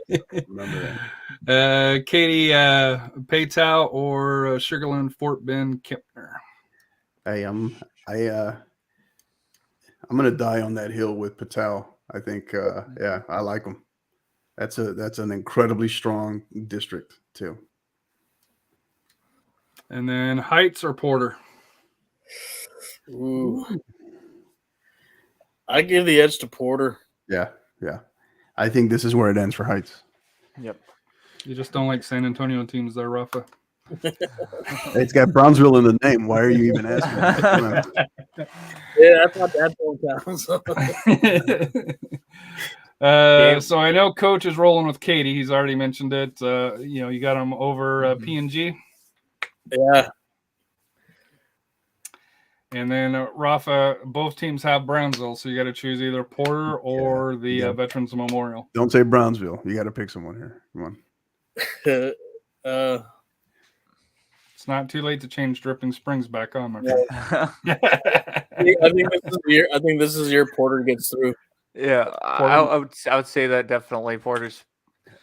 It just have had some type of magical year. You look at again who they played in the regular season; they stayed healthy, and really just it's going to be fun. You get all the Brownsville schools in, and if this actually happens, it's going to be tough. But again, if they stay away from getting red cards in this whole deal, especially matching up against a couple of Brownsville schools too, then I think they can be fine and make it to that championship. So that'll set up an interesting one here. So moving to the ladies. Lubbock Coronado and Amarillo Tascosa. I like Coronado on the women's side. Coronado very strong group. Andress and Bel Air. I think the Andress girls, right? Yeah, I like Andress. Amarillo and Abilene Wiley. Amarillo. The Amarillo girls have a great, strong program. Amarillo, yeah. Cantulo and El Paso Jefferson. Give me this. This is going to be a great match to watch. I think Cantulo. Jefferson's they're a very fun, very dynamic group. Jefferson was 16-5, and the Eagles were 13-7, according to Max Preps. Yeah, I just didn't like how Cantulo kind of faded a little bit down the stretch. That's what I'm kind of in terms of who's in better, who finished. Jeff just started a little slower, but I don't know. I like Jeff in this. I do. Rafa, you're going with Cantulo had a win against your old team. They won 7-0 on that last game, and the only blemish on the district was Bel Air, the Bel Air girls, the Valle girls, and El Dorado. So, but they've played some really tough teams. Like I said, they lost to Eastwood, they lost to El Paso and Chapin and Coronado. So I think Cantulo's a little more battle tested as far as quality of opponents. So I'm going to go with Cantulo. So that means, Jacob, you're the tiebreaker. You going with El Paso Jefferson or Cantulo? Let's go with Cantulo. Burleson Centennial or Fort Worth South Hills? Centennial. Yes, Centennial. The Lady Wichita Falls Rider or North Richland Hills Birdville? Some of the comments I read. I know they had a forfeit, I think 6 games because he's an ineligible player. And they're still the runner-up. Yeah. They're going to be a dangerous team, without those ineligible players. So, but like I said, North Richland and Hills, Birdville, I'm sure they got quality players there too. But I'm going to give the edge to Ryder. I think what happened to them, I think they have a little chip on their shoulder. So I'm going to give. So they're 16-6-2. So you're saying the 6 losses are forfeit. So they didn't lose on the pitch. Correct. Yeah. They're a undefeated. Yeah.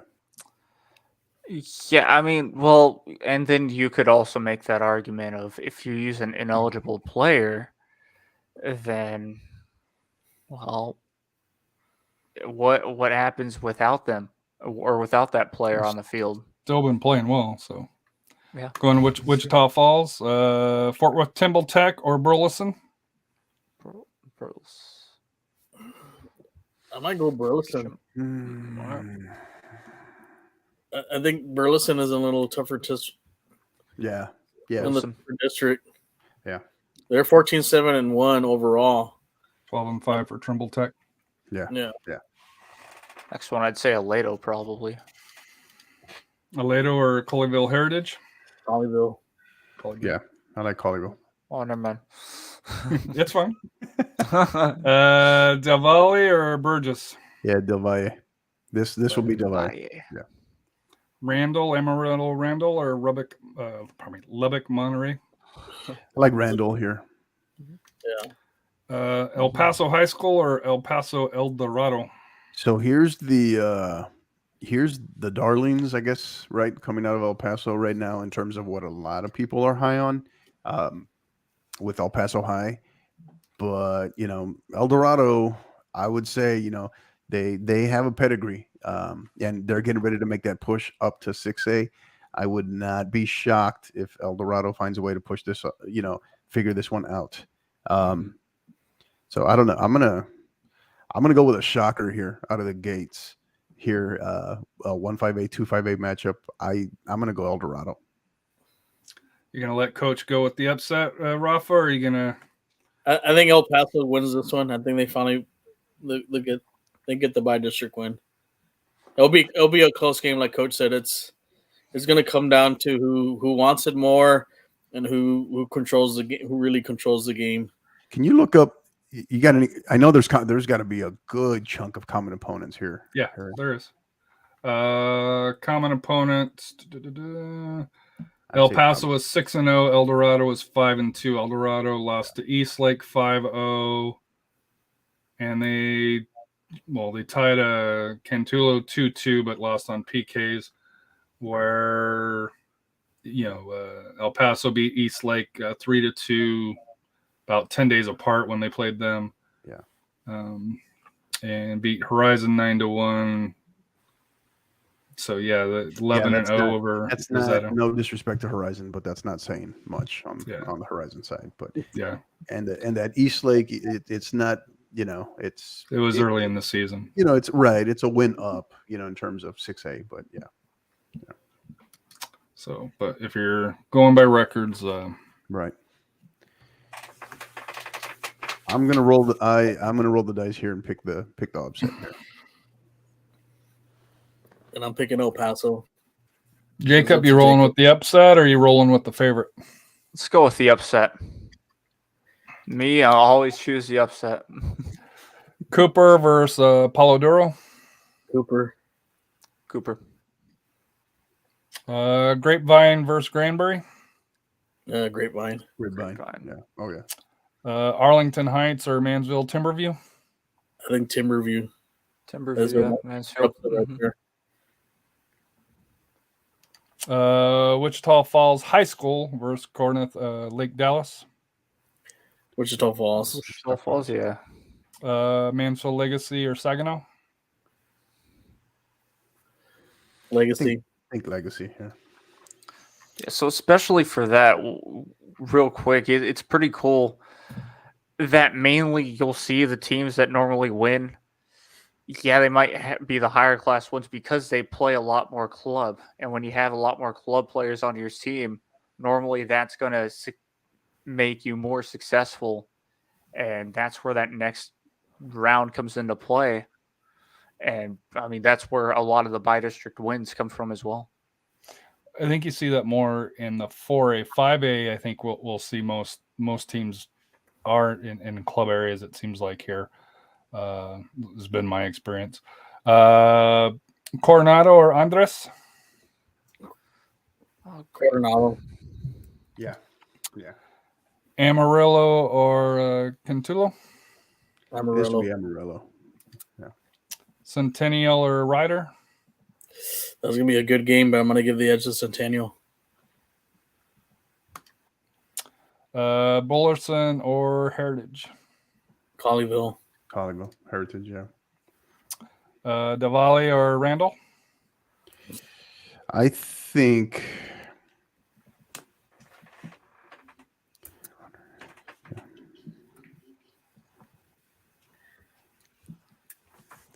give me Del Valle here.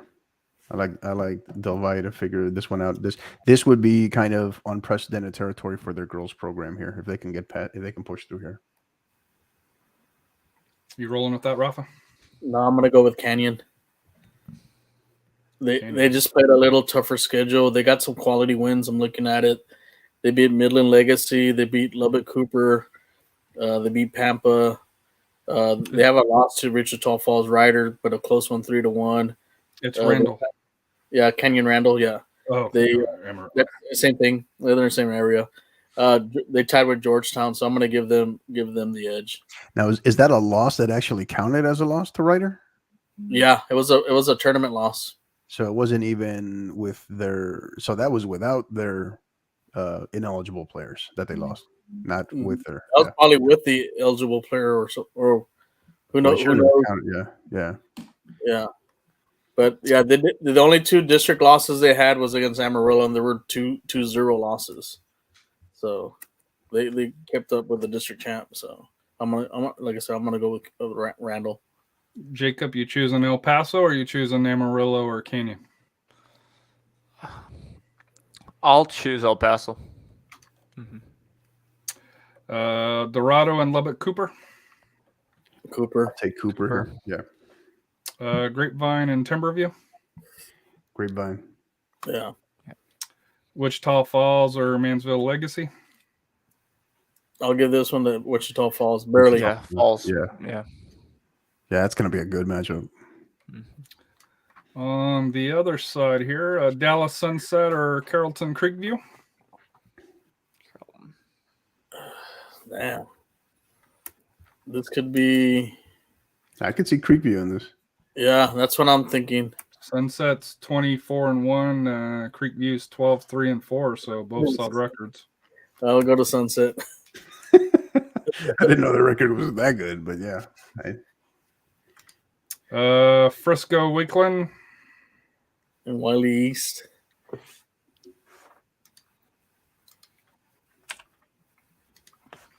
or Wiley East. That could be a trap game for them there, but I'm going to give the edge to Wakeland. I think the girls will pull that one out. White or Samuel for Dallas. We'll go with White. Right. Lucas Lovejoy or Frisco Reedy. Lovejoy. Jacksonville or Mount Pleasant. We'll go with Jayville. Yeah. Forney or Red Oak. I like Forney here. Forney, I'm kind of big on. Red Oak girls have a good squad as well. Right. But I'm gonna I'll give the edge to Forney. Longview and Nacogdoches. Nacogdoches for me. But I think Longview could most likely get it done too. But I would pick Nacogdoches. I'm picking Longview. It's at Longview. Yeah, Longview. Yeah. 22-1. Oh, if it's at there, yeah, it's tougher. It's at Lobo Stadium. Yep. Midlothian or Royce City. Midlothian. Midlothian. Mm-hmm. Frisco Rock Hill or Frisco Lone Star. I think that's Prosper. That's Rock right. Hill. Yeah, Prosper Rock Hill. So Yeah, we'll go with Prosper. Prosper. And especially if it's at their gorgeous stadium, that's even more of a plus. Wilson and Adamson. Man, that's gonna be.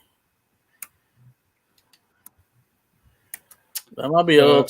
And that can go either way. Adamson 13-6-2, Wilson 15-1-3. I'll go with Wilson. Common opponents actually didn't do very well. 0-3 for Adamson and Wilson 1-0-2. So Wilson tied White both times and beat Sunset, where Adamson lost to Sunset twice and lost 7-0 to White. Or pardon me, to White. I'll go Wilson. Frisco High School or the Colony? Ooh, that's Colony's district's a tough one, but I'll give the edge to Frisco. Molina versus Carrollton Turner. That could be another game that could be an upset there. Even though Molina's 18-4, Turner's going to give them a game because they're also 13-4. But I'll give the edge to Molina on that one. Joshua and North Forney.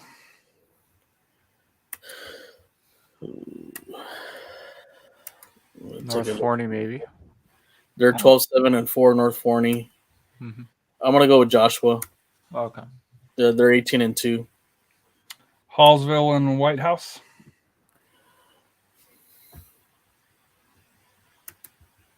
That one.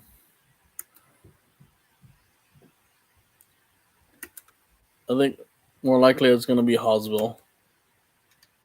Highland Park and Clubbourne. Highland Park. Lufkin and Longview Pine Tree. If that was a football, it'd be a heck of a match. Yeah. Lufkin. I think I'll take. Well, Lufkin's got a losing record. They're 9-12. But how's their district? That's why they might be in a losing record. Yeah, their district play is at. Let me get you they're 6-2-2. Mm-hmm. Pine Tree is 11-7-2, but they had a 6-5-1 record. I'm gonna go with Pine Tree. I think they're gonna pull the upset. All right. Pine Tree 5-4-2 against common opponents, and Lufkin 3-6. So you went with Pine Tree. Yeah, Pine Tree. All right, and then on the way back up, Highland Park or Pine Tree. I'm assuming Highland Park. yeah. Joshua or Hallsville. Joshua, Frisco Molina. Frisco, Prosper or Dallas Wilson. or Prosper. Jacksonville or Forney. What's the one on the bottom? Don't forget the bottom one. Yeah, I missed it. Longview or Midlothian. I was going to come back to it. Midlothian. Jacksonville or Forney. I'm gonna go with Forney. White or Lovejoy. Lovejoy. And Wakeland or Sunset. Wakeland. So moving to the regional quarterfinals here, we'll go with this side here. Wakeland or Lovejoy? That's gonna be a really good game. Lovejoy versus Wakeland. I think this could be the year for Lovejoy to knock off Wakeland.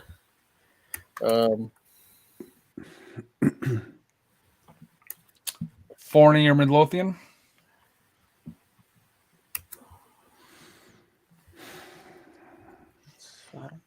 What's funny is we have runner-ups on this side of the bracket. Yeah. I like Forney here. Forney, yeah. Yeah. And then Prosper or Frisco? I'm gonna go with Prosper. Prosper. Yeah. Mm-hmm. Like Rock Hill, yeah. Highland Park or Joshua? Highland Park. Yep, the Scats. Of course. And then on the other side here, Grapevine or Wichita Falls? Grapevine. Grapevine. Del Valle or Lubbock Cooper? I go with Lubbock. Cooper, yeah. Yeah. Coronado or Amarillo? That's a. Oof. I'm gonna go with Amarillo. Yeah, I like Amarillo. And Centennial or Colleyville? Oh, that's another good one there. I'm gonna go with Centennial. I think this year they'll break through. Yeah. Slight edge Centennial. So looking at the regional semifinals, Amarillo or Centennial? I'm gonna give the edge to Centennial. Centennial. Lovejoy or Forney? I think Lovejoy wins this one. I don't know. It'll be a close game. I think they go to overtime on that one. I don't. I kind of like. You like Forney? Either way, I think you're going to end up with a matchup of either a region or a District 10 or District 13 potential champion and runner-up facing each other here, right? Mm-hmm. That's how it's setting up. Yeah. Yeah. So that's what it comes down to, really, is the matchups and the strength of two really strong districts. Yep. Yeah, give me Lovejoy. Let's go Lovejoy. And then at the bottom, Rock Hill or Highland Park.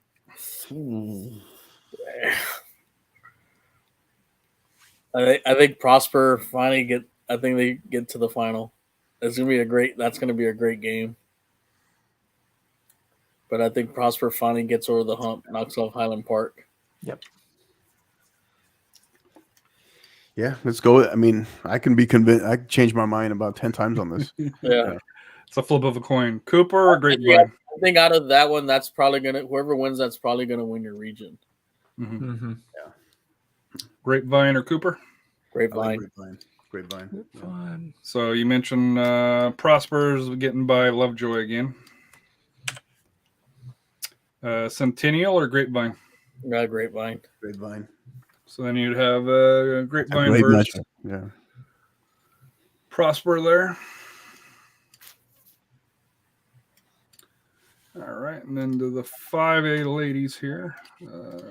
Kingwood Park or College Station? Cape Park. I think Kingwood Park. Austin Anderson or Bastrop? Austin Anderson.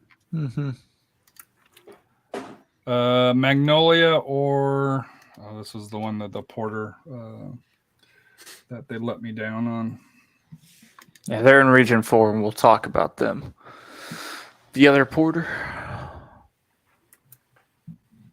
Which game is that one? It says it's Porter, Texas. What city was this Porter in? Ucaney. That's right.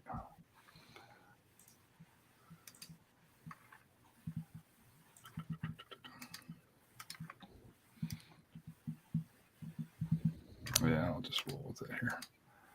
It's late. Where are you going with Magnolia or New Caney? New Caney. All right. I'd say Pflugerville after this one, right? Pfluger Wise or Austin Liberal Arts and Science Academy? Yeah.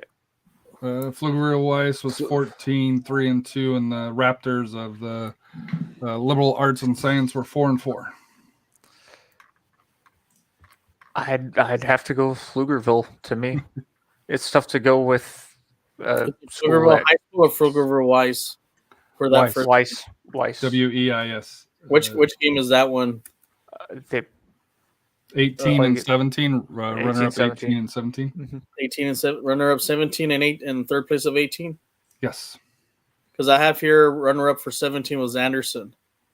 No, Anderson was runner up for 17. Runner up for 17. And then the third place for 18 was Pflugerville High.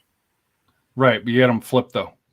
It's third of Liberal Arts of 17 and runner up 18. Oh, you're on the bottom bracket? Yeah, well, we're at the top. Because I have here McCallum versus Weiss on the bottom, and then Pflugerville. The winner of 18 was Conley. Not according to the brackets. That's what I'm looking at right now. You guys looking at the same UIL? Yeah. You're talking about the UIL? Yeah. Because Anderson Bastrop was at the top. Hold on, let me see. Hold on, sorry about that. I'm trying to get. Okay, I got it fixed up. Okay, there's something weird on this. So yeah, Anderson Bastrop. I'll go with Anderson. Right, which is what we went through, and then Magnolia and Porter. Magnolia. And then Pflugerville Weiss and Austin Liberal Arts Science Academy. Yeah.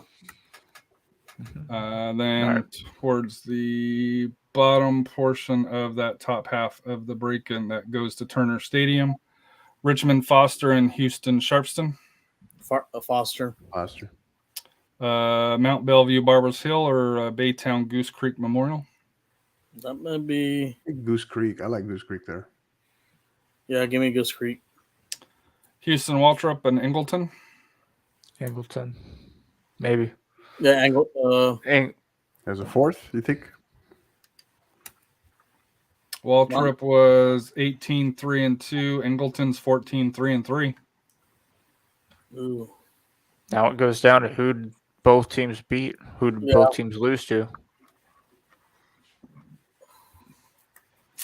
No, Common opponents, Angleton beat Goose Creek 3-0 on the 7th of January. Waltrip lost 1-0 to Goose Creek. That's the only common opponent. I'll go Angleton. Santa Fe and Crosby.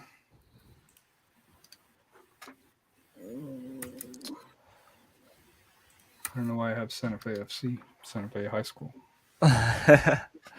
Sounds like definitely a good ring to it for a football club. I think that one I'll go Crosby. Yeah. Pflugerville Hendrickson or Austin Richard School for Young Women's Leaders. Henderson. Fulshire Jordan or Montgomery Lake Creek. Lake Creek.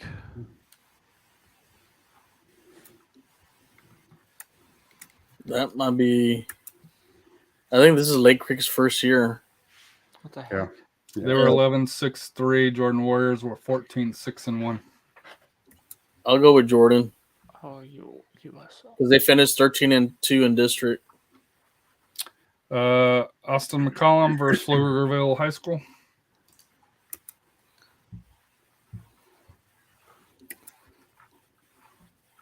I'll go McCallum. Yeah, I think so. I think McCallum. McCallum, yeah. Montgomery and College Station A&M and Consolidated. Yeah, I'm going to go with Consolidated. I wonder why. Just saying. I mean, A&M Consolidated had a 13-3 district record. Doesn't sound too bad. Which is good but Montgomery was 10-2 in their district. Is this I don't know what common opponents. I can tell you here. Let's see if there is. That might be a toss No, up. no common opponents. Oh wow, not a single. Okay. Yeah.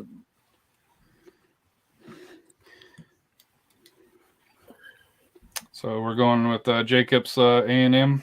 I think name. that's probably your upset right there. All right. Friendswood or Nederland. Friendswood. Yeah. All right. Milby or Fulshire. Fulshire. Sure. Yeah. P&G or Manville. PNG. Yeah. Sugarland, Fort Bend, Kempner, or Houston, Sterling. Sterling? Probably Lean Kempner here again. Or Kempner, yeah. Yeah. It could go either way. Sterling's 11-5. Kempner's 15-7-2. Sterling was 10-4 in district. Kempner was 12-3-2. So both solid. All right. Yeah, Kempner. And back up through here, P&G or Sugarland, Fort Bend, Kempner. PNG. Yeah. Friendswood. Or Fulshire. Yeah. I think Friendswood. Yeah. Because Friendswood's a powerhouse, if I remember right. Yeah. McCallum or College Station A&M Consolidated. McCallum, most likely.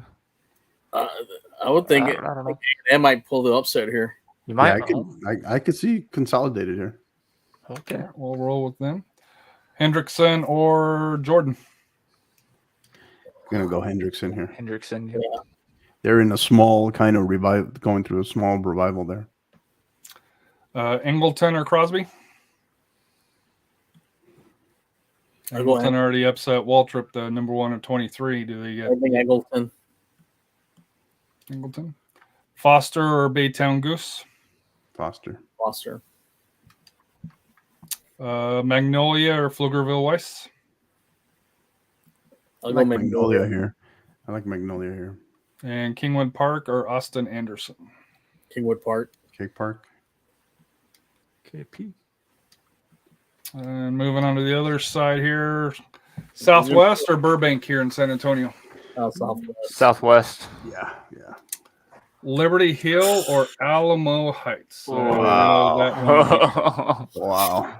And this one, where is this one again? I got It's Shelton Stadium in Buda. Is it? This is the Buda, one. okay. Man, Could go either way. I'm going Liberty Hill. All right, I'll follow. Yeah, we've seen that. Tough district, Elmo Heights, obviously. Yeah. Both of these are just in very strong districts.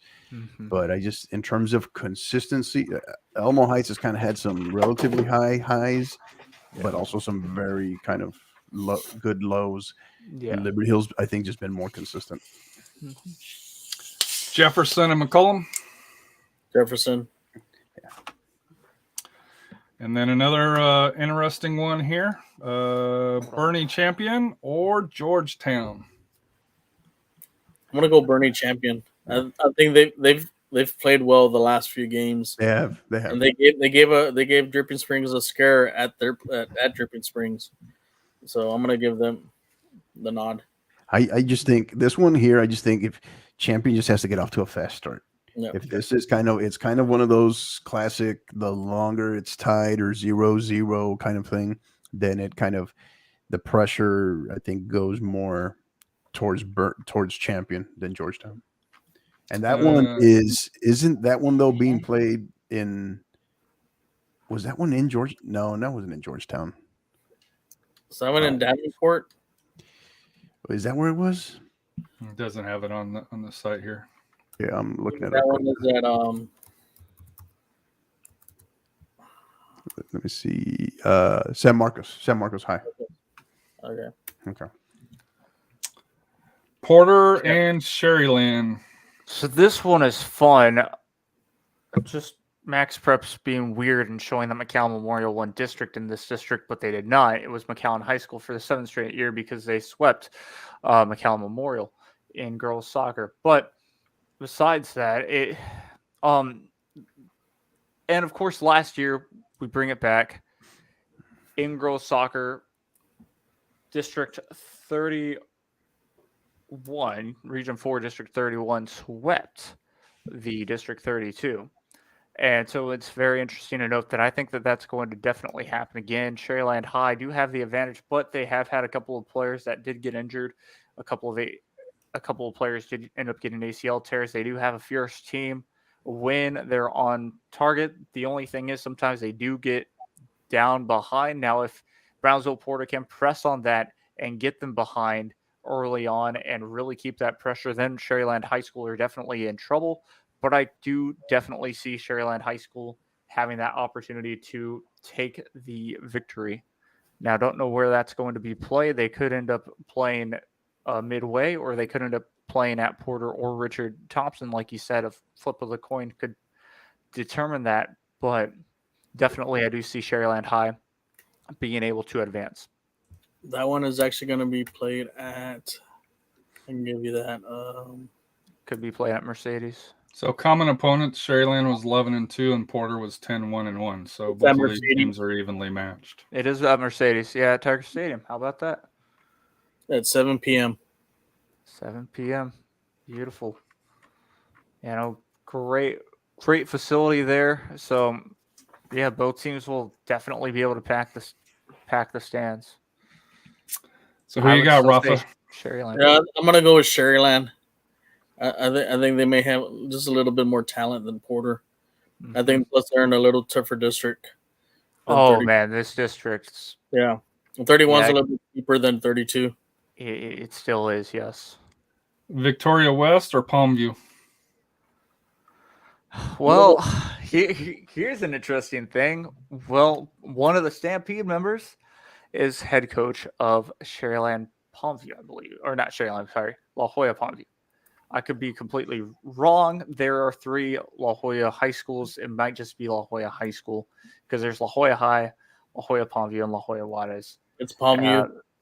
So, yeah, but I think Palmview would get the job done here. I'm going to go with Victoria West. Yeah, both are strong teams.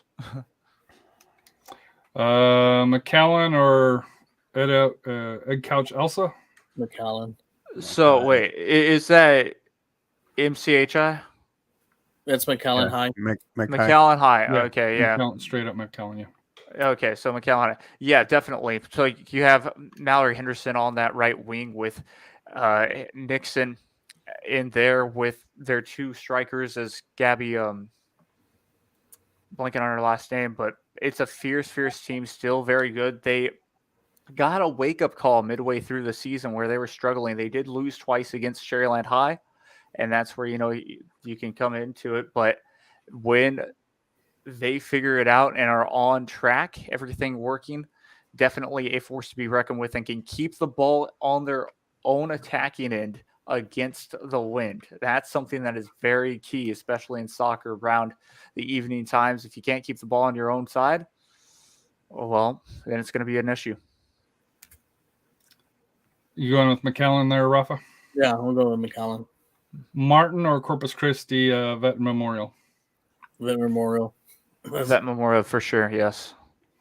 Now we're to the Dripping Springs Invitational. I'm assuming we got the champs. And these, keep in mind here, Region 4, this will be a regional tournament site will be there at Cabinets in soccer field. Mm-hmm. Mm-hmm. I hate playing over there. Too much wind. Yeah, it's too much wind over there. Legitimate factory.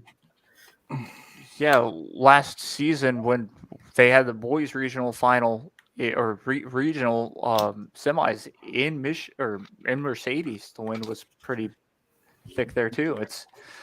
If you can't play in the wind, then why are you playing? It's the same thing with golf. Edison and Southwest Legacy. I'm gonna go with that's gonna be a little tricky game. I'm gonna give Edison the edge. I know they had a heartbreaking loss in PKs last Friday, but I'm gonna give Edison the edge. Yeah. Mm-hmm. Cedar Park and New Braunfels Canyon. I like Cedar Park here. Yeah. This is a Canyon team. Hey, kudos to them, but they literally got in at the very last possible moment into the playoffs. So congrats to them. Brackenridge and Medina Valley. I see Medina Valley knocking off Brackenridge. Mission Veteran Memorial or Flower Bluff? Flower Bluff. I think Flower Bluff are definitely the better team in this side. Mission Vets is just it's been a struggle for them. They're in a very difficult district all the time with playing against Laredo schools. Now that that's changed, it's going to be better, but definitely I would say Flower Bluff has that advantage. And now with this one, McAllen Memorial, coached by Coach Kaiser, fantastic coach, playing against Donna High School. Whether or not it's at Donna or at McAllen Memorial, the fans are able to travel, and I think McAllen Memorial would get the job done. Yeah, that game is on. I'll tell you. Yeah, McAllen Memorial's at Donna High School at 6:30. Yeah, McAllen as well. I'd still pick McAllen Memorial. Yeah, McAllen Memorial. And you got Flower Bluff over Mission Vet. Mm-hmm. Gregory Portland or Laredo Cigarro? Gregory Portland. And then this would end up. Well, oh wait, never mind. That's the wrong one. Brownsville Veteran Memorial or McAllen Row? McAllen Row, a very fierce team. And McAllen Row, they're not an actual 4 seed, in my opinion, or an actual 3, whichever way that the bracket ended up ending. I really couldn't. I don't know because again. Yeah, they were 16-3-1 district play, 10-3-1. Veterans Memorial 16-6 and 12-2 in district. For that here, common opponents Row was 5-1-1 and Veterans Memorial was 2-2. Yeah, McAllen Row, they just have this fierce mentality. Now, of course, they got to be careful and not get a red card because they can get that. They play a little style of like San Antonio-ish and San Antonio FC-ish, and just they have that type of aggression is what I'm saying, where if you can get them playing your level of soccer and get into their heads, then they become a dangerous opponent. Kingwood Park or Magnolia? Kingwood Park. Probably, yeah. Foster or Ingleton? Foster. Okay. You gotta go Foster. Ingleton's ride ends at that stage. Hendrickson or College Station A&M Consolidated? Hendrickson. Henderson, yeah.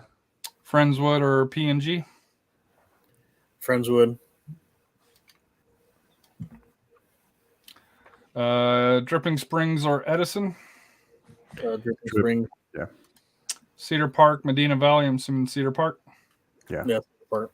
It's going to be a classic matchup there. That's the rematch in the regional final. Yeah. Flower Bluff or McAllen Memorial? Flower Bluff from McAllen. Yeah, that's a very, very difficult one. McAllen Memorial lost in the second round as well. That time last year it was to Gregory Portland. But Flower Bluff always a challenge for these McAllen schools in 32-5A or 31-5A, sorry. It's definitely tough. As long as McAllen Memorial doesn't get in their head, they could definitely win. But you always can see Flower Bluff moving on too. So if Flower Bluff moves on, they could definitely be a state team. They actually have a win over McAllen Memorial, 7-6. There you go, 7. So that must have been a penalty. So yeah, McAllen Memorial might. Both teams. So both teams know how they play. So this could definitely go into penalties again. The other common second straight year. Yeah, the other common opponent was McAllen Road. Flower Bluff lost to them 5-2. Mm-hmm. And there you go again. McAllen Road, not an actual 4 seed or 3 seed. It just for me. Okay, right I now, live too, here, so yeah. I'm gonna go McAllen Memorial, my alma mater. That's fine, but you all can choose whoever because it could still go either way. Yeah. Rafa, who are you going with? Yeah, I'll go with Memorial. I think they'll have the edge on this game. Gregory Portland or Rowe? I think it's going to be Portland. Yeah. It's tough to see McAllen Rowe, but then again, like I said, if Gregory Portland fall into that trap, it could be McAllen Rowe. So there is a potential for an upset, but it doesn't look very likely. McAllen High School or Corpus Christi Veterans Memorial? Yeah, Mackay. Right. McAllen High School, yeah. Sherryland or Victoria West? Sherryland over Victoria. Yeah, Sherryland High I think would get the job done there. Victoria West last year lost to McAllen High School in the second round by, I believe, 10 goals. I don't see that kind of changing, and Sherryland High would probably win by like at least 3. Bernie Champ over Jefferson? Yeah. Yeah. And then Liberty Hill and Southwest. Does Southwest get by it? No, it's Liberty Hill. Yeah, I don't see that happening. Yeah. So Liberty Hill and Bernie Champion? That's another great game there. Isn't this a rematch? Isn't this a rematch from last year too, or no? Or who did? I don't know. Was it Cedar Park that champion went out to last year? I'm trying to remember. So yeah, because the San Antonio schools got out early, if memory serves me right. Yeah. I think that game you gotta give the edge to Liberty Hill a little bit over Bernie Champion.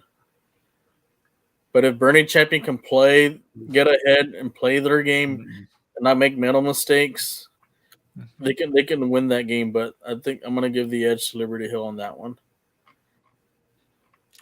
So Sherryland McAllen? Sherryland McAllen. Wow, this would be the third time that they would play against each other. Crazy thing is, again, like I said, Sherryland High School swept McAllen High School. Both games were absolutely crazy. The first one that they played against, it was at Richard Thompson Stadium, so it was at Sherryland High School, and it ended 3-2. McAllen High School had a bad evening or bad late afternoon, and at goal, meaning just the keeper wasn't able to save the shots, but McAllen High woke up and scored 2 straight goals. Looked like they were going to tie it up late and try to at least secure a point in district play. But it definitely could go either way. I'd see McAllen High School end up winning this one, even though they lost twice to Sherryland High, because now it just seems like it's very difficult to win 3 times in a row against a big-time rival. Who you got, Rafa? I'm going to go with McAllen High.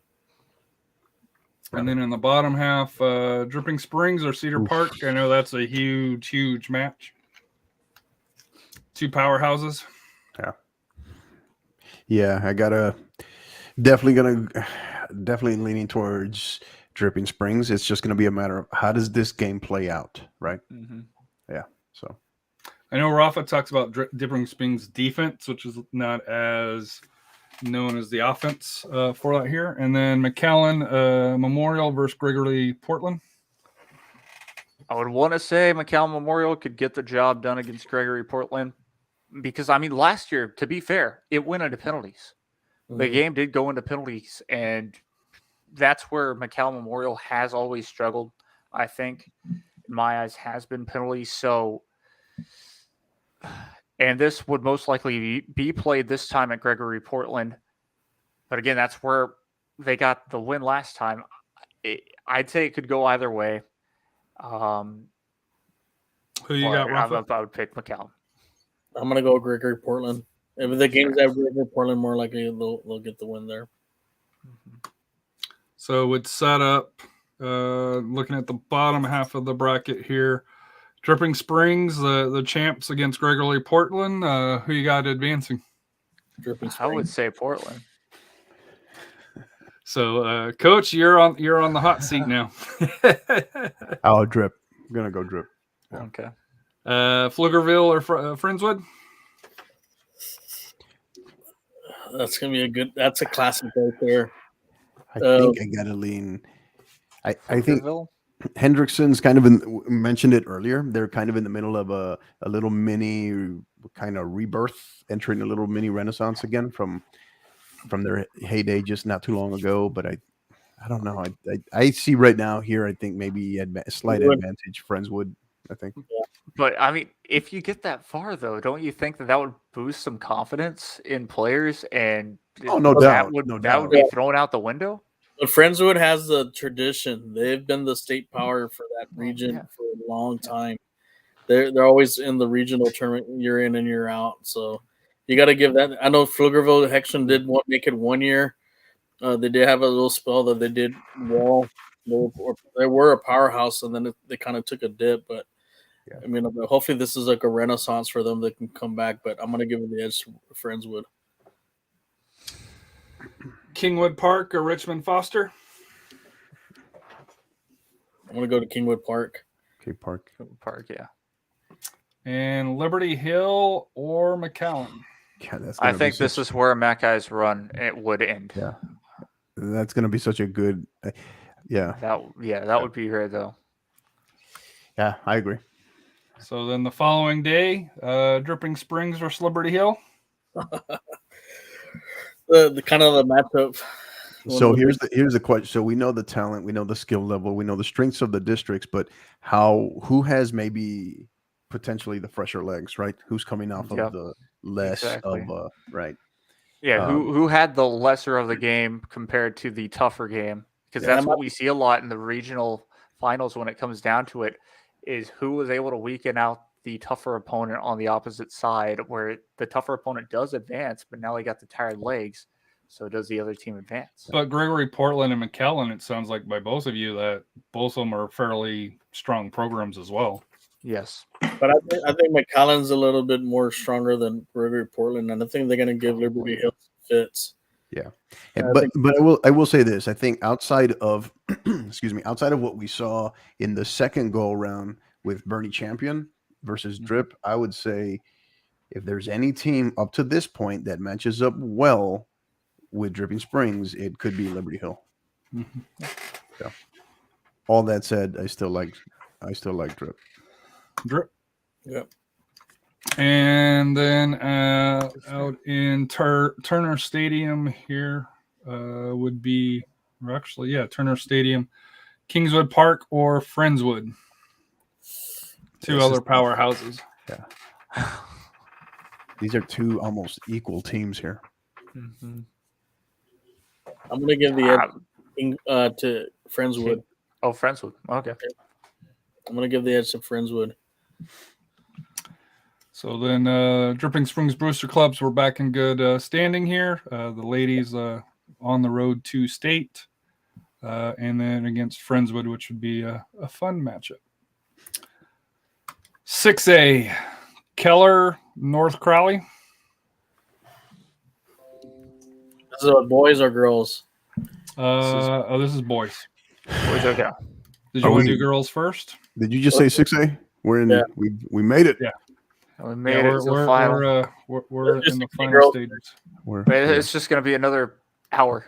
we're in Joe Rogan. We're gonna territory. power through this. Yeah. All Let's right. do it. Let's do it. All right, So 6A boys. Keller. Keller. And El Paso Franklin versus Odessa. Odessa. I think they would actually do This well. is- I follow this is- just a little. Yeah, this is being played in El Paso at Franklin High School. Oh, First I'm gonna time they've made the playoffs in about 5-6 years. I don't know. They have the potential to be I don't know if I can't see either winner of this getting past Keller, but it's kind of a house money here, I think, with Franklin. I'm gonna go with So- Frank. The reason why is because Odessa High School lost to St. Ellie. okay. Yeah. Hurst Bell and South Lake Carroll. If remember right, Hurst Bell is pretty good. So it's that like girl too. Oh, I'm gonna Yeah. go. I think it would be football though for them, so that's why I would go with her spell. And we're going back to this though too, in terms of, name. There are very few highly skilled, equally dangerous, 4 seeds as one like this in South Lake Carroll. Mm-hmm. So It's gonna be a game, but I'm gonna give the edge to Hearst. Though. Friendship or El Paso Sirocco? Socorro. to me, I like friendship in this. I don't know what Felix is mentioning. Socorro may give him problems. Mm-hmm. Yeah, no, they're going to compete. They're going to compete. I think Socorro may pull off the upset here. This is our Artesia game, if I'm not mistaken. For the boys. Yeah, Yeah. I'm trying to verify that. That was the girls' game, I think. Yeah, that was the But girls' game. was it just one? I thought they were going to play more than one though. I'm not sure. I'll check. No, it's at Odessa's Ratliff Stadium. Oh, okay. So slight advantage to friendship. So we going with friendship or Jacob's gonna have to decide. I'm gonna go with the upset with Socorro. I go friendship. We should have scored there. Yeah. We're still on El Paso Socorro. yeah? That one. Yeah. Oh, okay. Well, then, yeah. If it seems like it's gonna be, well, let's go That's friendship. split. Yeah, friendship. Yeah, friendship. Arlington Martin, Dallas Jesuit. Another tough one there.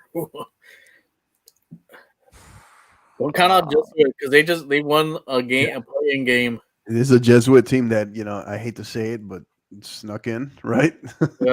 Yeah. I'm gonna go Martin. Martin. Yeah. Yeah, Martin. Prosper or Louisville. Prosper. Richardson Purse or Arlington Bowie. That could be a tricky game because Bowie's got a good program. Yeah. You could see an upset. Could see an upset there. I think I smell upset there. I'm gonna go with Bowie. I agree. I think this is your one. Every so often we'll see that 1-4 matchup that just doesn't look right. I think this is it. Yep. Flower Mound or McKinley Boyd. Or McKinney Boyd, pardon me. Yeah. That's another tough game there. Any common opponents there? There's got to be probably about 4 or 5. Actually, Boyd played Koppel 1-1-0. Flower Mound tied Koppel twice, 0-2. So only one common opponent. Now, according to the rankings, McKinley Boyd 16-5, Flower Mound Jaguars 8-6-3. I'll go with McKinney Boyd. I think McKinney Boyd they got a good program there, and I think they'll pull this one off. They're gonna knock Those districts are pretty evenly matched too. Yeah. Midland Legacy or El Paso Pebble Hills? Give me. I think you go where. I don't know where this one is actually. I can tell you here. That one. trying to look it up here. At Midland Grande Communication Stadium. Yeah, that's what I thought. Yeah, let's go Legacy. Yeah, Legacy. Euless Trinity and Byron Nelson, another name, if memory serves me correct. I still got to get used to saying Midland Legacy, by the way. It's taken me this long. I was like, who is that? Is that a new school? And no, it's not. Yeah. That's I don't know on this one. right there. Because Byron Nelson plays tough teams, and they're in a tough district. You can never count them out as far as in the playoffs because they can make a run. I mean, they're always battle tested. You know, they got wins over Westlake. You know, they beat South Lake Carroll in district twice actually. So can't sleep on them, but I'm gonna give the edge to Trinity on this one. Trinity. Yeah. Eastlake versus Odessa Permian. I'm gonna go on Eastlake. Eastlake. Yeah, Eastlake. Timber Creek and Paschal. Fort Worth. Timber Creek. Timber Creek. Plano and Denton Geyer. Another interesting matchup. Yeah. I think slight edge Plano here. Yeah. Oh, Plano. Well. Dallas Lake Highlands and Arlington Bowie. Did we see Bowie in there twice? Lake Highlands, I think, will win this one. Yeah, they are in there. Here, I think it's in there. Which one is it? You see that? Yeah. Lake Highlands. It's Lamar. Yeah. Arlington Lamar. Yeah. Okay.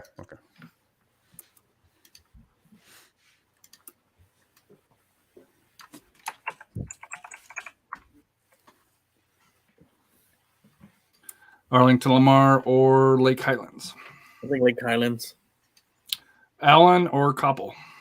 If that was a football game, that'd be a great one, but I'm going to go with Allen. Scott's not going to be happy. Grand Prairie or Irving? Grand Prairie. Maybe. Irving's got a good district. Good. I kind of like Irving, but Grand Prairie.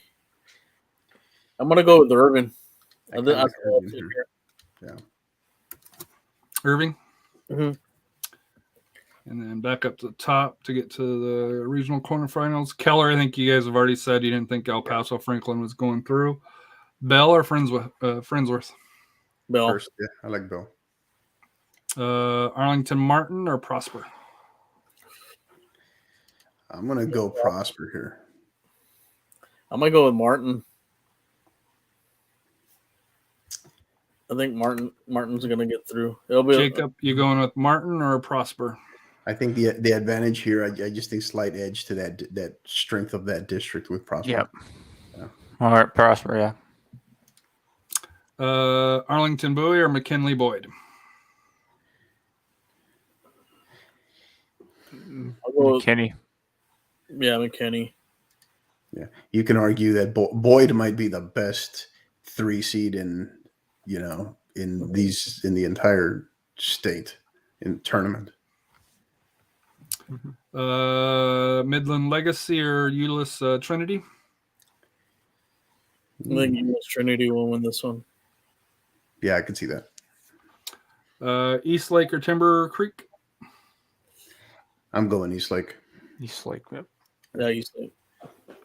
Plano or Lake Highlands? Plano.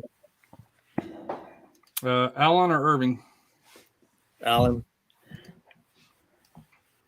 Flip it to the other side. Are you seeing what I'm seeing there with Eastlake and Allen again? Plano may have a say on that. Yeah. Temple or Waxahachie? Temple, right? Yeah, Temple. Sachet or Rockwall Heath? That's the state runner-up. They've struggled. Saxe and Rockwell. Yeah, they've struggled. I can kind of see Saxe here. Is that what we're rolling with, Rafa? Yeah, Saxe. I think they end the the Rockville East run. Duncanville or Colleen, or probably Colleen. Duncanville may be the best squad in 6A that almost no one is talking about. You know, That makes sense when you have a really good program, like just athletic,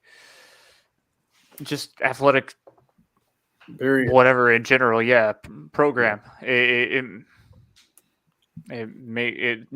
most likely going to be good in every sport that you do. So now I know they made the Canelo RPI pound for pound top 25, but they just don't seem like they're being talked about enough. You know, Rockwall or North Garland. I'm gonna go Rockwall here. Rockwall, yeah. Langham Creek or Klein. Oh, there's a next 5 in right there. Lemon Creek, they got a great. Yeah. But Klein has that. Remember, Klein has that history. Yeah. But I'm gonna go with Lemon Creek. That'd be a great game. You going with that, Coach?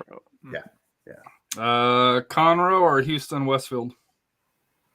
Ooh. Interesting one here. I'll go with Conroe. Tomball or Cypress Lakes? Tomball. Go Tomball. And MacArthur, Houston MacArthur, or the Woodlands College Park? The Woodlands College Park. Pardon me. College Park. I even capitalized the. Said it wrong here. Tyler Legacy or Garland?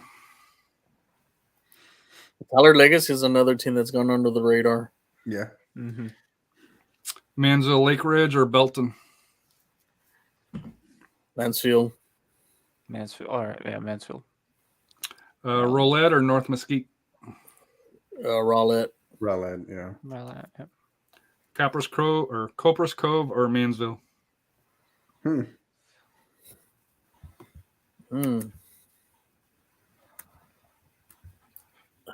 That one.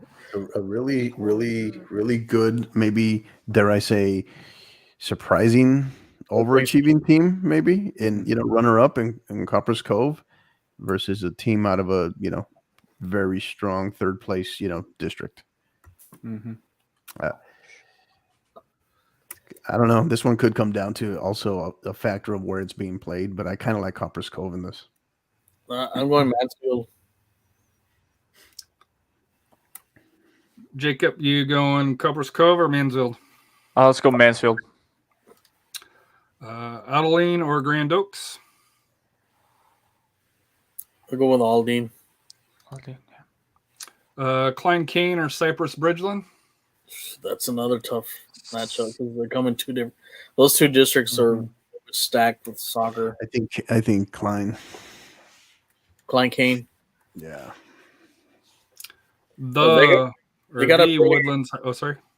So they really have a good record for Klein Kane. Yeah. Bridgeland finished 7-1-6. That can go either way. I'm gonna go with Bridgeland. I think Bridgeland pulls off the upset. It you have to ask the question, right? Because I think those in San Antonio know it well. Is the districts that end in ties, right? What can that potentially rear its ugly head in the playoffs, right? In a game that goes to penalties, right? So because that's going to sway. That's going to be a deciding factor in some of these. Woodlands or Houston Nimitz? Woodlands, yeah. Cypress Ranch or Klein Forest? That's another one that I'm gonna go with Cypress Ranch. Cypress, yeah.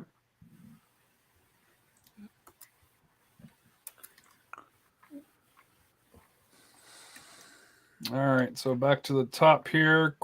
Keller versus Hearst, Bell. Two heavyweights, but I'm gonna give the edge to Keller. Prosper and McKinney. I think Prosper. Yeah. Prosper. Euless Trinity versus El Paso Eastlake. I'm gonna go Eastlake on this. Yeah, Eastlake. I think they'll be Trinity. Plano and Allen. So in the other side here, we had the second and third place team of 5 and advance the second place team. So are we advancing the first place, or does the Allen run in that Plano?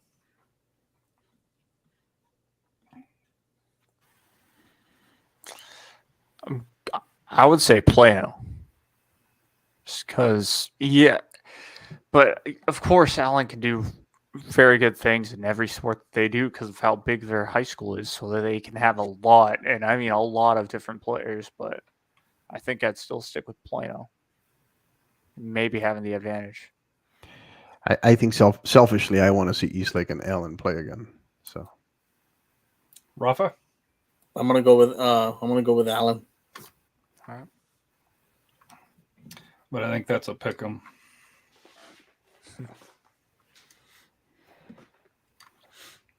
And then on this side here, Temple and Sasha. I think they knock off Temple. Duncanville and Rockwall.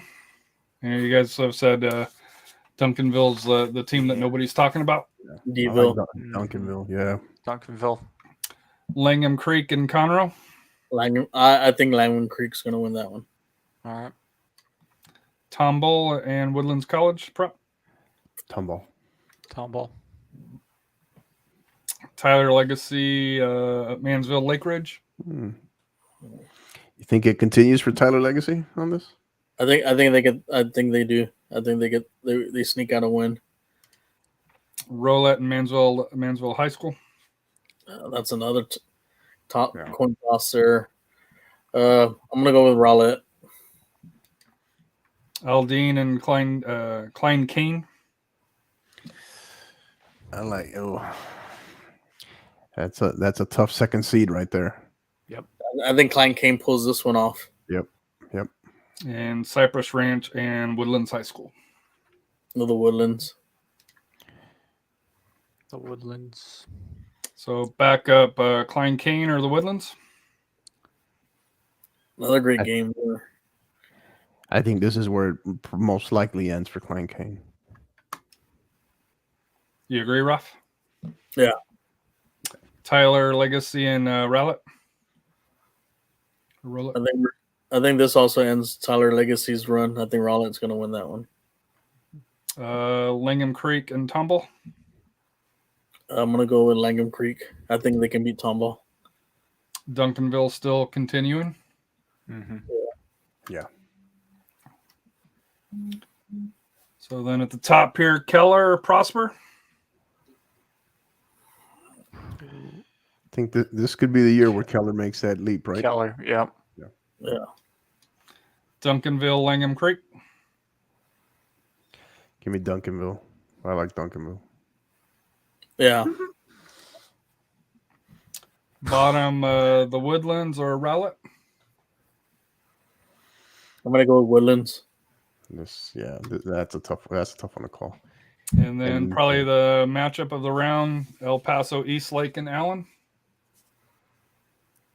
I think Eastlake. Eastlake on a mission, right? I think Eastlake gets revenge. He gets pushed. Yeah, RGV. Sorry, he got pushed down by a foul. He got pushed down by his own player. Whatever. So we went with Eastlake. Eastlake, yep.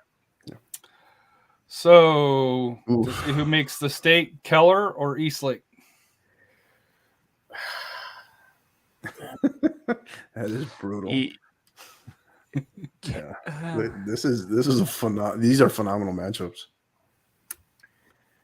The only bad thing, the game's in Dallas. Yeah. And they're gonna have the home crowd. I'm gonna give the edge to Keller. Yeah, that's fair. I think Duncanville or the Woodlands. I like Duncanville. Mm-hmm. Yeah.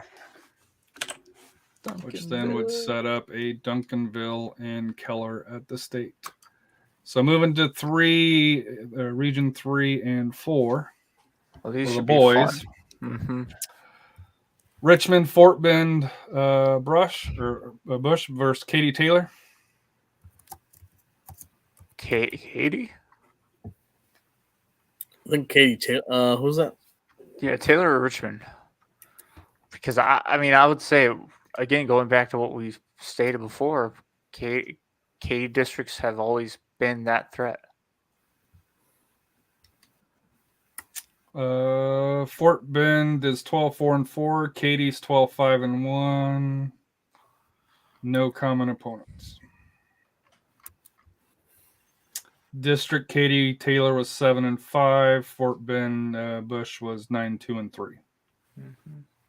2-3.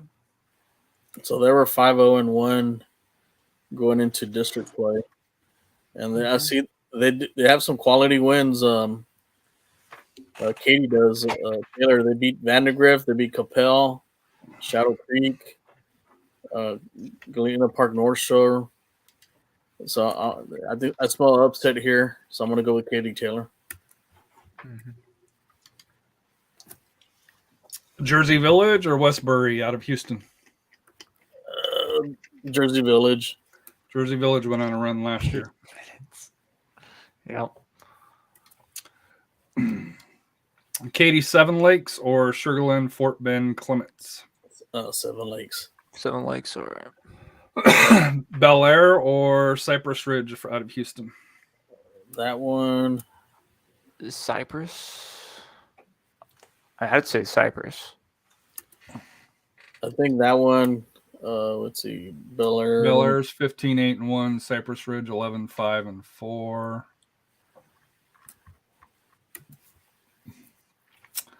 Common opponents: Cypress Ridge went 2-0. Bel Air went 3-0 for it here. So, yeah, I'm gonna go with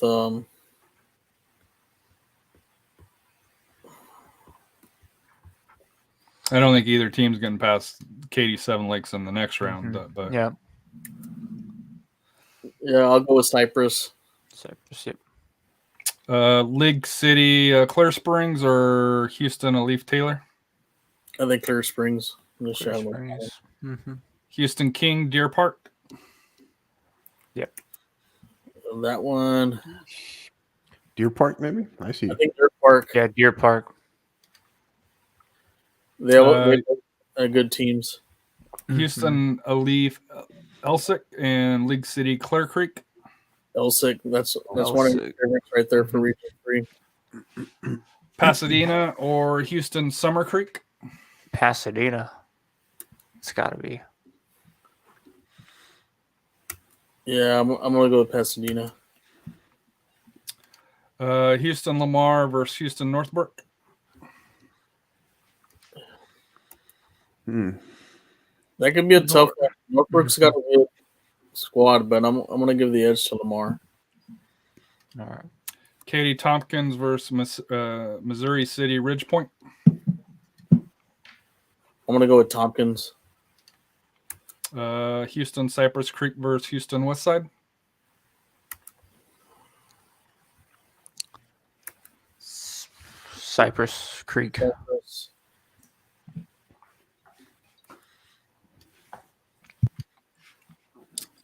Sugarland, Fort Bend, Austin? Katie Cinco Ranch? Probably, I'd say maybe Cinco Ranch, maybe.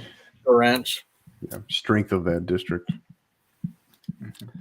Houston, Doobie, Humble, Atacosa? Atascocita, Dobie. Yeah, I'm gonna go with Dobie. Houston, take Jesuit or Dickinson? I think Strake. Strake, yeah. Dickinson will go back to basketball and be all right.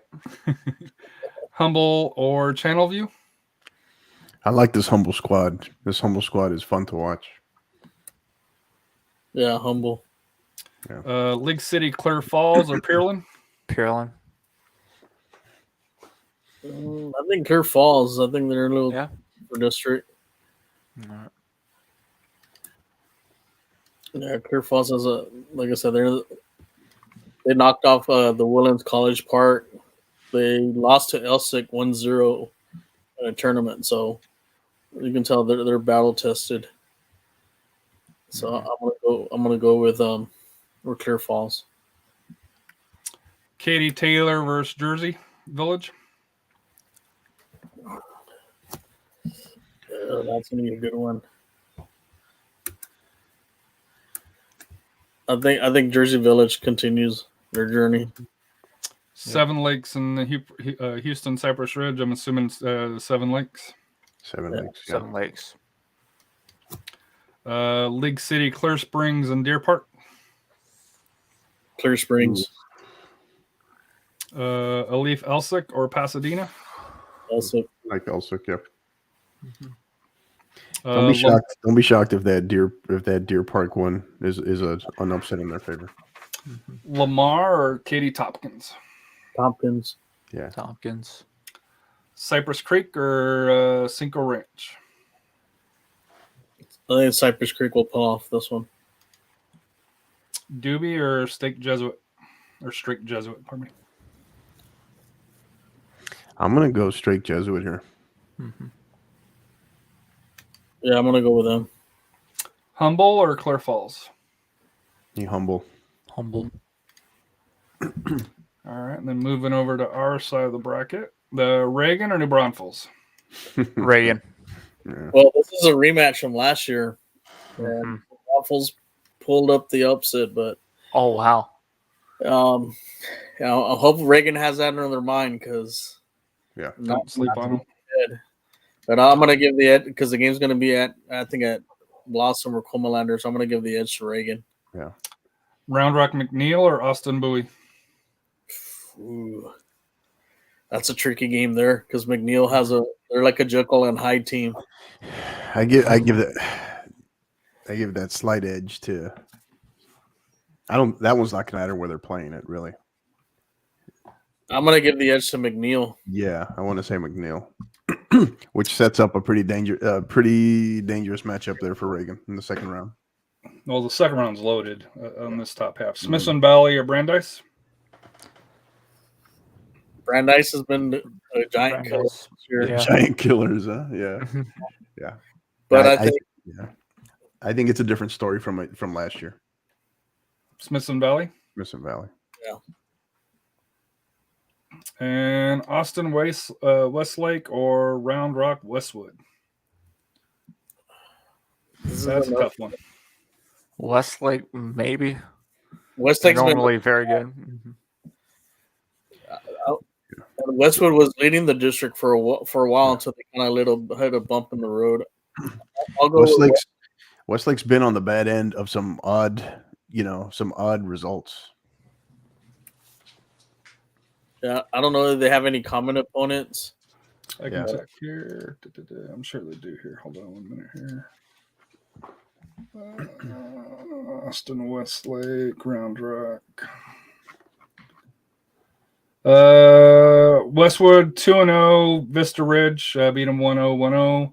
Westlake lost to Vista Ridge 1-0.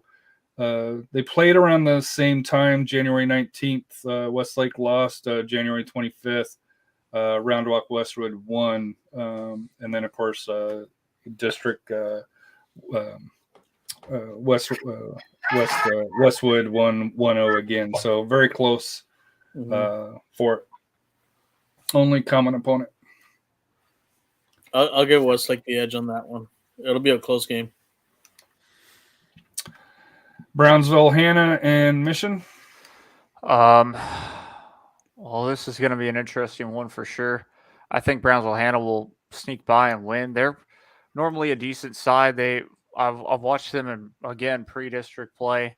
They're very good. Got to cover them, but and that is a tough district, 32 6A for them, considering the 31 6A. And this is Mission High School's first time in the playoffs in a while, so I would have to give the edge to Brownsville Hannah. O'Connor and Del Rio, your alma mater there, Rafa. Well, my dad's alma mater is Hannah, so Or your dad's alma, pardon me.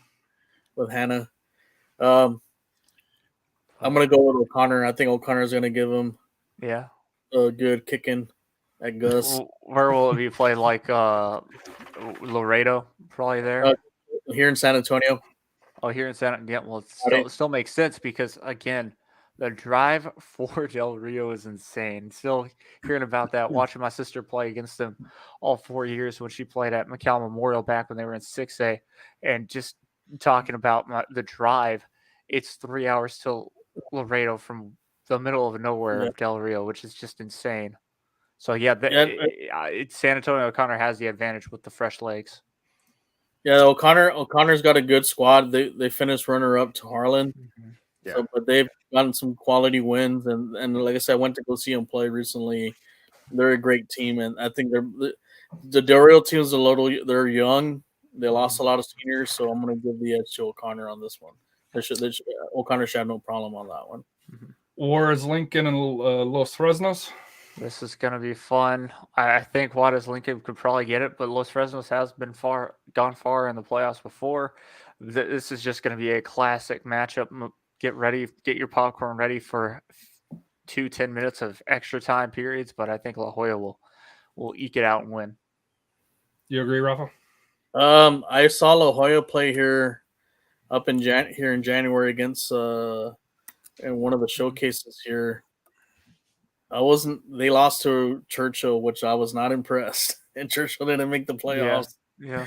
Of course, it's early on in the season too. I mean, that's even before the season started too. They had they looked kind of out of sync, but I'm sure that maybe they fixed a lot of those things.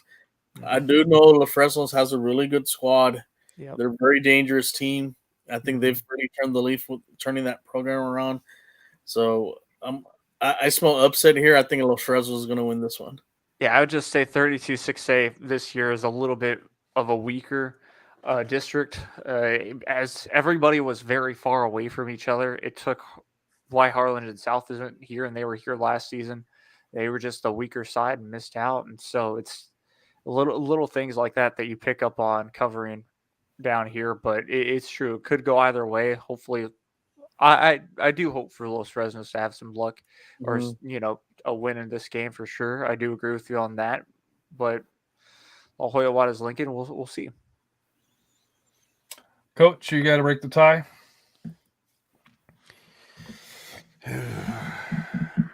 Yeah, I'll go with all things considered. I think I'll err on the side of I'll be a little bit more conservative. Go with the higher seed, the district champ with Juarez Lincoln. I'm assuming most people are rolling with Alexander over Marshall. Yeah. Lake Travis Round Rock. Lake that Travis. Could be a game. Yeah. I think they'll give them some problems, but eventually, Lake Travis will win that one. Yep. It's a final between Los Dos and RGB. Yep. 1-0. Yeah. That goal being called back was dumb. Yeah, that's gonna spark some interest. You'll hear that from us on Monday. Well, when it gets released on Tuesday or Wednesday. Clemens, Lee, interesting match. Lee, the defending champs, finished third in 28 this year. Mm-hmm. They did face each other early in the season, but like I said, that was back in the season. Clemens has really kind of made strides on strong. Yeah, they finished strong. This could probably go either way. I'm still gonna give the edge to Lee, just because they're playing this at Lenhoff, right? Yeah, but I'm gonna give the edge to Lee. I think they have the just the playoff experience. I think they'll be able to pull this one. It's gonna be a close game, but I think they'll pull this one out. Vandergrift or Diwali? I like Vandy here.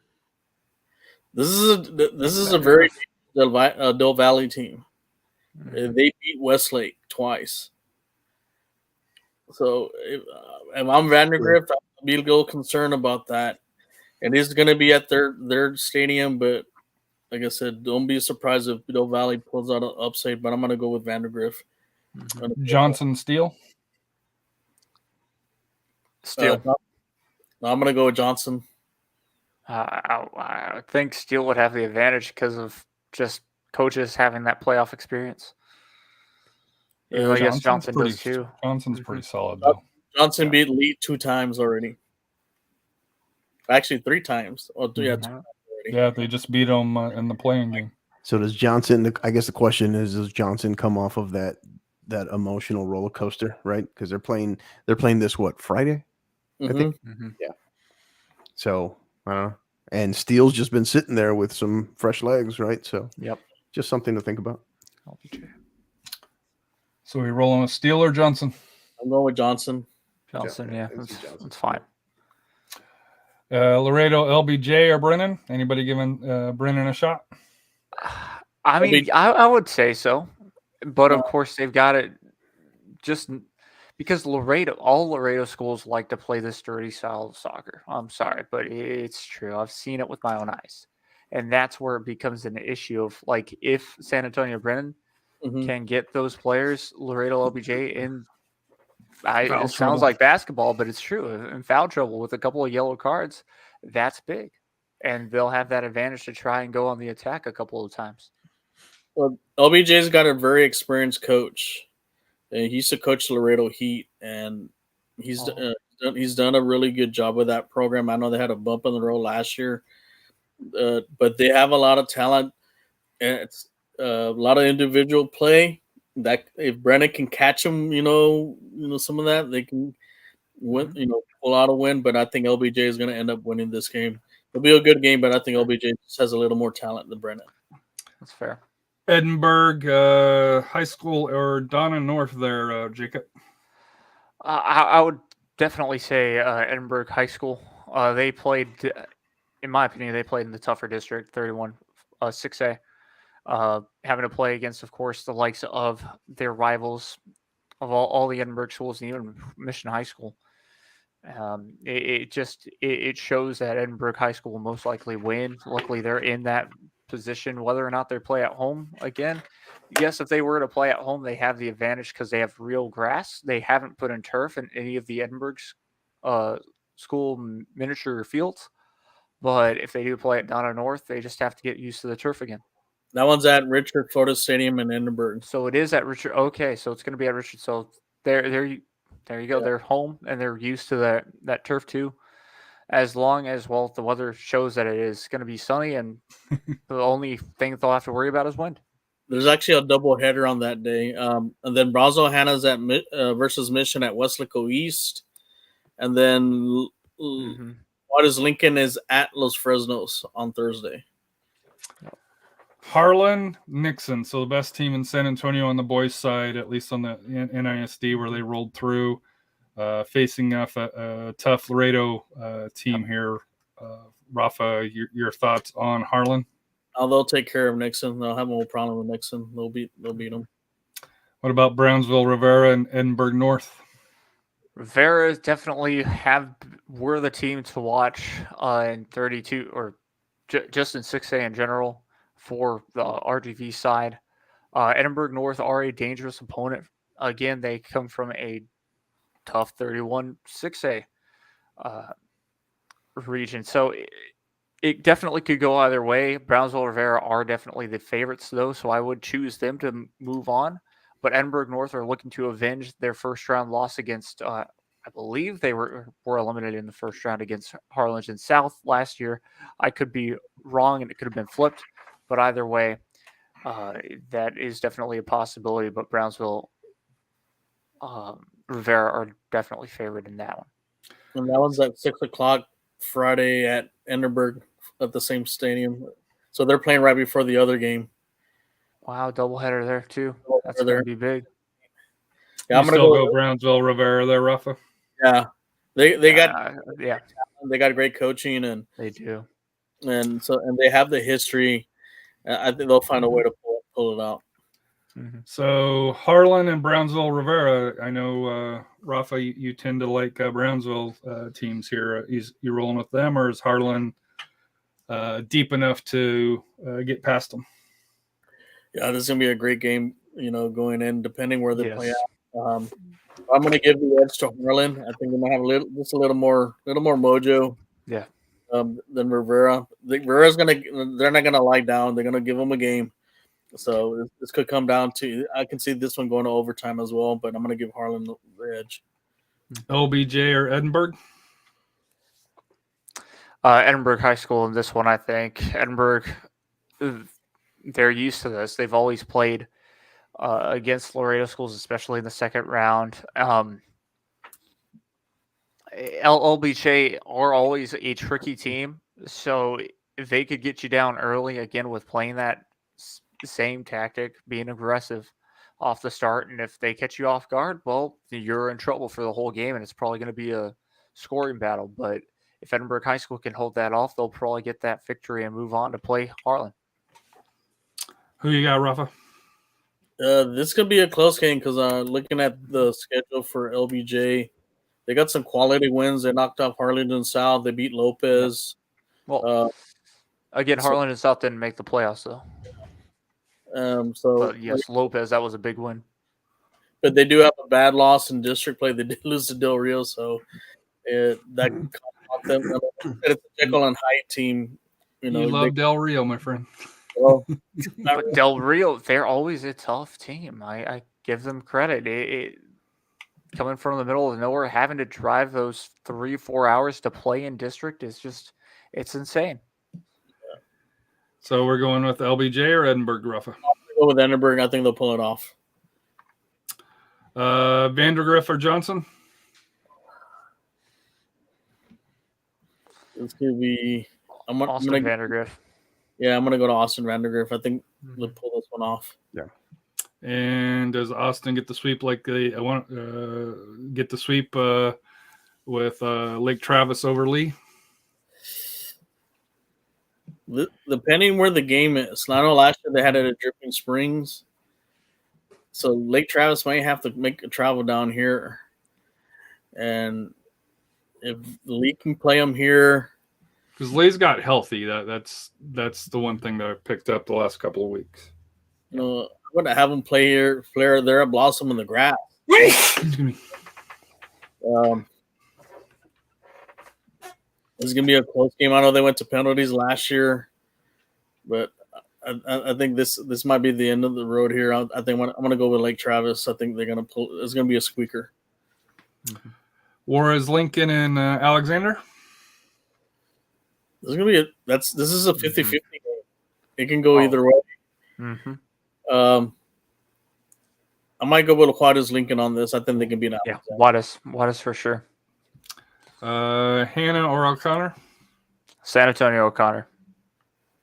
They'll take it easily. I think it just Brownsville. Hannah, they make the playoffs. They have those games, but it just goes back to I think they were just in the weaker, not side of the bracket, but Weaker region. Weaker division. District, sorry. Yeah. Smithson Valley, Westlake. That's a tough matchup. That's an interesting matchup, round 2. And I don't know. So I think Smithson Valley has something to prove, right? They're on a pretty, they're coming out. What they have the one loss, I think it is, and they've just towards the end, and they've been consistent. They've been, I think, far more consistent than Westlake has. So I got to lean advantage here. Smithson Valley. It's just a matter of them believing in it and showing up and not letting the crest or what's on the front of the jersey for Westlake, get in their head, I guess. Rafa, you going with Smithson Valley? Yeah, I think they'll knock off Westlake. Reagan and Round Rock McNeil. This could be one that. Yeah. Like I said, Ron Rock McNeil's been a Jekyll and Hyde team. They know they can turn it up, but then they can.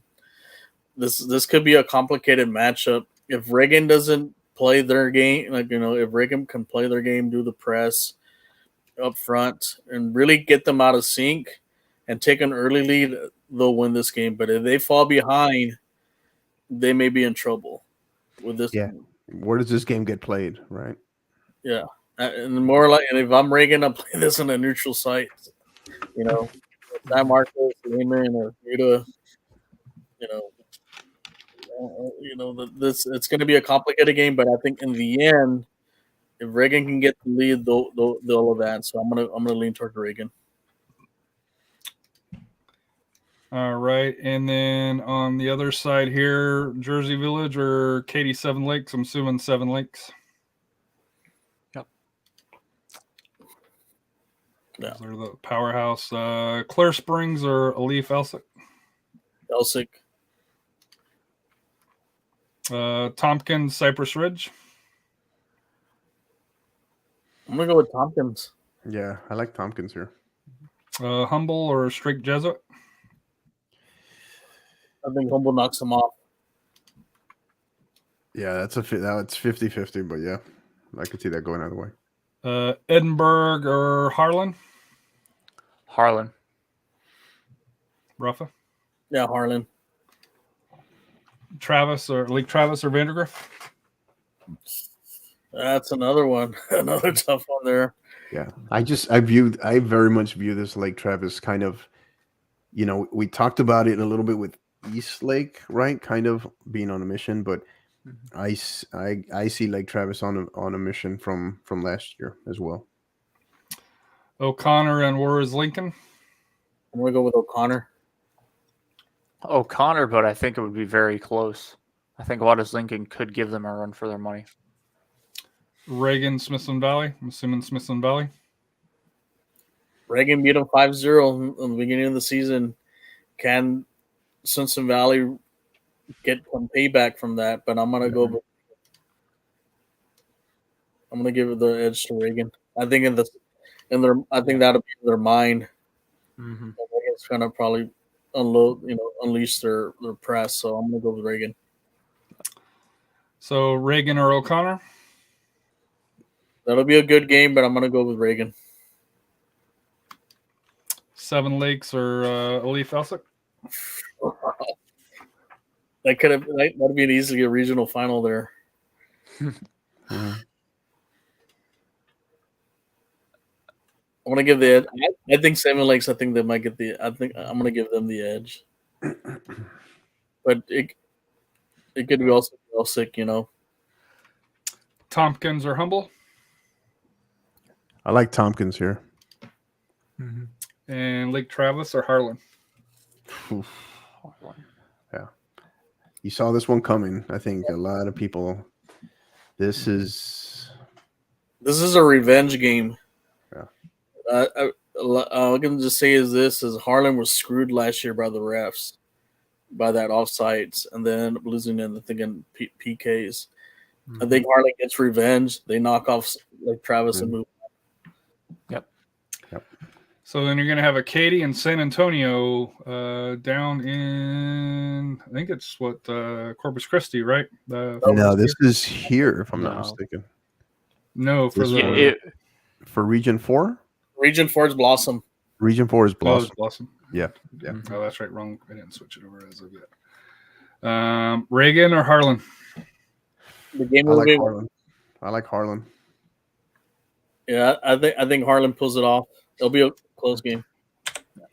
And then Seven Lakes or Tompkins? I want to give the edge to Seven Lakes.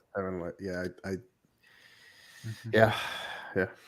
So that would be one of the thing there. And then the last one is the ladies.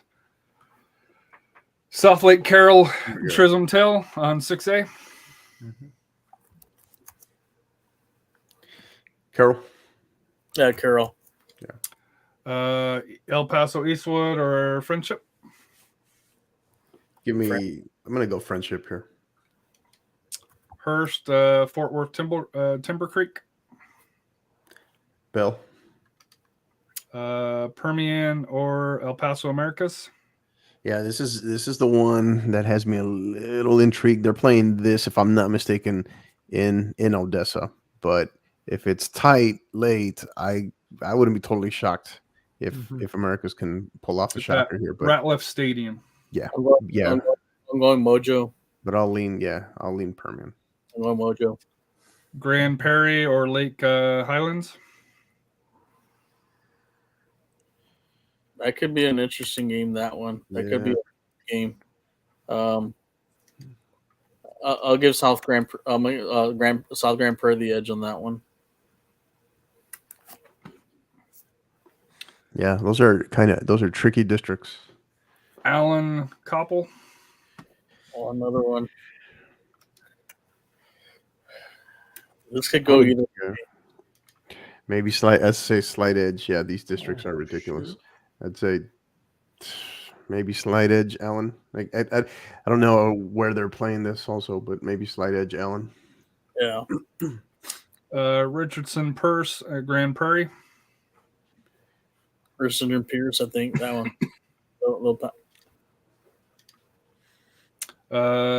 Carrollton Hebron or McKinley Boyd? Those are two good programs. Hebron. I like Hebron here. Yeah, Hebron. San Angelo Central or El Paso East Lake? Like Central. Yeah, San Angelo Central. Fort Worth Pashal or Fort Worth VR Eaton? Pascal, maybe. This is an interesting one. Mm-hmm. I don't know. Maybe the slight at Eaton's in that.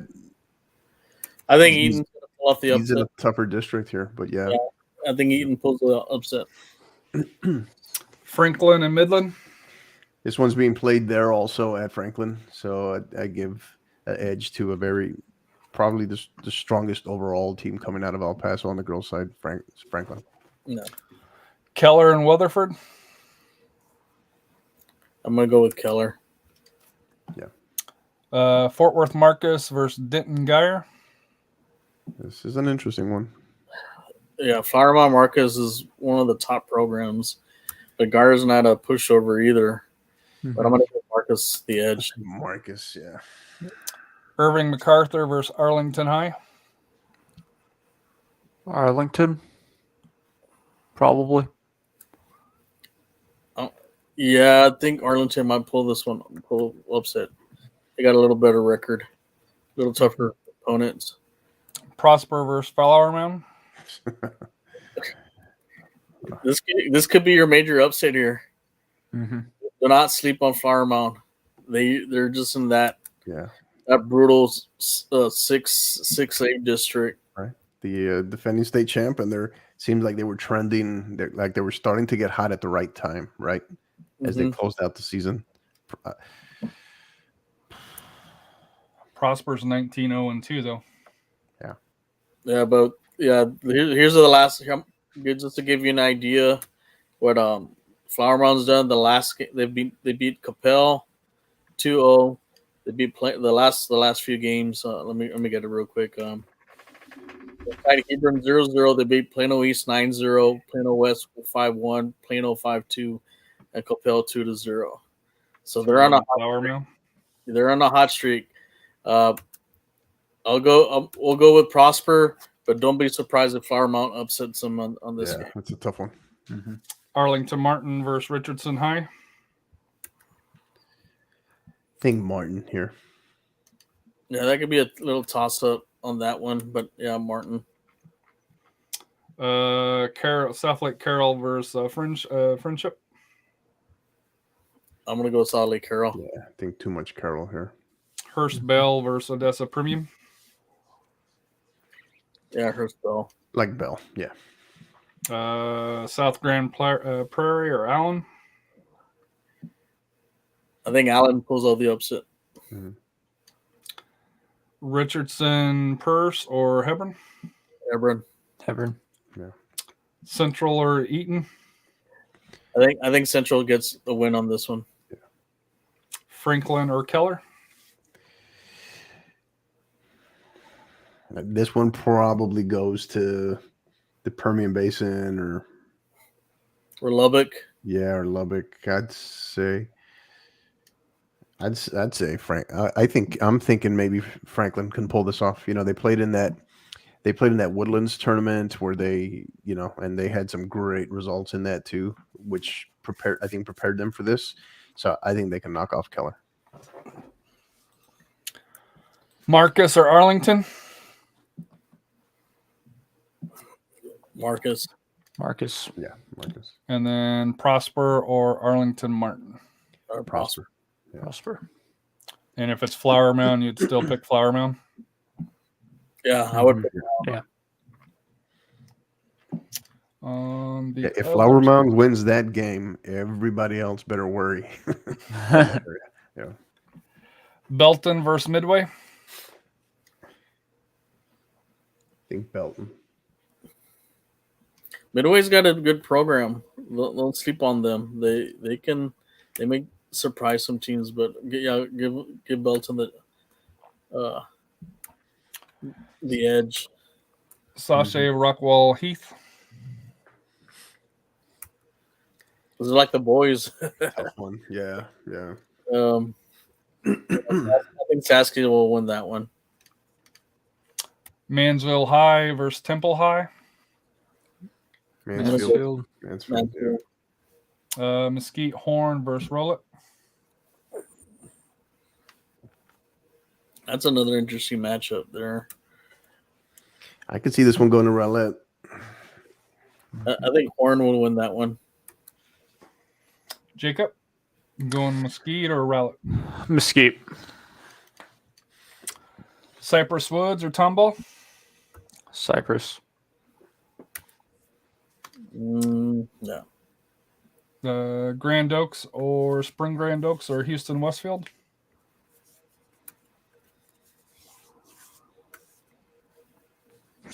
Yeah, I'll go to Grand Oaks on that one. Grand Oaks, yeah.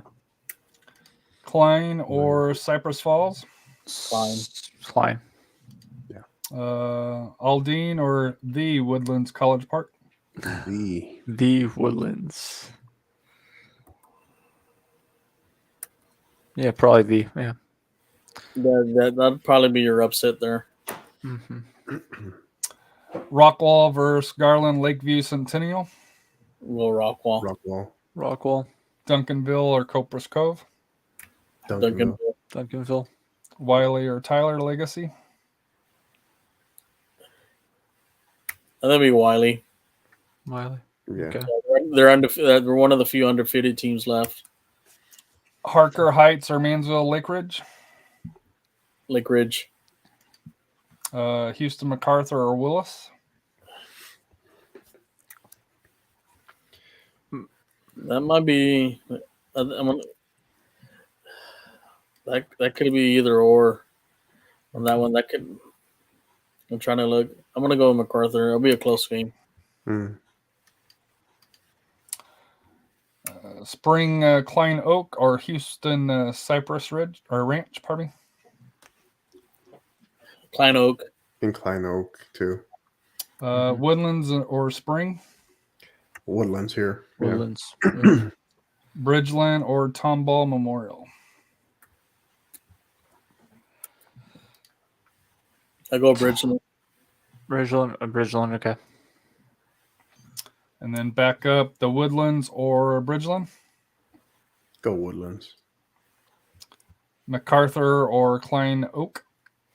I think Klein Oak.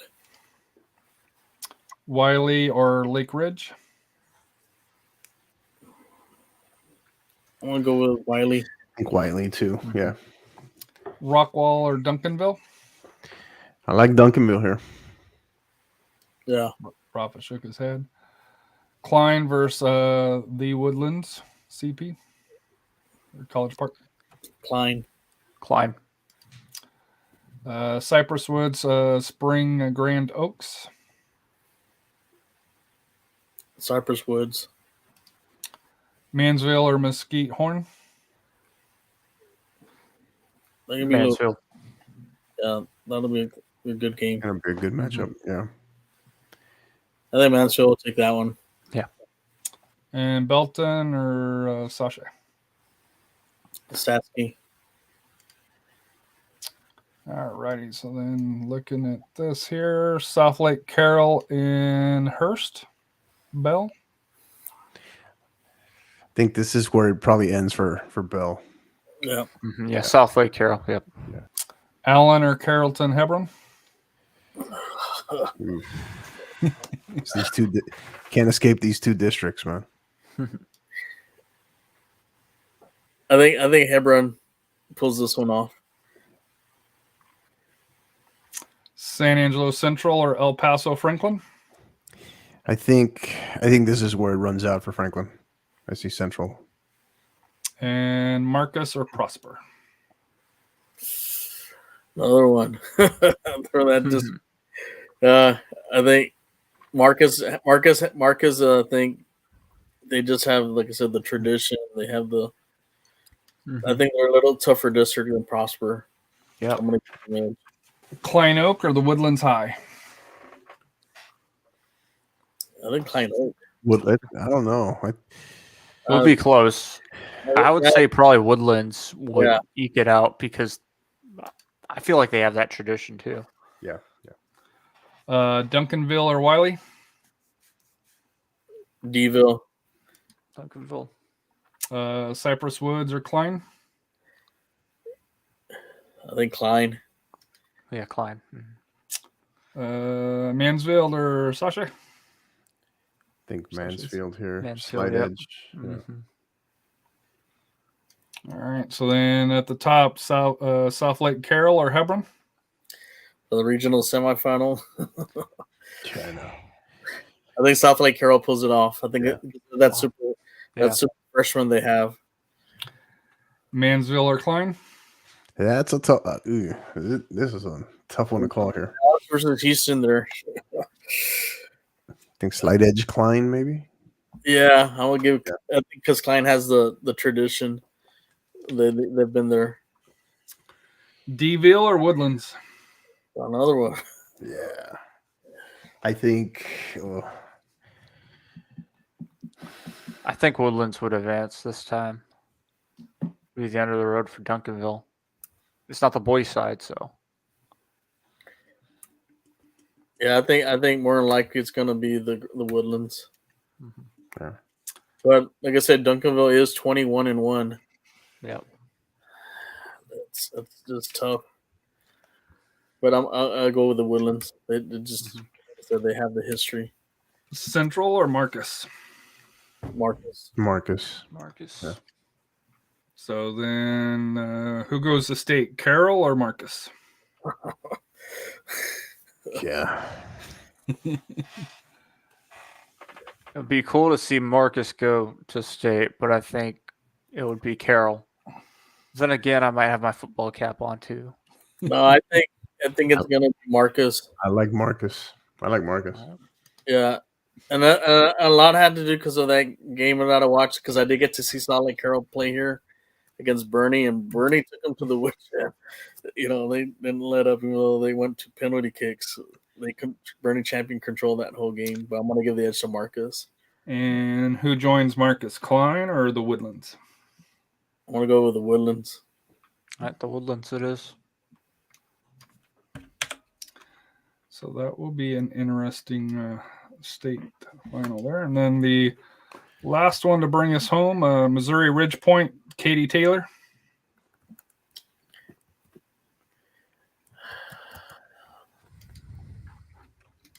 That's gonna be a good one too, because Katie Taylor has a history for the girls soccer.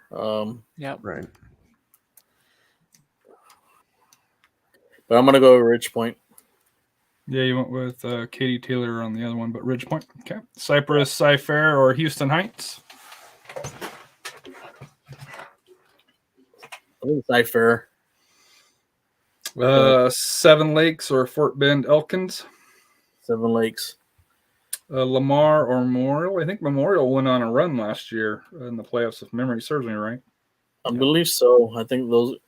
Yeah, they have an 11-3 record in district. They finished in third.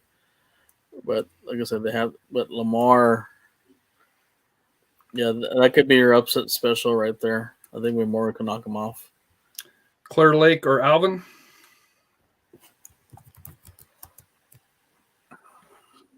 I think Clear Lake. I think. And Humble, I can't say this, Atascocita versus Pasadena Memorial.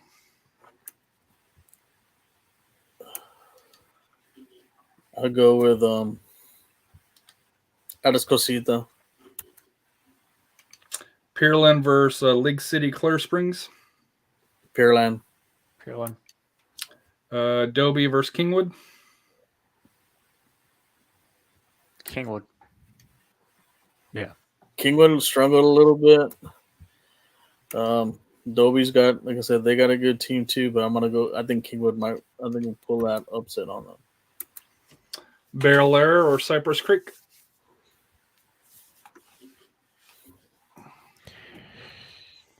I'm gonna go. I think Advantage Bel Air.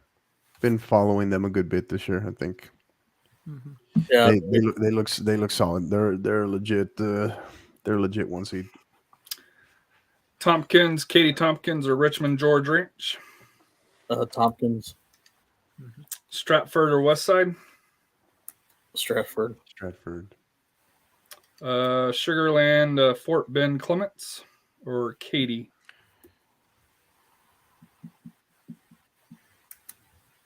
This could be Yeah. an upset here. I'm gonna go with. Oh, you're gonna go I'm gonna go with Katie. Katie. Okay, that's fair. Deer Park or over Summer Creek. Deer Park. The Deer park. Park. Pearland Dawson or Clear Falls.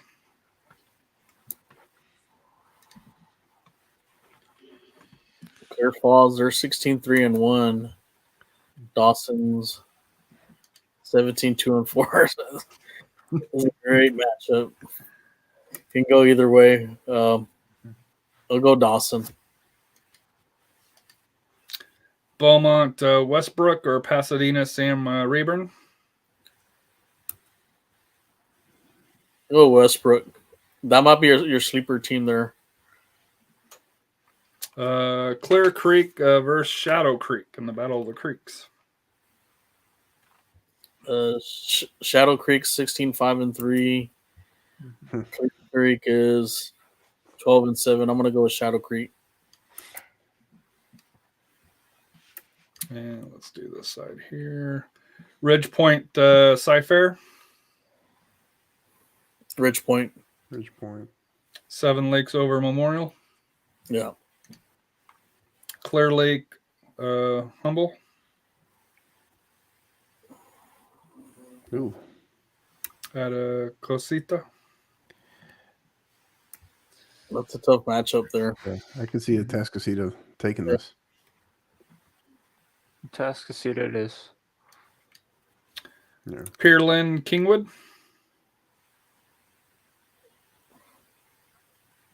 Pearland. Pearland, yeah. Mm-hmm. Bel Air or Kitty Tompkins. This could be a potential mild upset here. Tompkins. Yeah. Stratford or Katy. That's another one that could be another upset there. I'm gonna go with Katy. Deer Park or Pearland Dawson. I'm assuming Deer Park. Yeah. Westbrook or Shadow Creek. I'll go Westbrook. And then to our side of the bracket here, Clark versus Clemens. It's gonna be Clark. Westwood versus Austin High. I really like this Westwood squad on the girls' side. Is the squad that Rafa and I were discussing that finished second, even though they also finished undefeated along with Lake Travis. But they had one more draw than Lake Travis. That's what it came down to. Yep. And they both times that they played, so Vandergrift. Vandergrift, sorry, Vandergrift. But Westwood allowed 0 goals and was undefeated in district and finished second. So yeah, that was like the stat of the day. I remember when I saw that. Smithson Valley, Madison. This is your hottest team in the San Antonio area right now. Smithson Valley. Smithson Valley. Smithson Valley, yeah. Yeah. Westlake Round Rock. If they do not come to play, Madison, Exactly. Yeah, Yeah. you can beat them. Yep. And that's what Coach Arney was talking about when McAllen High School early on in the season played against them, and they ended up losing to them. But he said it was just a sloppy play from their side. Smithson Valley are a beatable team. Westlake or Round Rock? Well, Round Rock was a regional finalist last year. This could complicate things for Westlake. Yeah, it's a tricky first round matchup for Westlake. And then they're 15-3. Don't count out Round Rock. I think they can pull. I think they have a chance of pulling an upset. Only had one district, and it's funny because they're in that district. They only had one loss in district, and they finished in third. And they're third. Yeah, I know. Yeah. So Yeah, you're going Round Rock. I like Round Round Rock here. Yeah. This is an upset right here. Harlingen or Edinburgh? Economides. So yeah. Economides. So this is interesting. Economides, very good team. A couple of those losses they could have won, and they were like 1-goal losses that in difficult conditions, especially early on this season. But I go back to it. This is an Edinburgh Economides team that can beat this Harlingen side. If Harlingen last year only won their first round match by a goal, and that was on the road in Edinburgh at Edinburgh North. So of course this is a different team, but I'm saying this team is definitely beatable. They almost lost to Sharyland High School early on in the season as well. So there's a lot of things that if you catch Harlingen High in a bad spot, they could definitely lose. So it's definitely a game to look out for. I see Harlingen High advancing, but it's definitely a game to look out for that could be an upset alert. O'Connor and Laredo Nixon. No, O'Connor. That's going to be a blowout. Oh, yeah, easily O'Connor. La Jolla Juarez, Lincoln, or Hana. That might be a tricky game there. It's going to be a very, very tricky game. I see Lincoln advancing. Is this the 1-4 upset here with Hannah? Possibility for sure, but again, knowing that the Juarez Lincoln still have the same coaching staff that they did 2 years ago, I'd still see Juarez Lincoln advancing because they just have more. They've been here before. Taft or Laredo United? No, all day Taft. I have no problem with that. Travis and Round Rock McNeil. I think Travis probably. Yeah. New Brownsville and Johnson. I want to go with Johnson. Yeah, that's going to be a tough one. Vandergriff and Austin Bowie. That's another tricky game. Bowie does have a good team. But I think Vandergriff they'll win that one. It'll be close. It'll be a real close game. Reagan and Steele. I got to go with Reagan. Del Rio and Harlan. Yeah, Harlan's going to pull the upset. Edinburgh Vella and Harlingen South. This is going to be a fantastic game. I think South will end up getting the job done. I think that's going to be, a slight upset. We're talking 3 versus 2. So I think Harlingen South will be able to get the upset. Brennan and Laredo United South. Brennan. And Los Fresnos and Edinburgh North. That's going to be a fantastic matchup, but I think Los Fresnos may be the better side, and they'll get the win. So, which moves to Brennan versus Los Fresnos? Brennan. Yeah, Brennan. I know Los Fresnos made a run last year to the Sweet 16, but not this time. Harlan and Harlingen South. That can San Antonio. That can go it is a young team, but I'll give the edge to Harlan. Yeah. And then Vandergrift and Reagan. That's the rematch from last year. Vandergrift basically bullied Reagan. They just tore him to pieces. and now this game probably will be at Austin Vandergrift. Reagan, I like Vandergrift in this. Reagan. Reagan has the talent. If they can step it up and not be intimidated, and grab a lead, they have a shot. But it's gonna be tough for them. But I'm gonna give the edge to Vandergrift. Yeah, this Vandergrift team is scary because they're in a quote unquote, I guess, rebuild, right? Yeah. And they still won that district. They went undefeated in the district, and they're still kind of figuring things out. But they have a new coach.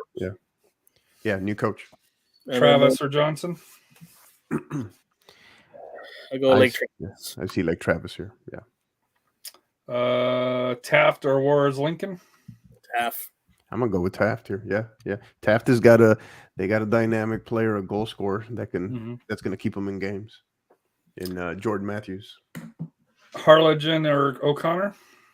O'Connor. I like O'Connor. Yeah. That sets up the rematch. Another rematch. Yeah. That's a payback for. Yeah. Smithson Valley and Round Rock. This is going to be a great game here. Great game. I think it's a different tale this year for Smithson Valley. I think they continue. Rafa? Yeah. I think Round Rock, I know they made a run last year, but I think it ends with Smithson Valley. I think Smithson Valley just a little bit more. I think Coach Akins has them focused for these type of games. Clark and Westwood. That's gonna be a great game. This may be up until this point, up until round 2. This might be your best matchup in the entire region. Who are you rolling with? I'm gonna go with Clark. I think they went that one. So just remember, last year Austin rolled San Antonio teams. I'll leave it at that. I think this year will be a little bit different. I think it's gonna be split. Ridge Point versus Katy Seven Lakes. I'm assuming Seven Lakes. Ridge Point's the top team right now. Yeah, I like Ridge Point. Yeah, Ridge Point. That is going to be an excellent game. Humble and Pearland. Pearland. I don't know. Don't be surprised with Humble, but I'll give Pearland the edge in that one. Yeah. Katy High School versus Katy Tompkins. Tompkins. I like Tompkins here. Tompkins. Great matchup. Great matchup. Deer Park and Westbrook from Beaumont. Deer Park. Yeah. Deer Park. Harlan and Brennan. I think Brennan will win this one. Got to go edge. Yeah, edge Brennan. And then Travis or Vandergrift. I think Lake Travis is there. I think Lake Travis is just a little bit more refined, right? We talked about with Vandergrift still growing, new coach, right? And so this is where coaching kind of shows up too. O'Connor Taft. I see O'Connor here. Yeah, they're gonna want revenge because that game they lost to Taft cost them the Knocked district. them out of the title. Clark, Smithson Valley. Smithson Valley. Smithson Valley on a close one. Yeah. So then that brings us to Ridge Point or Pearland. Ridge Point. And Smithson Valley or O'Connor. I'm gonna go Smithson Valley. The rematch, right? Yeah, because they started with a loss with O'Connor, but I think they get revenge and they'll win this game. Moving down to the bottom, Lake Travis, Brennan. You mentioned a split, so you could roll in with Lake Travis. I think Lake Travis is going to be a little too much for Brennan. Yeah. And Katy Tompkins or Deer Park. I'm going to go Deer Park. So then, who makes it to state? And our last entries on here: Mission City, Ridge Point, or Deer Park. I think it continues for Ridge Point here. I do. I really do. Yeah. And Austin or San Antonio, Lake Travis or Smithson Valley. This game's not going to be at Blossom, so Smithson Valley will have the home crowd. This is gonna be a Oof. tough one. But I have a feeling that I think Spencer Valley is gonna pull, if they can beat Dripping Springs, even though it was a scrimmage, but they showed a lot of grit from that game. They played without fear. If they play that same way, they can beat Lake Valley. They've already beaten Westlake, and I think this is probably gonna be the big upset here. I think Spencer Valley is gonna get to the state tournament.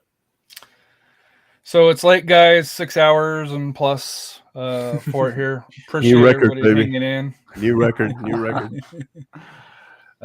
We'll have to discuss next year as well how we want to do this for that here.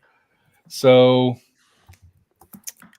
any final thoughts that you have here, Jacob? And I want to thank you for coming on, especially doing the RGV match. And I'm hopefully going to talk to Edson on Friday and talk a little bit about the SAFC RGV matchup on Sunday for that here. And any final thoughts from you? I know you're going to be heading up to Dakota for the weekend. Nah, I mean, it was great being on here. It was really fun to talk high school sports, high school soccer. Man, I'm looking forward to it. It should be 5A's where to watch for RGV schools. 6A, it's definitely always more challenging, especially on the girls' side. And yeah, it's gonna be fun. This is the time. Playoff soccer. Here we go. Coach, thank you for coming on. Like I said here, I have a feeling we'll probably see you next week as well to kind of discuss what's going on in the playoffs, most likely. So any final thoughts from you?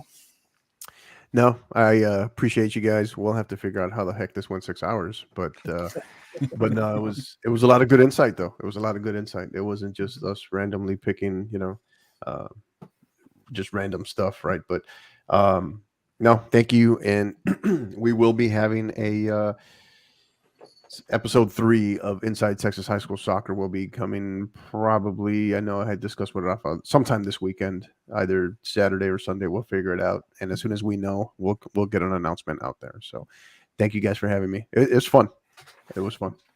Rafa, like I said here, I know this is your bread and butter season on here. It's coming to a end here, but this week here, upcoming week, probably a highlight of your second season, as you call it here, as you and Coach call it here. Any final thoughts? Just looking forward to some of these matchups. Hopefully we make some great picks. And like I said, anything can happen in the second season. You never know. Like I said, maybe our picks may not reflect what your guys they're feeling out there, but just go out there, do your best, play hard. Represent your school. Show pride. And just leave it all on the field, and that's what Texas high school soccer is all about. And we look forward, and hopefully Friday I might be able to live stream a couple doubleheader. I'm looking to see where, so check us out there where we're going to be at, and we look forward to we'll see what happens after Friday night. See who passed it, who made it to the next round, what matchups we'll have there. Yeah. And I will say this, it's only fitting that we go past midnight, and it is now the start of we're there, right? The start we are of on the day. We did on time. Yeah. Yeah. My final thought is this is something that was going around on Twitter here, talking about the referees and if you yell or criticize the referees, just keep an eye on who, on that, obviously motions getting checked, especially at playoff time. But a lot of these times, we're seeing a lot of first time referees or young referees along those lines, throughout the United States here. So, especially set a good example for the kids, will the referees make mistakes? Yes. They're human just like us. But please at least be courteous with them. You can express, if you're going to express a disappointment, just don't go overboard. Obviously you may something quick, but just don't keep going on and on and on for that here, because here in Texas, as well, just throughout the United States, there is a shortage of referees, and a lot of it has to do with us as fans not interacting well with them. And obviously there's coaches and players on that side, but we can kind of control on the fan side here. So do want to thank everybody for tuning in.